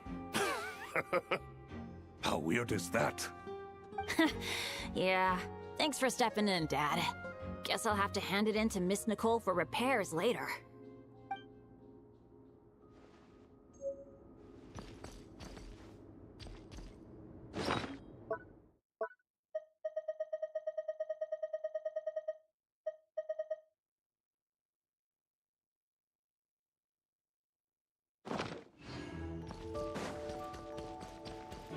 On me. The Vatus up ahead values wealth above all else. No bargaining chip is off the table. Luckily, I've prepared a negotiation multi-tool for this situation. Don't forget to take it with you.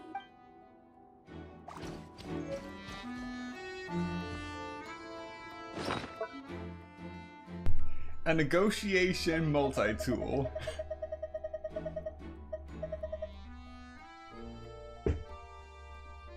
A heavy pouch filled with tokens capable of swaying those who value wealth above all else. To some, this appears to be what passes for sincerity. 500,000. I like to drink on occasion. Any and every occasion. Good one. Wait, Mona? Again? What? The more roles you play, the more you get paid. That's what Alice said. I was hoping to do even more than this, but it is what it is. Anyway, the crest is with me. All I need to know is how much you're willing to cough up to get it. Let's talk business, shall we?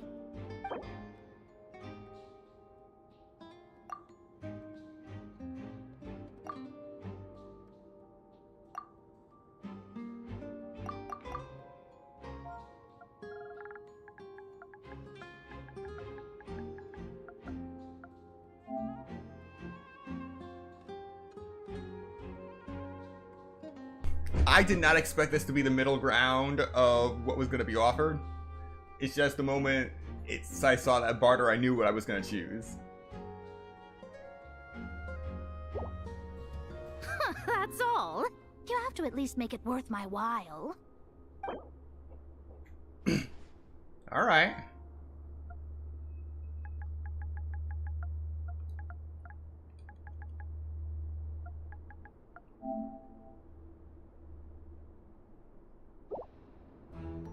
Good enough for me. Gotta know when to fold, right? Alright, here's the crest. Huh. And with that, I'm off the clock. Oh, and by the way, word has it you accomplished something major in Nodcry. You reeled in the true moon from beyond the false firmament. Well, I spend most of my time staring into a scry glass after all. If something changes in the sky, you think I wouldn't notice? Hydromancy uses the false stars to reflect true fate within the water. Now, I can't help but wonder what I would see if I cast a reflection of the true moon instead. Of course, I need a whole new set of equipment to look into that, which means shelling out a whole lot of mora. So I've been taking on a lot of odd jobs. No wonder Alice gave you quite a few parts in this. Generous compensation, minimal manual labor. It's been a good gig. Plus, the Hexenzirkel never promises an amount they can't deliver. Even though her daughter is, in some part, responsible for my predicament. That was a long time ago, and I know Klee didn't mean it. Huh. I guess the moon's a big deal in hydromancy. Just spitballing here, but it kind of sounds like your progress would be much faster if you, I don't know, just contacted Barbeloth directly. Oh, come on. Enough about that old hag. You're doing this on purpose, aren't you? At least she's making an effort to figure it out herself. Oh, come on. Enough about that old...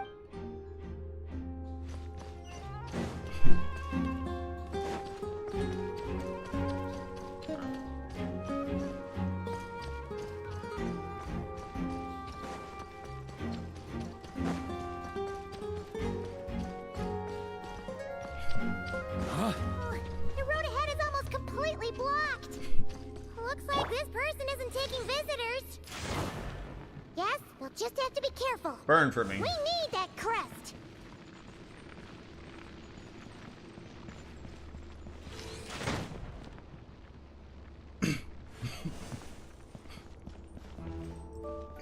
Do you ever miss the days where you just brought out a bow character specifically to take care of an explosive barrel? These days when you see an explosive barrel, you just use it to take out other enemies and tank the hit.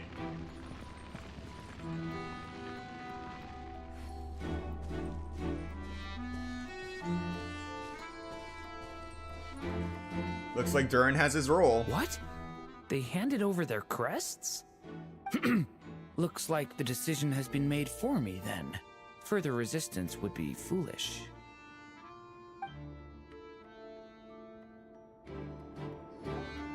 Gotta say, Paimon didn't expect you to play this kind of role, Durin. Well, actually, Aunt Alice was planning for me to play Dvalin if the dragon himself didn't agree to take part. That was the backup plan.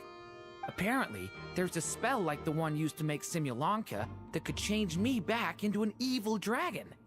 That does not sound like a good idea. I have to agree. That sounds like a disaster waiting to happen. I don't think I'd be very good at playing the evil dragon anyway. I'm not intimidating enough. Luckily, Dvalin agreed to take part after all, so my role was switched to Timid Fatui Guard B, and I got to wear a costume instead. Wow, that's a pretty huge change. Why B, though? Oh, because Mika is Guard A. As expected, Alice has got it all planned out. All right, we've got all the crests. Let's head back and look for Mika. I'm just glad I didn't have to play the evil dragon in the end.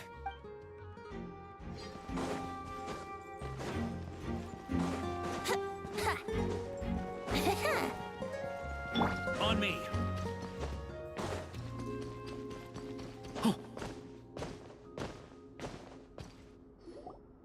Mika! We have the crests! All right. This elevator's a bit complicated to operate, so Miss Nicole asked me to help activate it. Just one moment.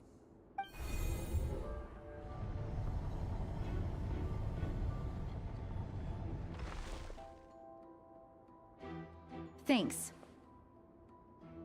No problem. Best of luck up there. Huh. I don't remember Fatui being this nice. Where's the fun in that? Of course you want to make things difficult. Come on, let's get out of here.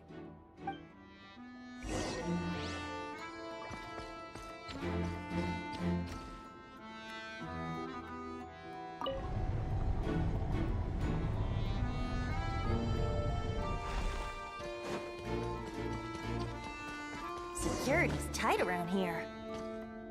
I hope this is safe. Why are there ravens? Wait.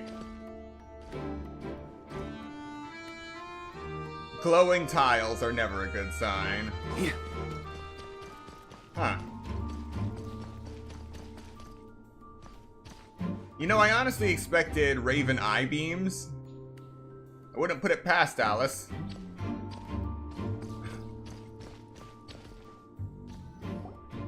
The Holy Liar! Here it about a...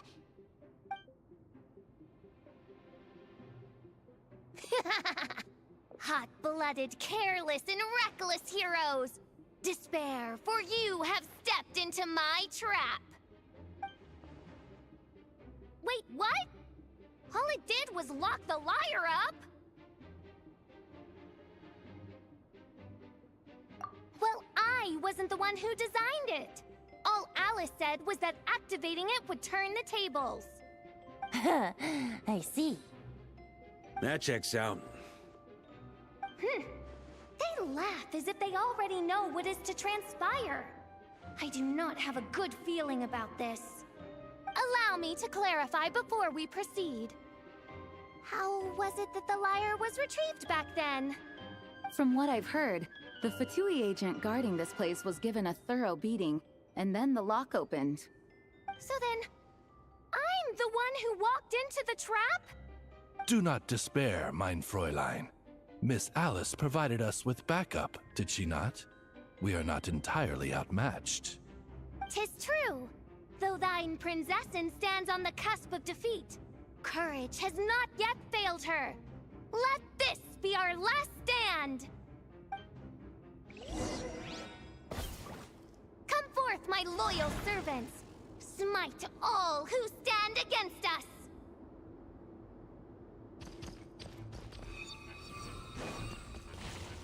Look! The ravens get confused if they don't hit anyone. Now's their chance! Group 2, reinforce!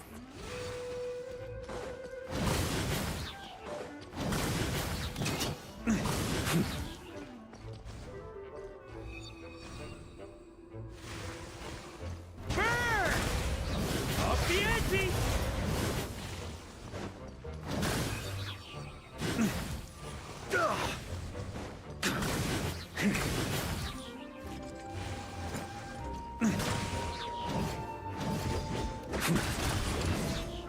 Group 3, Group 4!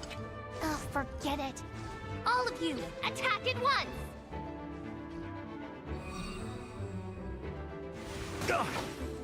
That's nothing. On me.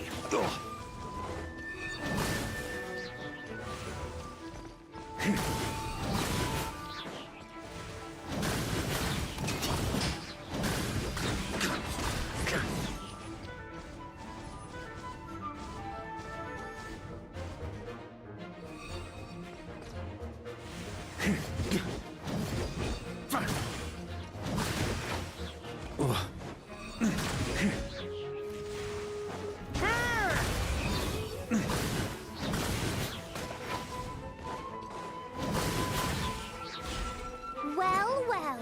It seems I must send forth my most capable servant of all. He shall dispose of you in one fell swoop. As you wish, mein Fräulein.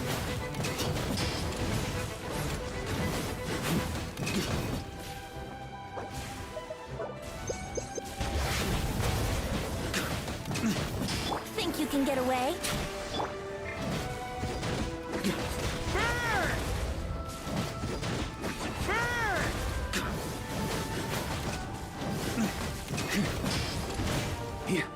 Our situation is dire, mein Fräulein. It seems this is the end of the road.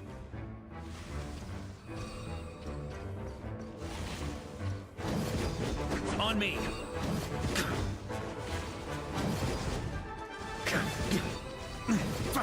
Huh?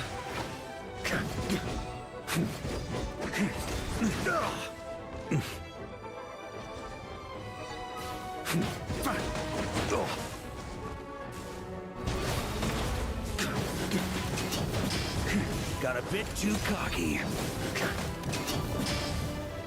Alright. I give up. Just don't hit.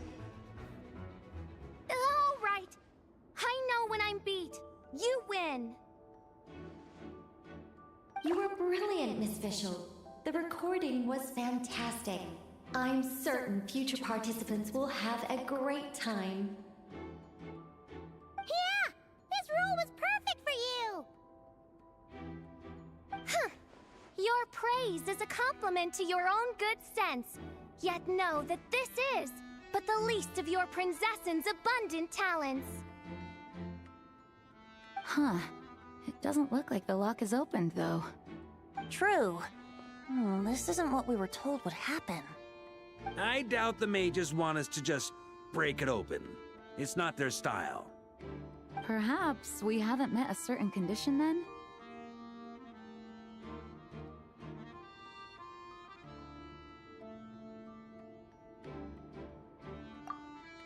Oh, wait!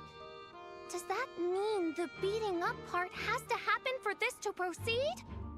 You dare place your princessin in such a scene? 'Tis an affront of the highest order! I'm afraid it may be the only way to end this, mein Fräulein. But not to worry. It's all pretend, after all. Very well. I shall allow this trespass, if only to bring this to an end. Just be gentle. Huh? Oh, right. Paimon's the weakest one here. Here goes nothing.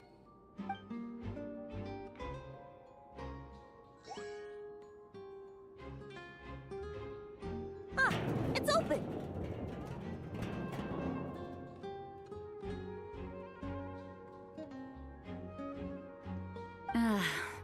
Miss Alice does love to tease, doesn't she? Congratulations on obtaining the Holy Lyre der Himmel. That's a wrap for now.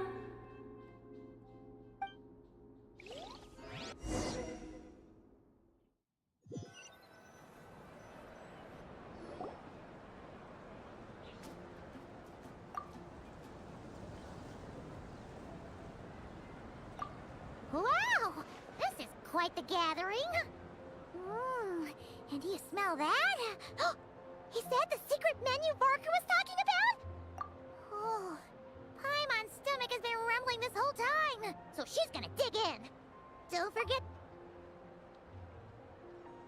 Oh, hello. Did you need something? You know, we often threw banquets like this when I was little. But then, as more and more of our ranks left on expeditions and I was left in charge, the number of celebrations decreased. I'm not the most natural entertainer after all. Now, seeing a gathering like this after all this time, I can't help but feel a bit regretful for not keeping up the tradition. Well said, traveler. Barbara? You told me you wanted the expedition members to feel at home.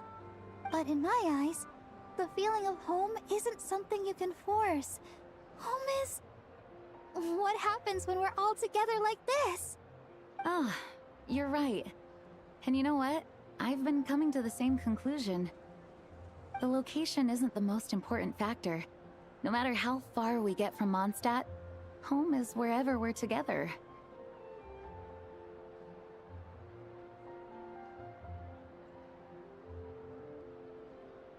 I appreciate the kind words, you two. I will do just that. Make sure to do the same, traveler. It's not often you get to make it back here. There's a lot of people waiting to catch up. Now that we're outside the bubble and no longer in character, there should be plenty of time. Hey! Honorary knight! Look up! Pretty stellar view from up here, and the breeze is nice too! Care to join me? Oh, of all the places to sit, it just had to be there. Well, to each their own, I suppose. Just be careful on the way up, traveler.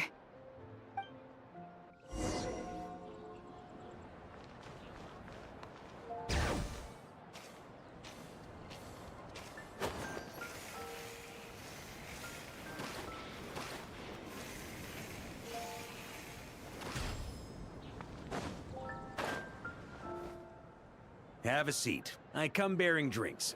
Booze free, of course. You're welcome. Well, that's what being home is all about, right? Letting go, feeling at ease. Figure we both deserve that after all this time. You think so? Glad to hear it. There's no place like home. That's what people say, right? The expedition took me far and wide, and still, little alcohol in my system, it would all come back. The cathedral, the statue, the windmills in the city, the pigeons and dandelions in front of the gate. The further away you get, the more you miss it. I might be biased, but it means a lot that you care about this place.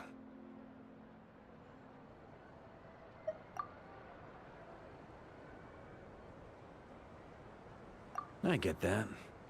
The people are what make Mondstadt what it is, too. All the carefree kids running around, livening up the place. Which reminds me, I never thanked you for helping Mondstadt out back then. It takes a special person to do what you did. Most people are helpless in the face of abyssal corruption. Considering their target was Dvalin, things could have been bad. I suppose Barbados could have handled it, even though he hadn't been awake for long. But still, I doubt the ending would have turned out quite so perfect. Dvalin is family to him, you know? Having to choose between the dragon's life and Mondstadt's safety, that would have been cruel.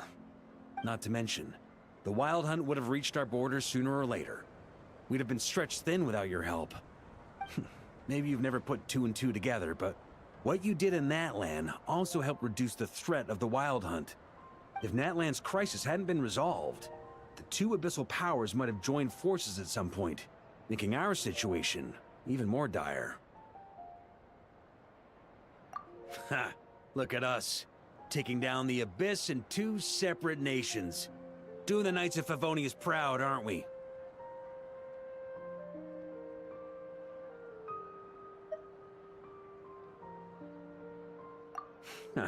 I guess not. In any case, for a knight, honor is something you get to define for yourself, no matter what the outside world thinks. And that's the question, isn't it? Why do we do what we do? Well, I think it's safe to say you already know the answer. I know this is an important conversation, but they are literally sitting on the thumbs of Barbados. Ah, so this is where you've been hiding. You know, I don't think this was designed for sitting. Ha! When did you become such a stickler? Come have a drink with us. There's plenty. Don't mind if I do. Grape juice? Again? You know, Charles would never let me hear the end of it if I started drinking without him. Disappointing, but understandable. Oh, I almost forgot. Since this banquet is also for the actors, I invited Dvalin. All right. Might hike up the bill a bit, but who cares? Haven't seen him in too long. Yeah, well, he turned me down. He never did like being the center of attention. The city is a little too small for him to spread his wings. Even if no one is afraid of him, he could still take out a windmill or two. Guess it's better not to risk it. Huh. Maybe it's time to draft a proposal to build him a landing pad. The Traveler's right. If this is what makes him comfortable, might as well let him be. In the meantime, I propose a toast to our honorary knight. To our honorary knight. I often think about our parting at Windrise, you know. And now, almost in the blink of an eye, the final stop on your journey is just around the corner. Snezhnaya. The Tsaritsa's plans have continued to advance. Now, only the Pyronosis remains free from her grasp. But if even the captain couldn't take Malwika's Gnosis by force, I guess we don't need to be concerned about its safety for now. So that's good news, at least. You wouldn't be taking a dig at someone else's ability to hold on to their Gnosis, now would you, Grandmaster? Haha, of course not. I'm not one to rub salt in old wounds. Her harbingers do often tend to take a rather extreme approach. Just look at Child or Senora. But we would be mistaken to ignore the fact that Senora did not win the Geonosis using force. Right. You told me about the contract Morax signed with her before his death. You're saying she didn't need to resort to violence in Mondstadt either? That's right. If she was able to provide a reason convincing enough to persuade Morax, she could have persuaded me no problem. I suppose she just didn't think there was a reason to negotiate. I had just woken up, so I must not have seemed like much of a threat. Honestly, the Gnosis was of no use to me. I didn't care who it belonged to or what means were used to take it. I just knew if I fought her in that moment, the cathedral, perhaps even the entire city, might have become collateral damage. True. I wouldn't put it past Senora to take civilians as hostages either. So that's why Venti let Senora get a kick in. In the end, though, it was those same methods that led to her end. After all, her third target, the Raiden Shogun, wasn't a big negotiator back then. Perhaps Senora's success in Mondstadt and Liyue convinced her that she was a match for the Archon of any nation. You did the right thing. It pained me to see Inazuma as it was back then. I'm glad things have changed since. Of course, now the elite force of Harbingers has quite a few missing from its ranks, so I suspect that Tsaritsa no longer has the means to meddle in other nations like she used to. Who knows? Perhaps a chance to formally meet her in Snezhnaya might come sooner than we think. Some of our knights remain stationed in Notcry. If you need help, just say the word, and we'll be there. The look in your eyes. It's changed a lot since you first set off from Mondstadt. But my advice remains unchanged. Never forget that the journey itself has meaning, traveler.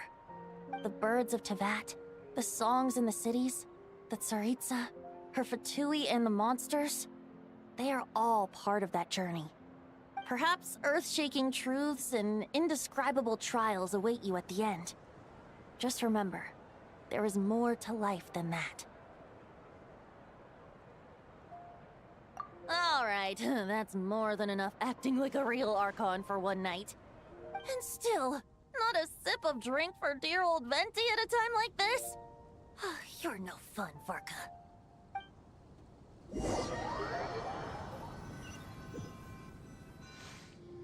Dun dun dun! Dun dun dun!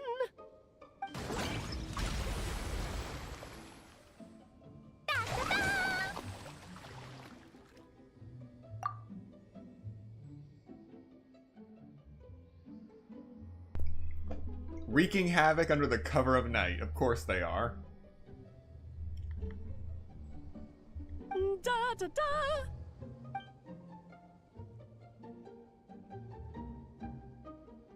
This is so fun, Mom!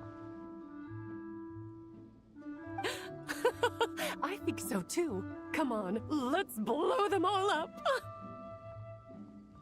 Mom, when can I play with the magic toy you made me? Very soon, darling. In fact, it should be ready tomorrow. I just know you're going to love it. Yay! Can we play together? Why, of course. We'll have ourselves a splendid time.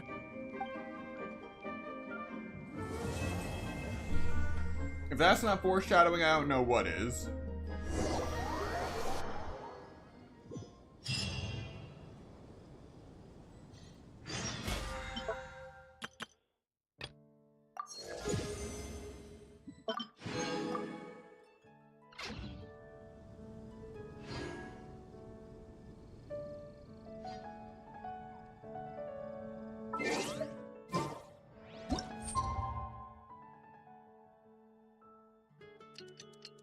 Now it says to wait until the next day at 8 o'clock.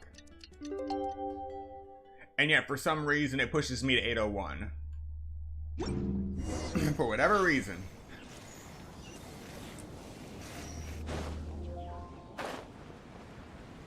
Time to roll!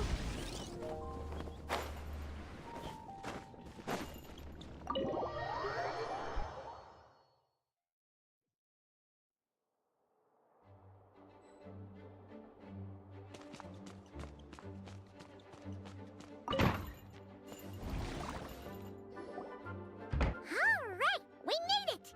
Time for round 2! Huh? Was this bubble this color before? Is something wrong? I'm not sure. It was like this when I came to check on things this morning. What? That can't be! How would the power of the abyss even get in there? You sure know your stuff, traveler. That's where my head went too. But I don't know. Something is different about this power.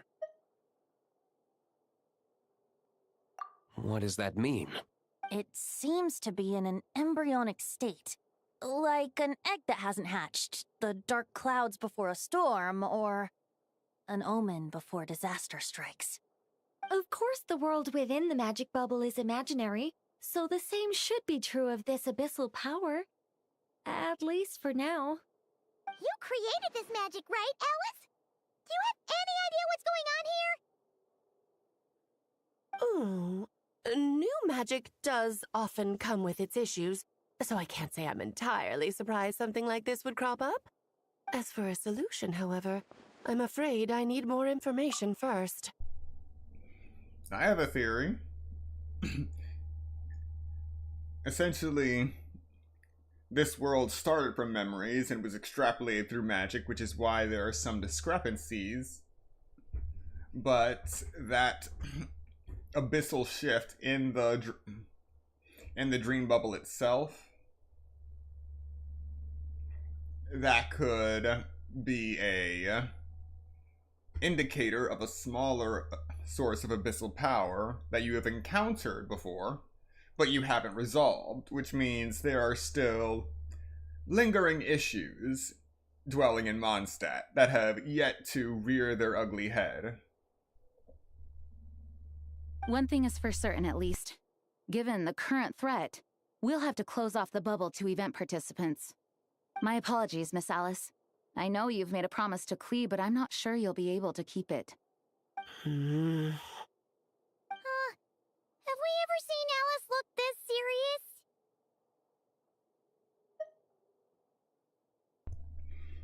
Breaking a promise to Klee might make her angrier than all of the Torre's scheming combined.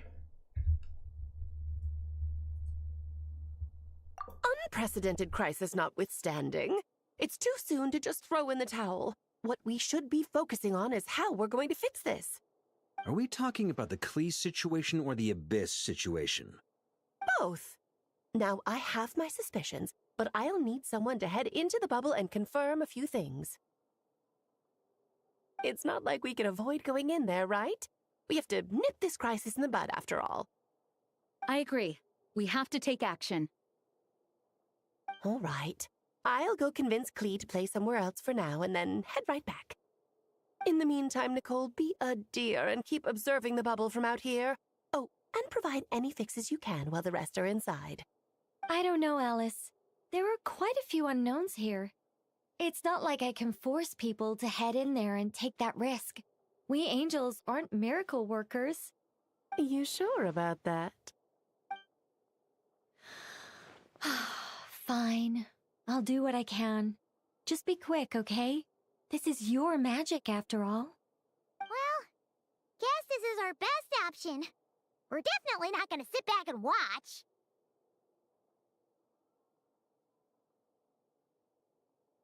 The part where Barbados uses the lyre to summon abyss-corrupted Dvalin. Then, everyone joins forces to fight him inside Storm Terror's lair, purges him of abyssal influence, and there you have it. Happy ending. Yep, that sounds like how it happened. Well, we've got the gang from back then all here. Let's go in and find out what's happening. Count me in two. Potential threat or not, if there's even the slightest chance Mondstadt is in danger, I need to get to the bottom of it. Jean? It's nothing. I was just feeling a bit, nostalgic, getting to work together like this again. Yeah. Yesterday felt like that too. Yes, but that was for fun. That which confronts us now is a real crisis. So I suppose the memories just came back to me all at once. Ooh, look at you getting all sentimental. That's a first. Well, I suppose I am a bit too high-strung most of the time. Hey, don't be embarrassed to say what you feel. I think that's how things should be. It's how we all grow closer. Besides, the more you open up, the less people will be surprised like Paimon here when you choose to share something. Just look at Paimon. No filter whatsoever, word vomits whatever comes to mind. And that's what makes her so endearing and approachable. Ha! It's about time you gave Paimon a compliment, Tone Deaf Bard. Hang on. Was that a compliment? Before we set off, I just want to stress that whatever is happening in the bubble right now is a huge unknown. I was able to maintain contact before, but right now all I can observe within is chaos, so I imagine communication might be cut off as well. It might be difficult for us to guide you, so proceed with caution. Don't worry. This isn't our first time leaping headfirst into a dangerous situation. There's also a last resort I can fall back on if worst comes to worst. Though it would mean all our recent hard work going to waste. You mean destroying the bubble entirely? Yes, if it comes down to it. All right, I'll monitor the situation from outside and provide whatever external fixes and support I can in the meantime. Understood. Prepare for the worst, hope for the best. Sound good? All right, let's go.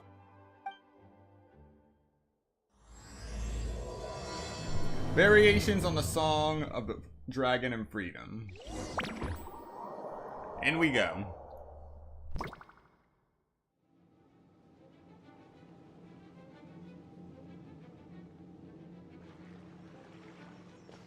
Whoa! Is this Mondstadt? Didn't we all come in at the same time? Where are the others?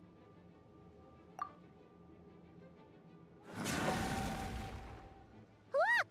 There's Venti! Surrounded by a whole bunch of monsters! Yeah! Ah, perfect timing. Come on, let's show these unwelcome guests the door. Rift Towns. It had to be Rift Towns. Brace yourselves. Time for takeoff.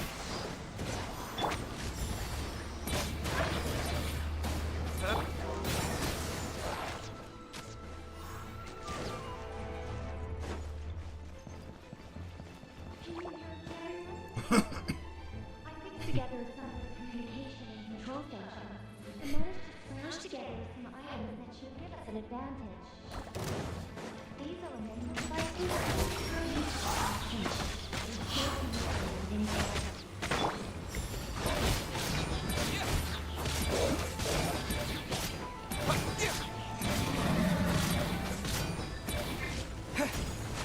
Brace yourselves.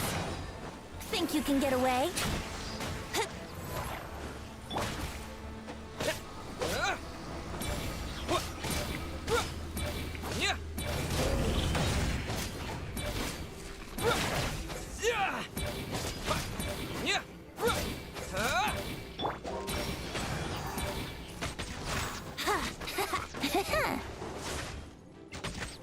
Yahoo! All good, Venti? Very much so, thanks to your timely arrival.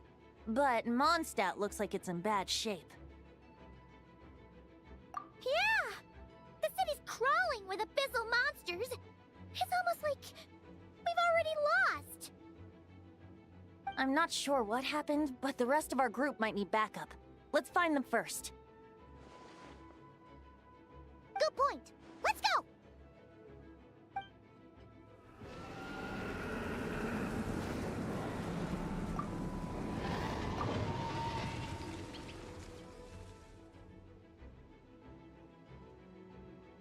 Look! It's Dvalin!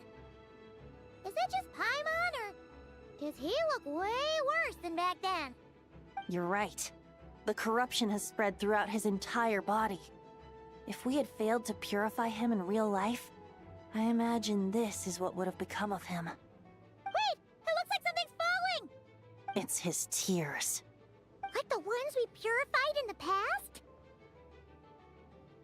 Yes, but at this point, these tears are essentially crystallizations of abyssal power.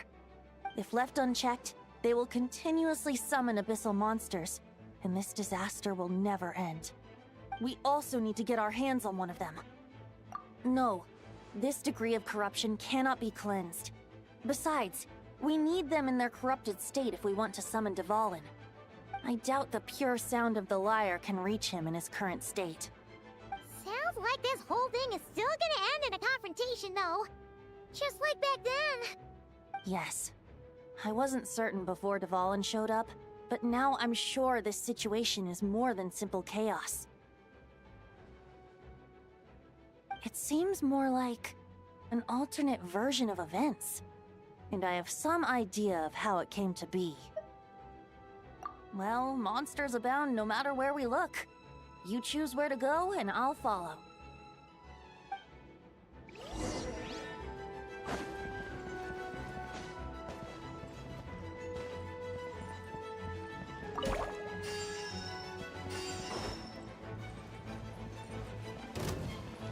Time for takeoff.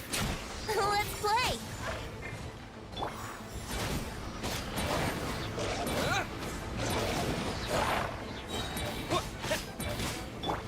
Wouldn't gliding be faster? Yeah!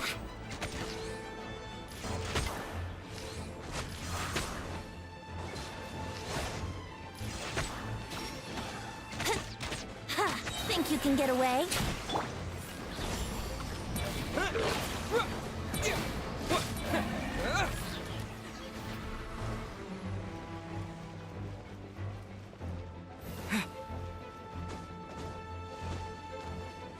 Here we go!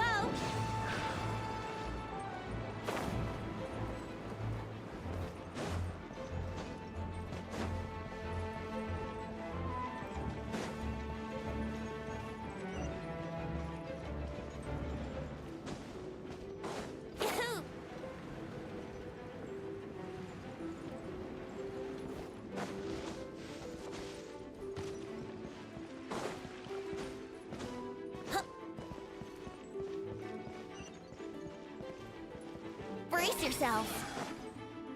Hey, Diluc is over there.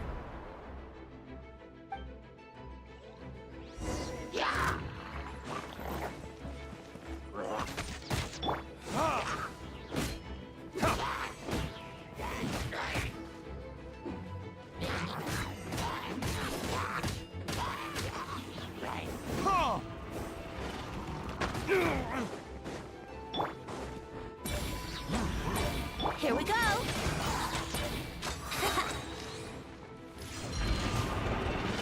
How rude. Brace yourself.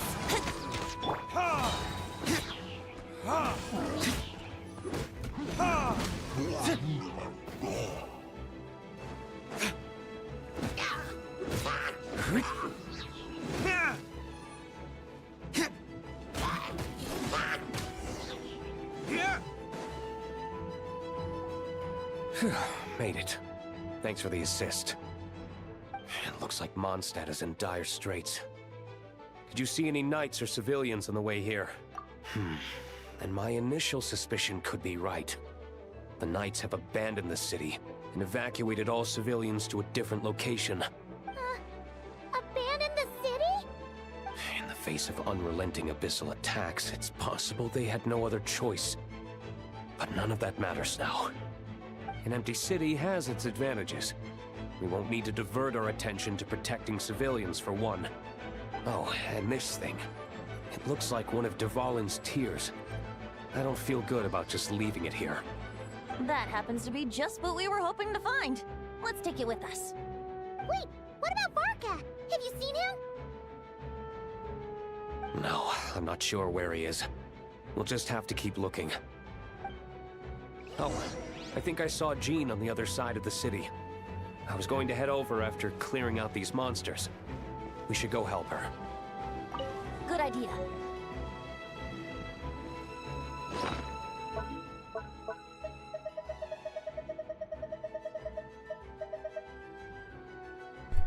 Severely contaminated teardrop crystal. From a Dvalin completely consumed by the abyss. The state of this tear reveals that the Dvalin in the story is beyond hope of healing.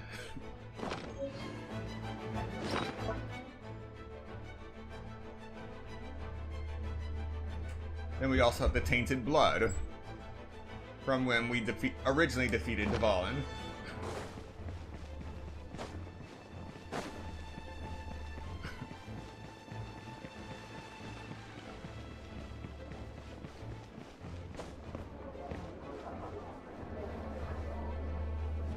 Why do I still hear people in the cat's tail?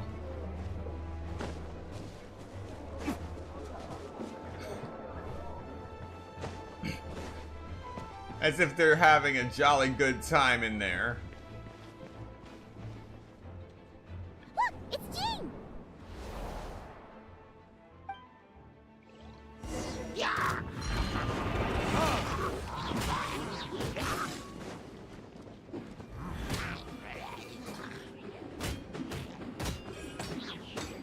Oh, burn!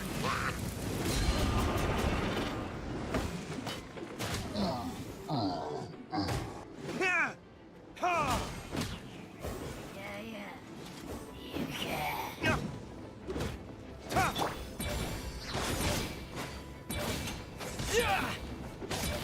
Yahoo!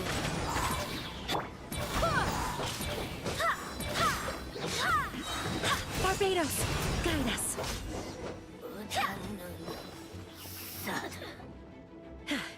Thanks for the help. I know everything we encounter in this bubble is imaginary, but these monsters sure fight like the real thing. It's a bit too true to life. Don't worry. As long as we collect Dvalin's tears, we can use this abyssal power to our advantage. I see. In that case, let's get moving. Have you seen Varka, by the way? We haven't found him yet. No, he might be at the upper levels. Let's search together. Better to find him soon than later. The Grandmaster is an exceptional warrior, but this is the abyss we're dealing with. You can never be too careful.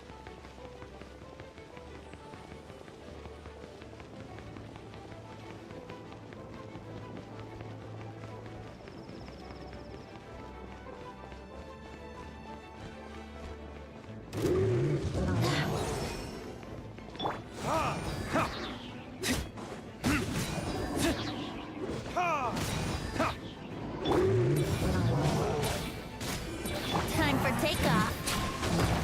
That was uncalled for. Oh, no. My lyre is broken. Retribution!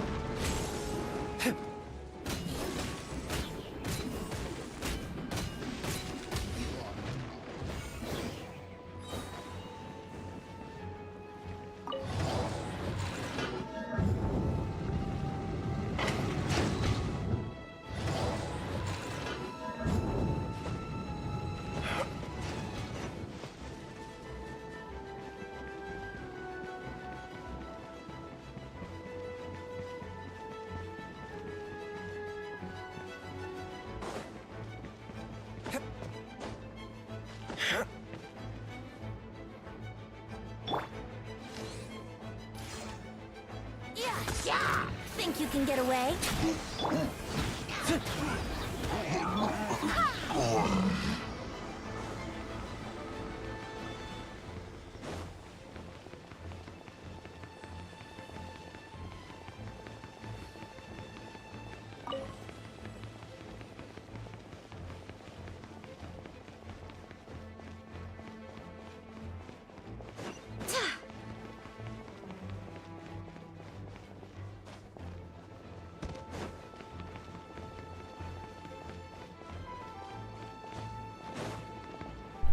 Maybe there was another tier over here. No.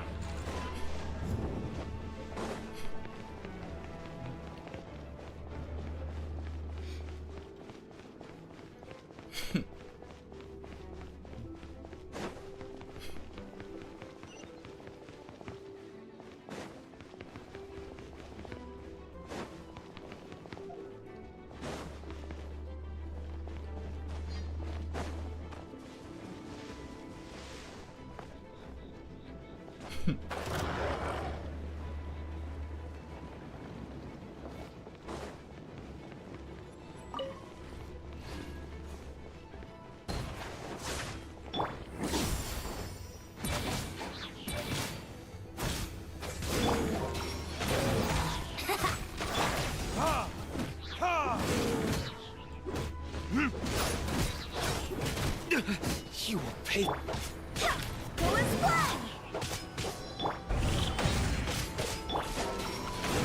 Time for takeoff. Burn!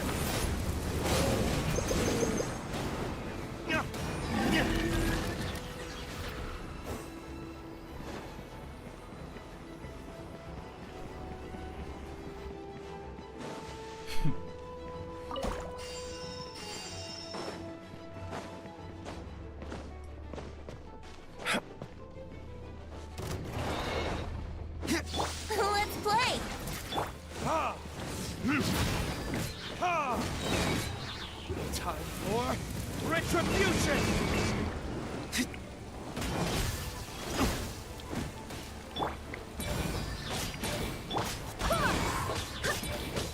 Wind, hear me.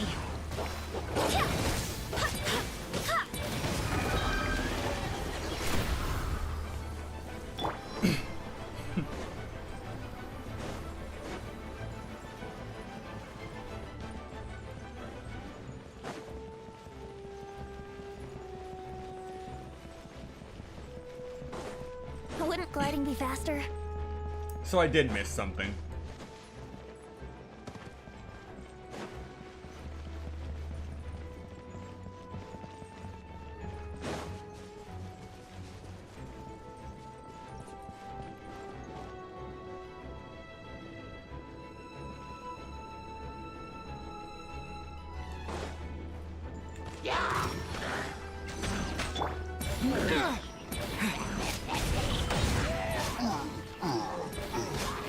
Yeah!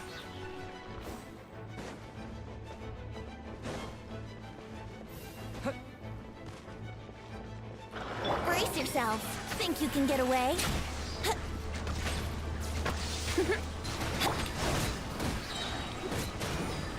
Yeah! Burn! Yeah!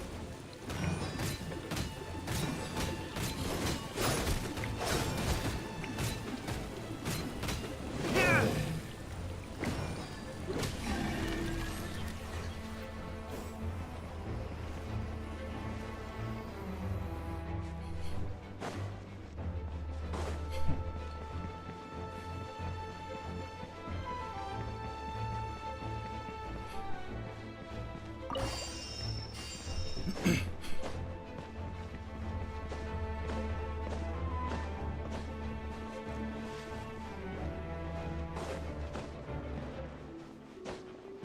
Come on, there's gotta be something else.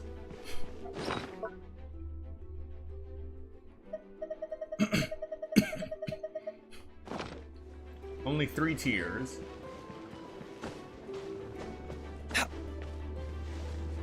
Wait, only 3 tiers?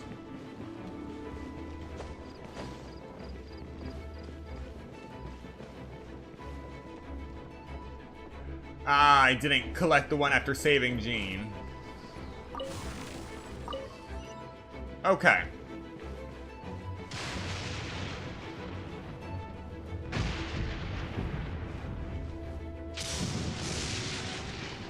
Well, it's not trying to kill me, so...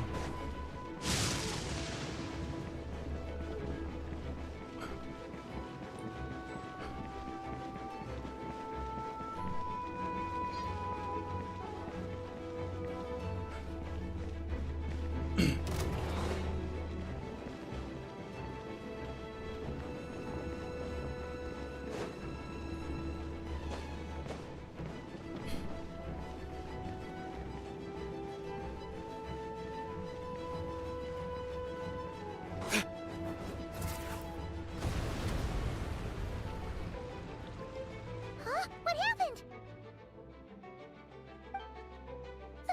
The statue's broken! The Grandmaster should be over there. Come on, let's hurry.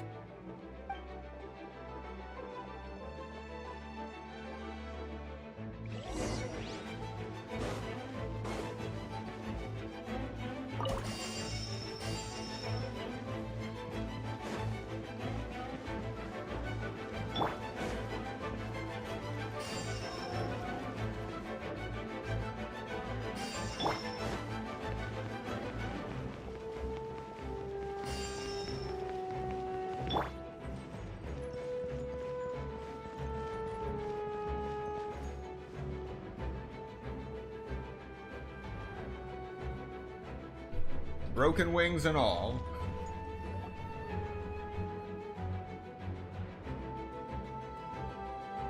We're here to help. Perfect timing. Let's do this.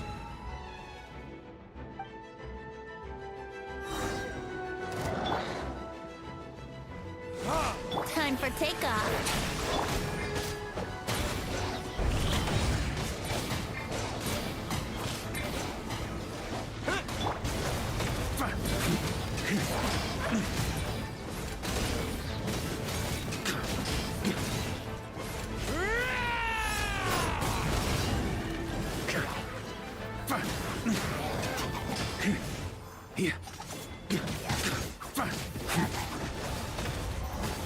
Up the ante!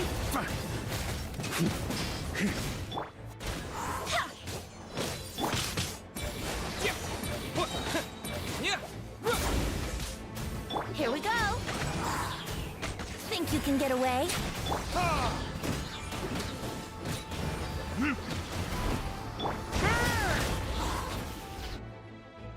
Looks like we're all back together. Everyone in one piece? Yes. The honorary knight arrived just in time to help us out.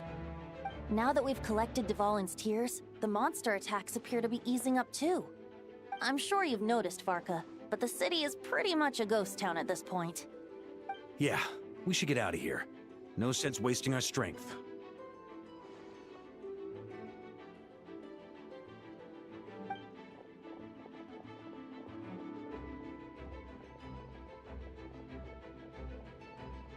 This place should be safe from monster attacks for now, at least.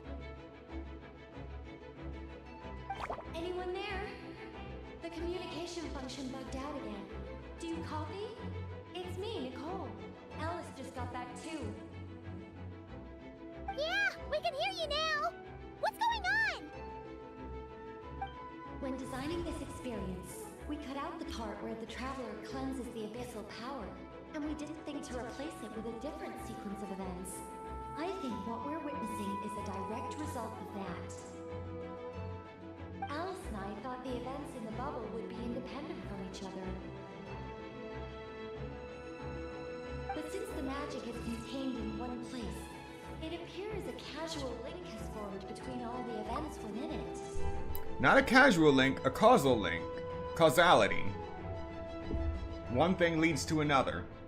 And so, because Dvalin was never purified, we've encountered a major bug. I knew it. So, what we're witnessing now is like an alternate version of events where the honorary knight never appeared in Mondstadt. Wait, but even if the traveler never showed up, you could have done something, right, Venti? The Abyss is a far greater enemy than one person can face. I could have handled that specific situation, sure, but it wouldn't have gone quite so well.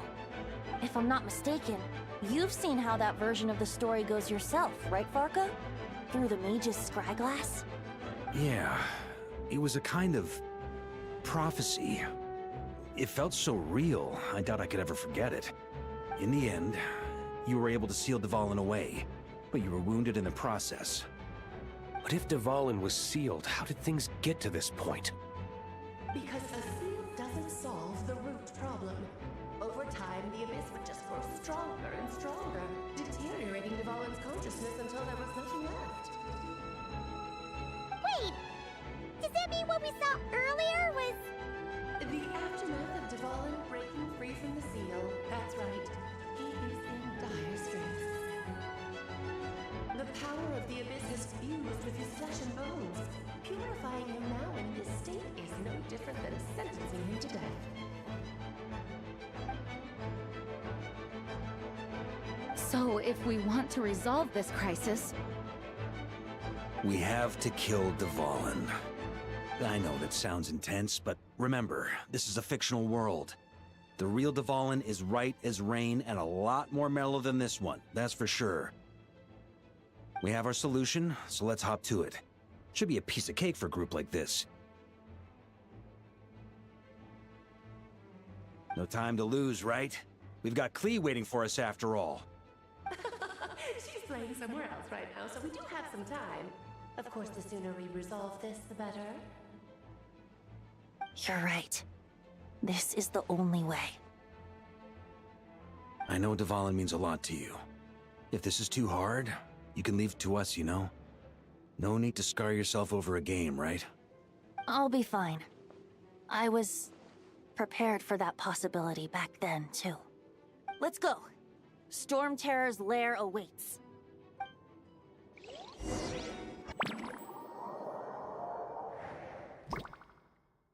This is it.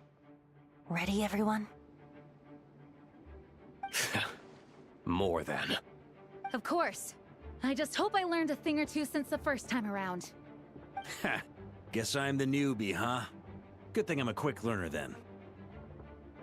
What about you, Traveler? This was your first big fight in Tibet. Were you nervous back then? How about now?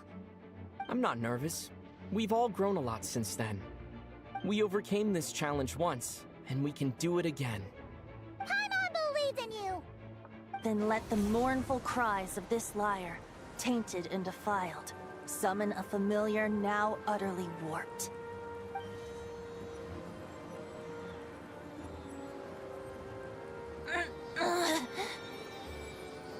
You alright, Barbados? Turning the surging abyss into musical notes is no simple task. But how could I claim to be the finest bard in Tibet if I didn't rise to the occasion?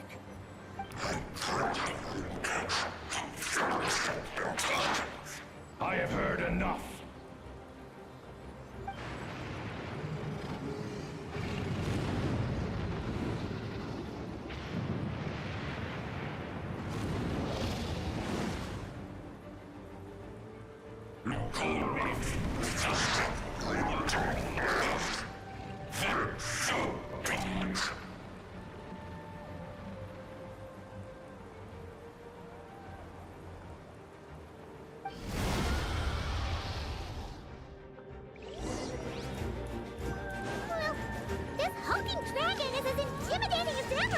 Remember, we need to wear him down first before we can attack his weak spot.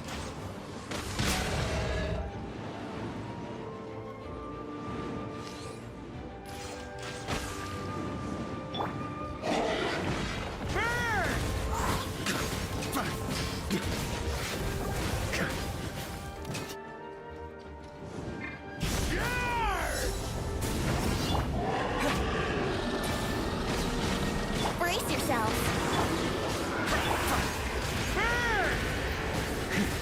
Now's our chance.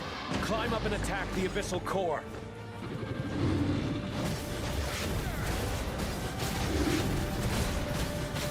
Up the ante!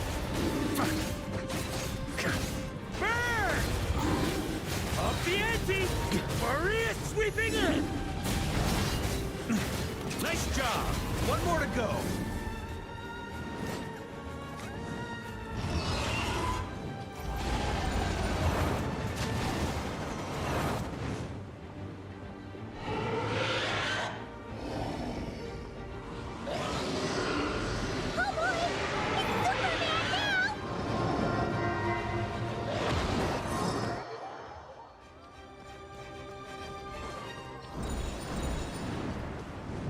On me!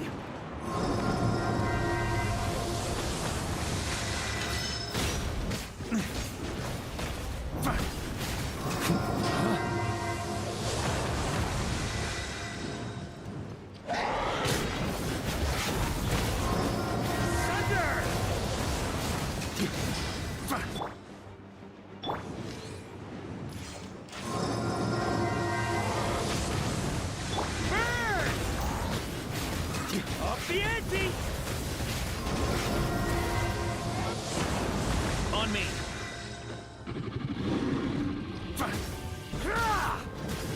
Up the ante! Burn! Up the ante! Charge!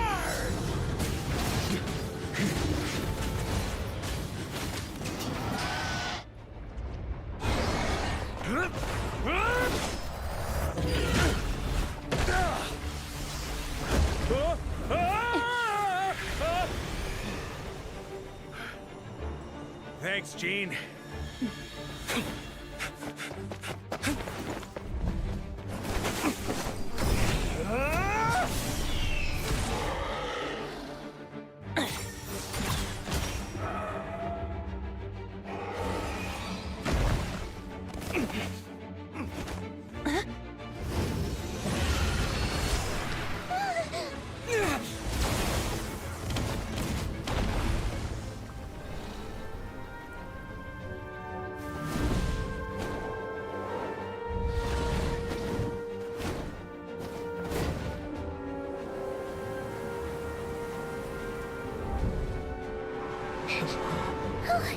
Dvalin, you're here!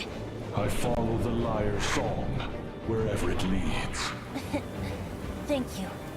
Looks like the mage's tale isn't over yet.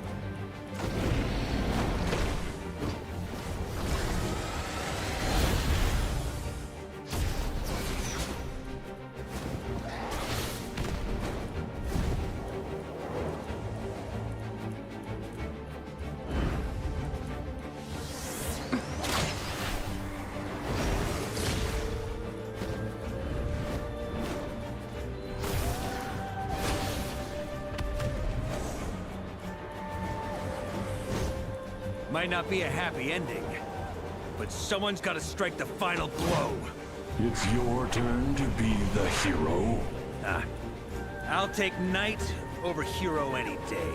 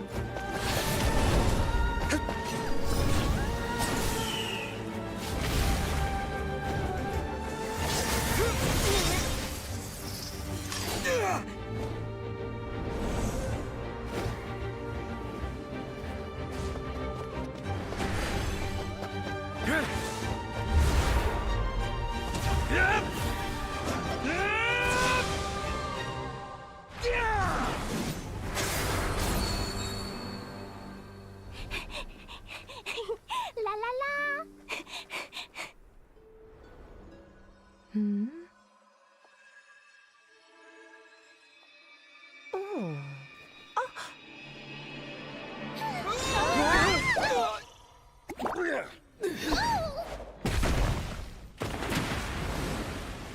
Mom, I'm here to play! Huh?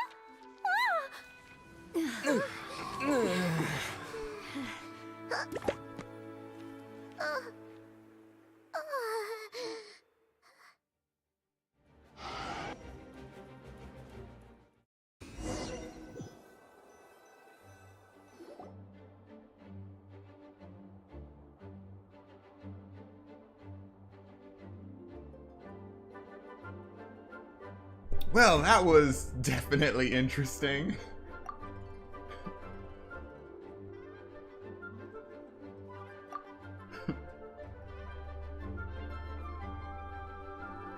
The only issue left for the Knights to resolve would be the window Dvalin broke. Looks like it was a happy ending after all. It was kinda like a choo-choo cart ride. It had its fun moments and its thrills. All in all, Paimon had a great time. Guess it wasn't without some collateral damage, though. Sorry about the window, Jean. It's fine. As long as the building itself is intact, I consider that a win. I'll arrange for the window to be replaced at a later date. In any case, we were lucky Dvalin arrived when he did. It would have been tricky to deal with a flying opponent otherwise. I suppose I could have created a gust of wind to whisk us up, but I'm not sure our gliders would have survived the process. Honestly, after everything we faced, I can't believe Alice still decided to bring Klee in there to play. She's a daring one, that's for sure. I mean, can we be certain there aren't other bugs that just haven't cropped up yet? I suppose that speaks to the confidence the mages have in their magical mastery. If I know Alice, the whole bubble could have been blown to bits, and Clee still wouldn't have had a single scratch. Her abilities do speak for themselves, I suppose. So, what now? Anyone down for a drink? My treat. Sounds like a great idea. But tonight it's on me. I happen to have a bottle of fine wine set aside just for the expedition team. Haha, even better. Count me in. Say no more! You had me at fine wine. All right, let's head over to my place then. You're coming too, right, Jean? I'm afraid not. There's still a lot of work to do. So what? The world's not gonna end if you push it off? Come on, we never get a chance like this. I suppose that wouldn't be a problem if you head back to headquarters with me after we're done and help make up the work. On second thought, how about you just join us when you're done with that? What about you, Honorary Knight? Gonna tag along? Okay, all's well that ends well, am I right? To the bar! Alice loves going to the library. Let's wait for her there. But first, I want to see if... I definitely hear a draft. Is the window canonically broken? Whoa! Looks like it's been fixed already. Nope. That was fast. You know, even though they fixed the window, they could have done something about that. Probably. Ah, that explains the loud noise I heard outside. So it was Dvalin who fell into the river. Considering his size, the fact that he broke a single window and not the entire wall seems like a feat of magic in itself. Thanks for helping with the repairs, you two. This place looks as good as new now. Does that count as a great feat of alchemy then?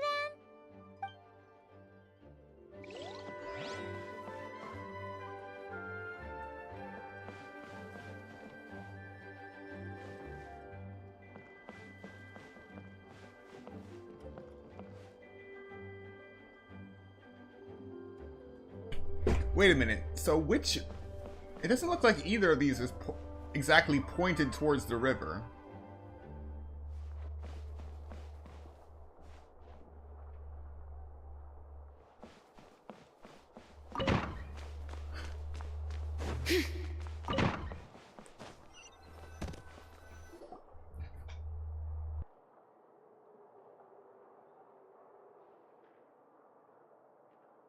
Looking for me? I'm glad. I wanted to thank you for helping me keep my promise to Clee. She had a splendid time in the bubble. Nicole came with us to make sure all was in order and prevent any similar incidents from happening in the future. You live and you learn. It's rare, but even the Dodo King isn't immune to a small slip-up here and there, I suppose. So, it's all fixed? Yes, quite. The recording work is done as well, so now all we have to do is play it on loop. It should be smooth sailing from here on out. Anyone and everyone can now enjoy the bubble at their leisure. Nicole will keep an eye on them, of course. I wouldn't put it quite like that. It was more like a fate that will not come to pass.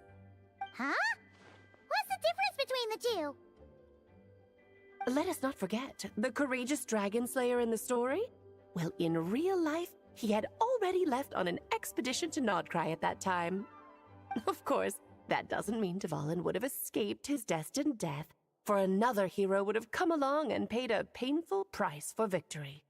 But what we saw in the bubble was what happened after Dvalin broke free from the seal. So, couldn't Varka have been back by then? Dear Paimon, you're free to ponder such questions yourself, of course, but it's of little use to ask them aloud. Word to the wise, do not lose sleep over all those what-ifs, over the fates that will not come to pass. It's an exercise in futility. Those who can observe fate see both the good and the bad of what could have happened. But all that matters is what did happen. Those alternate fates are nowhere near as important as the world that exists in the here and now. Alright. Ah, you're saying it was as if the bubble itself had become contaminated. I suppose some gunk could have stuck to my luggage while I was wandering the border and got mixed into my magic without me noticing.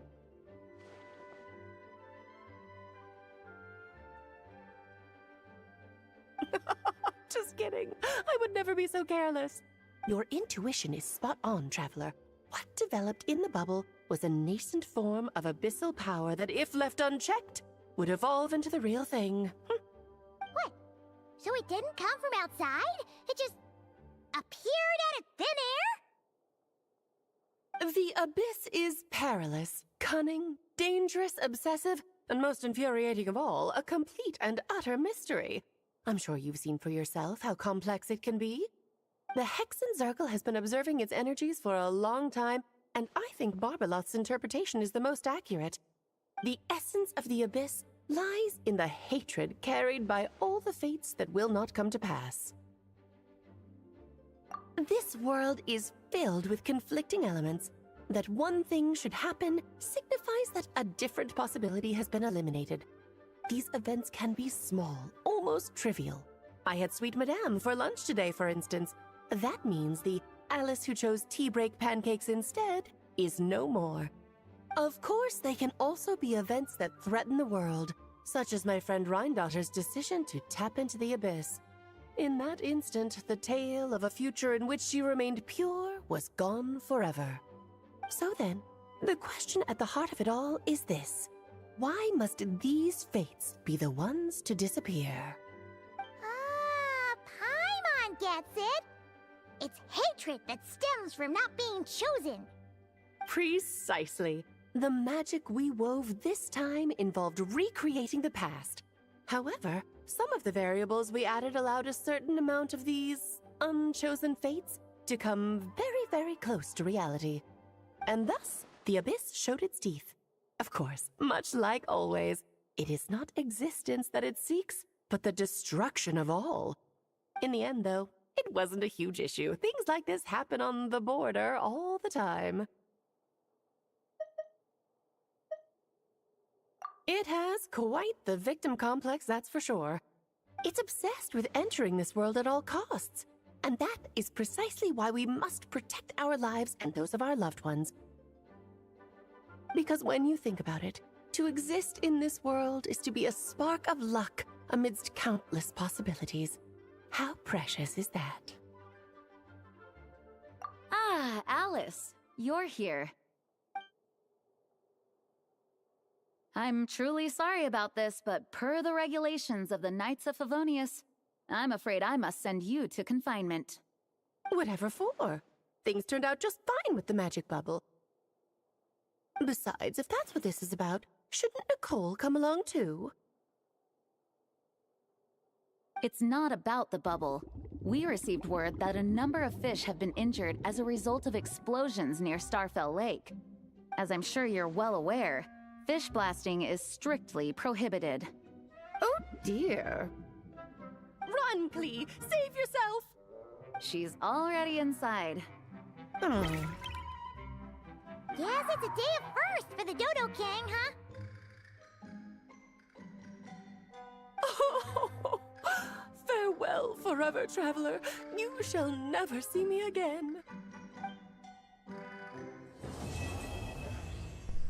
Didn't think to get rid of the evidence with everything else going on.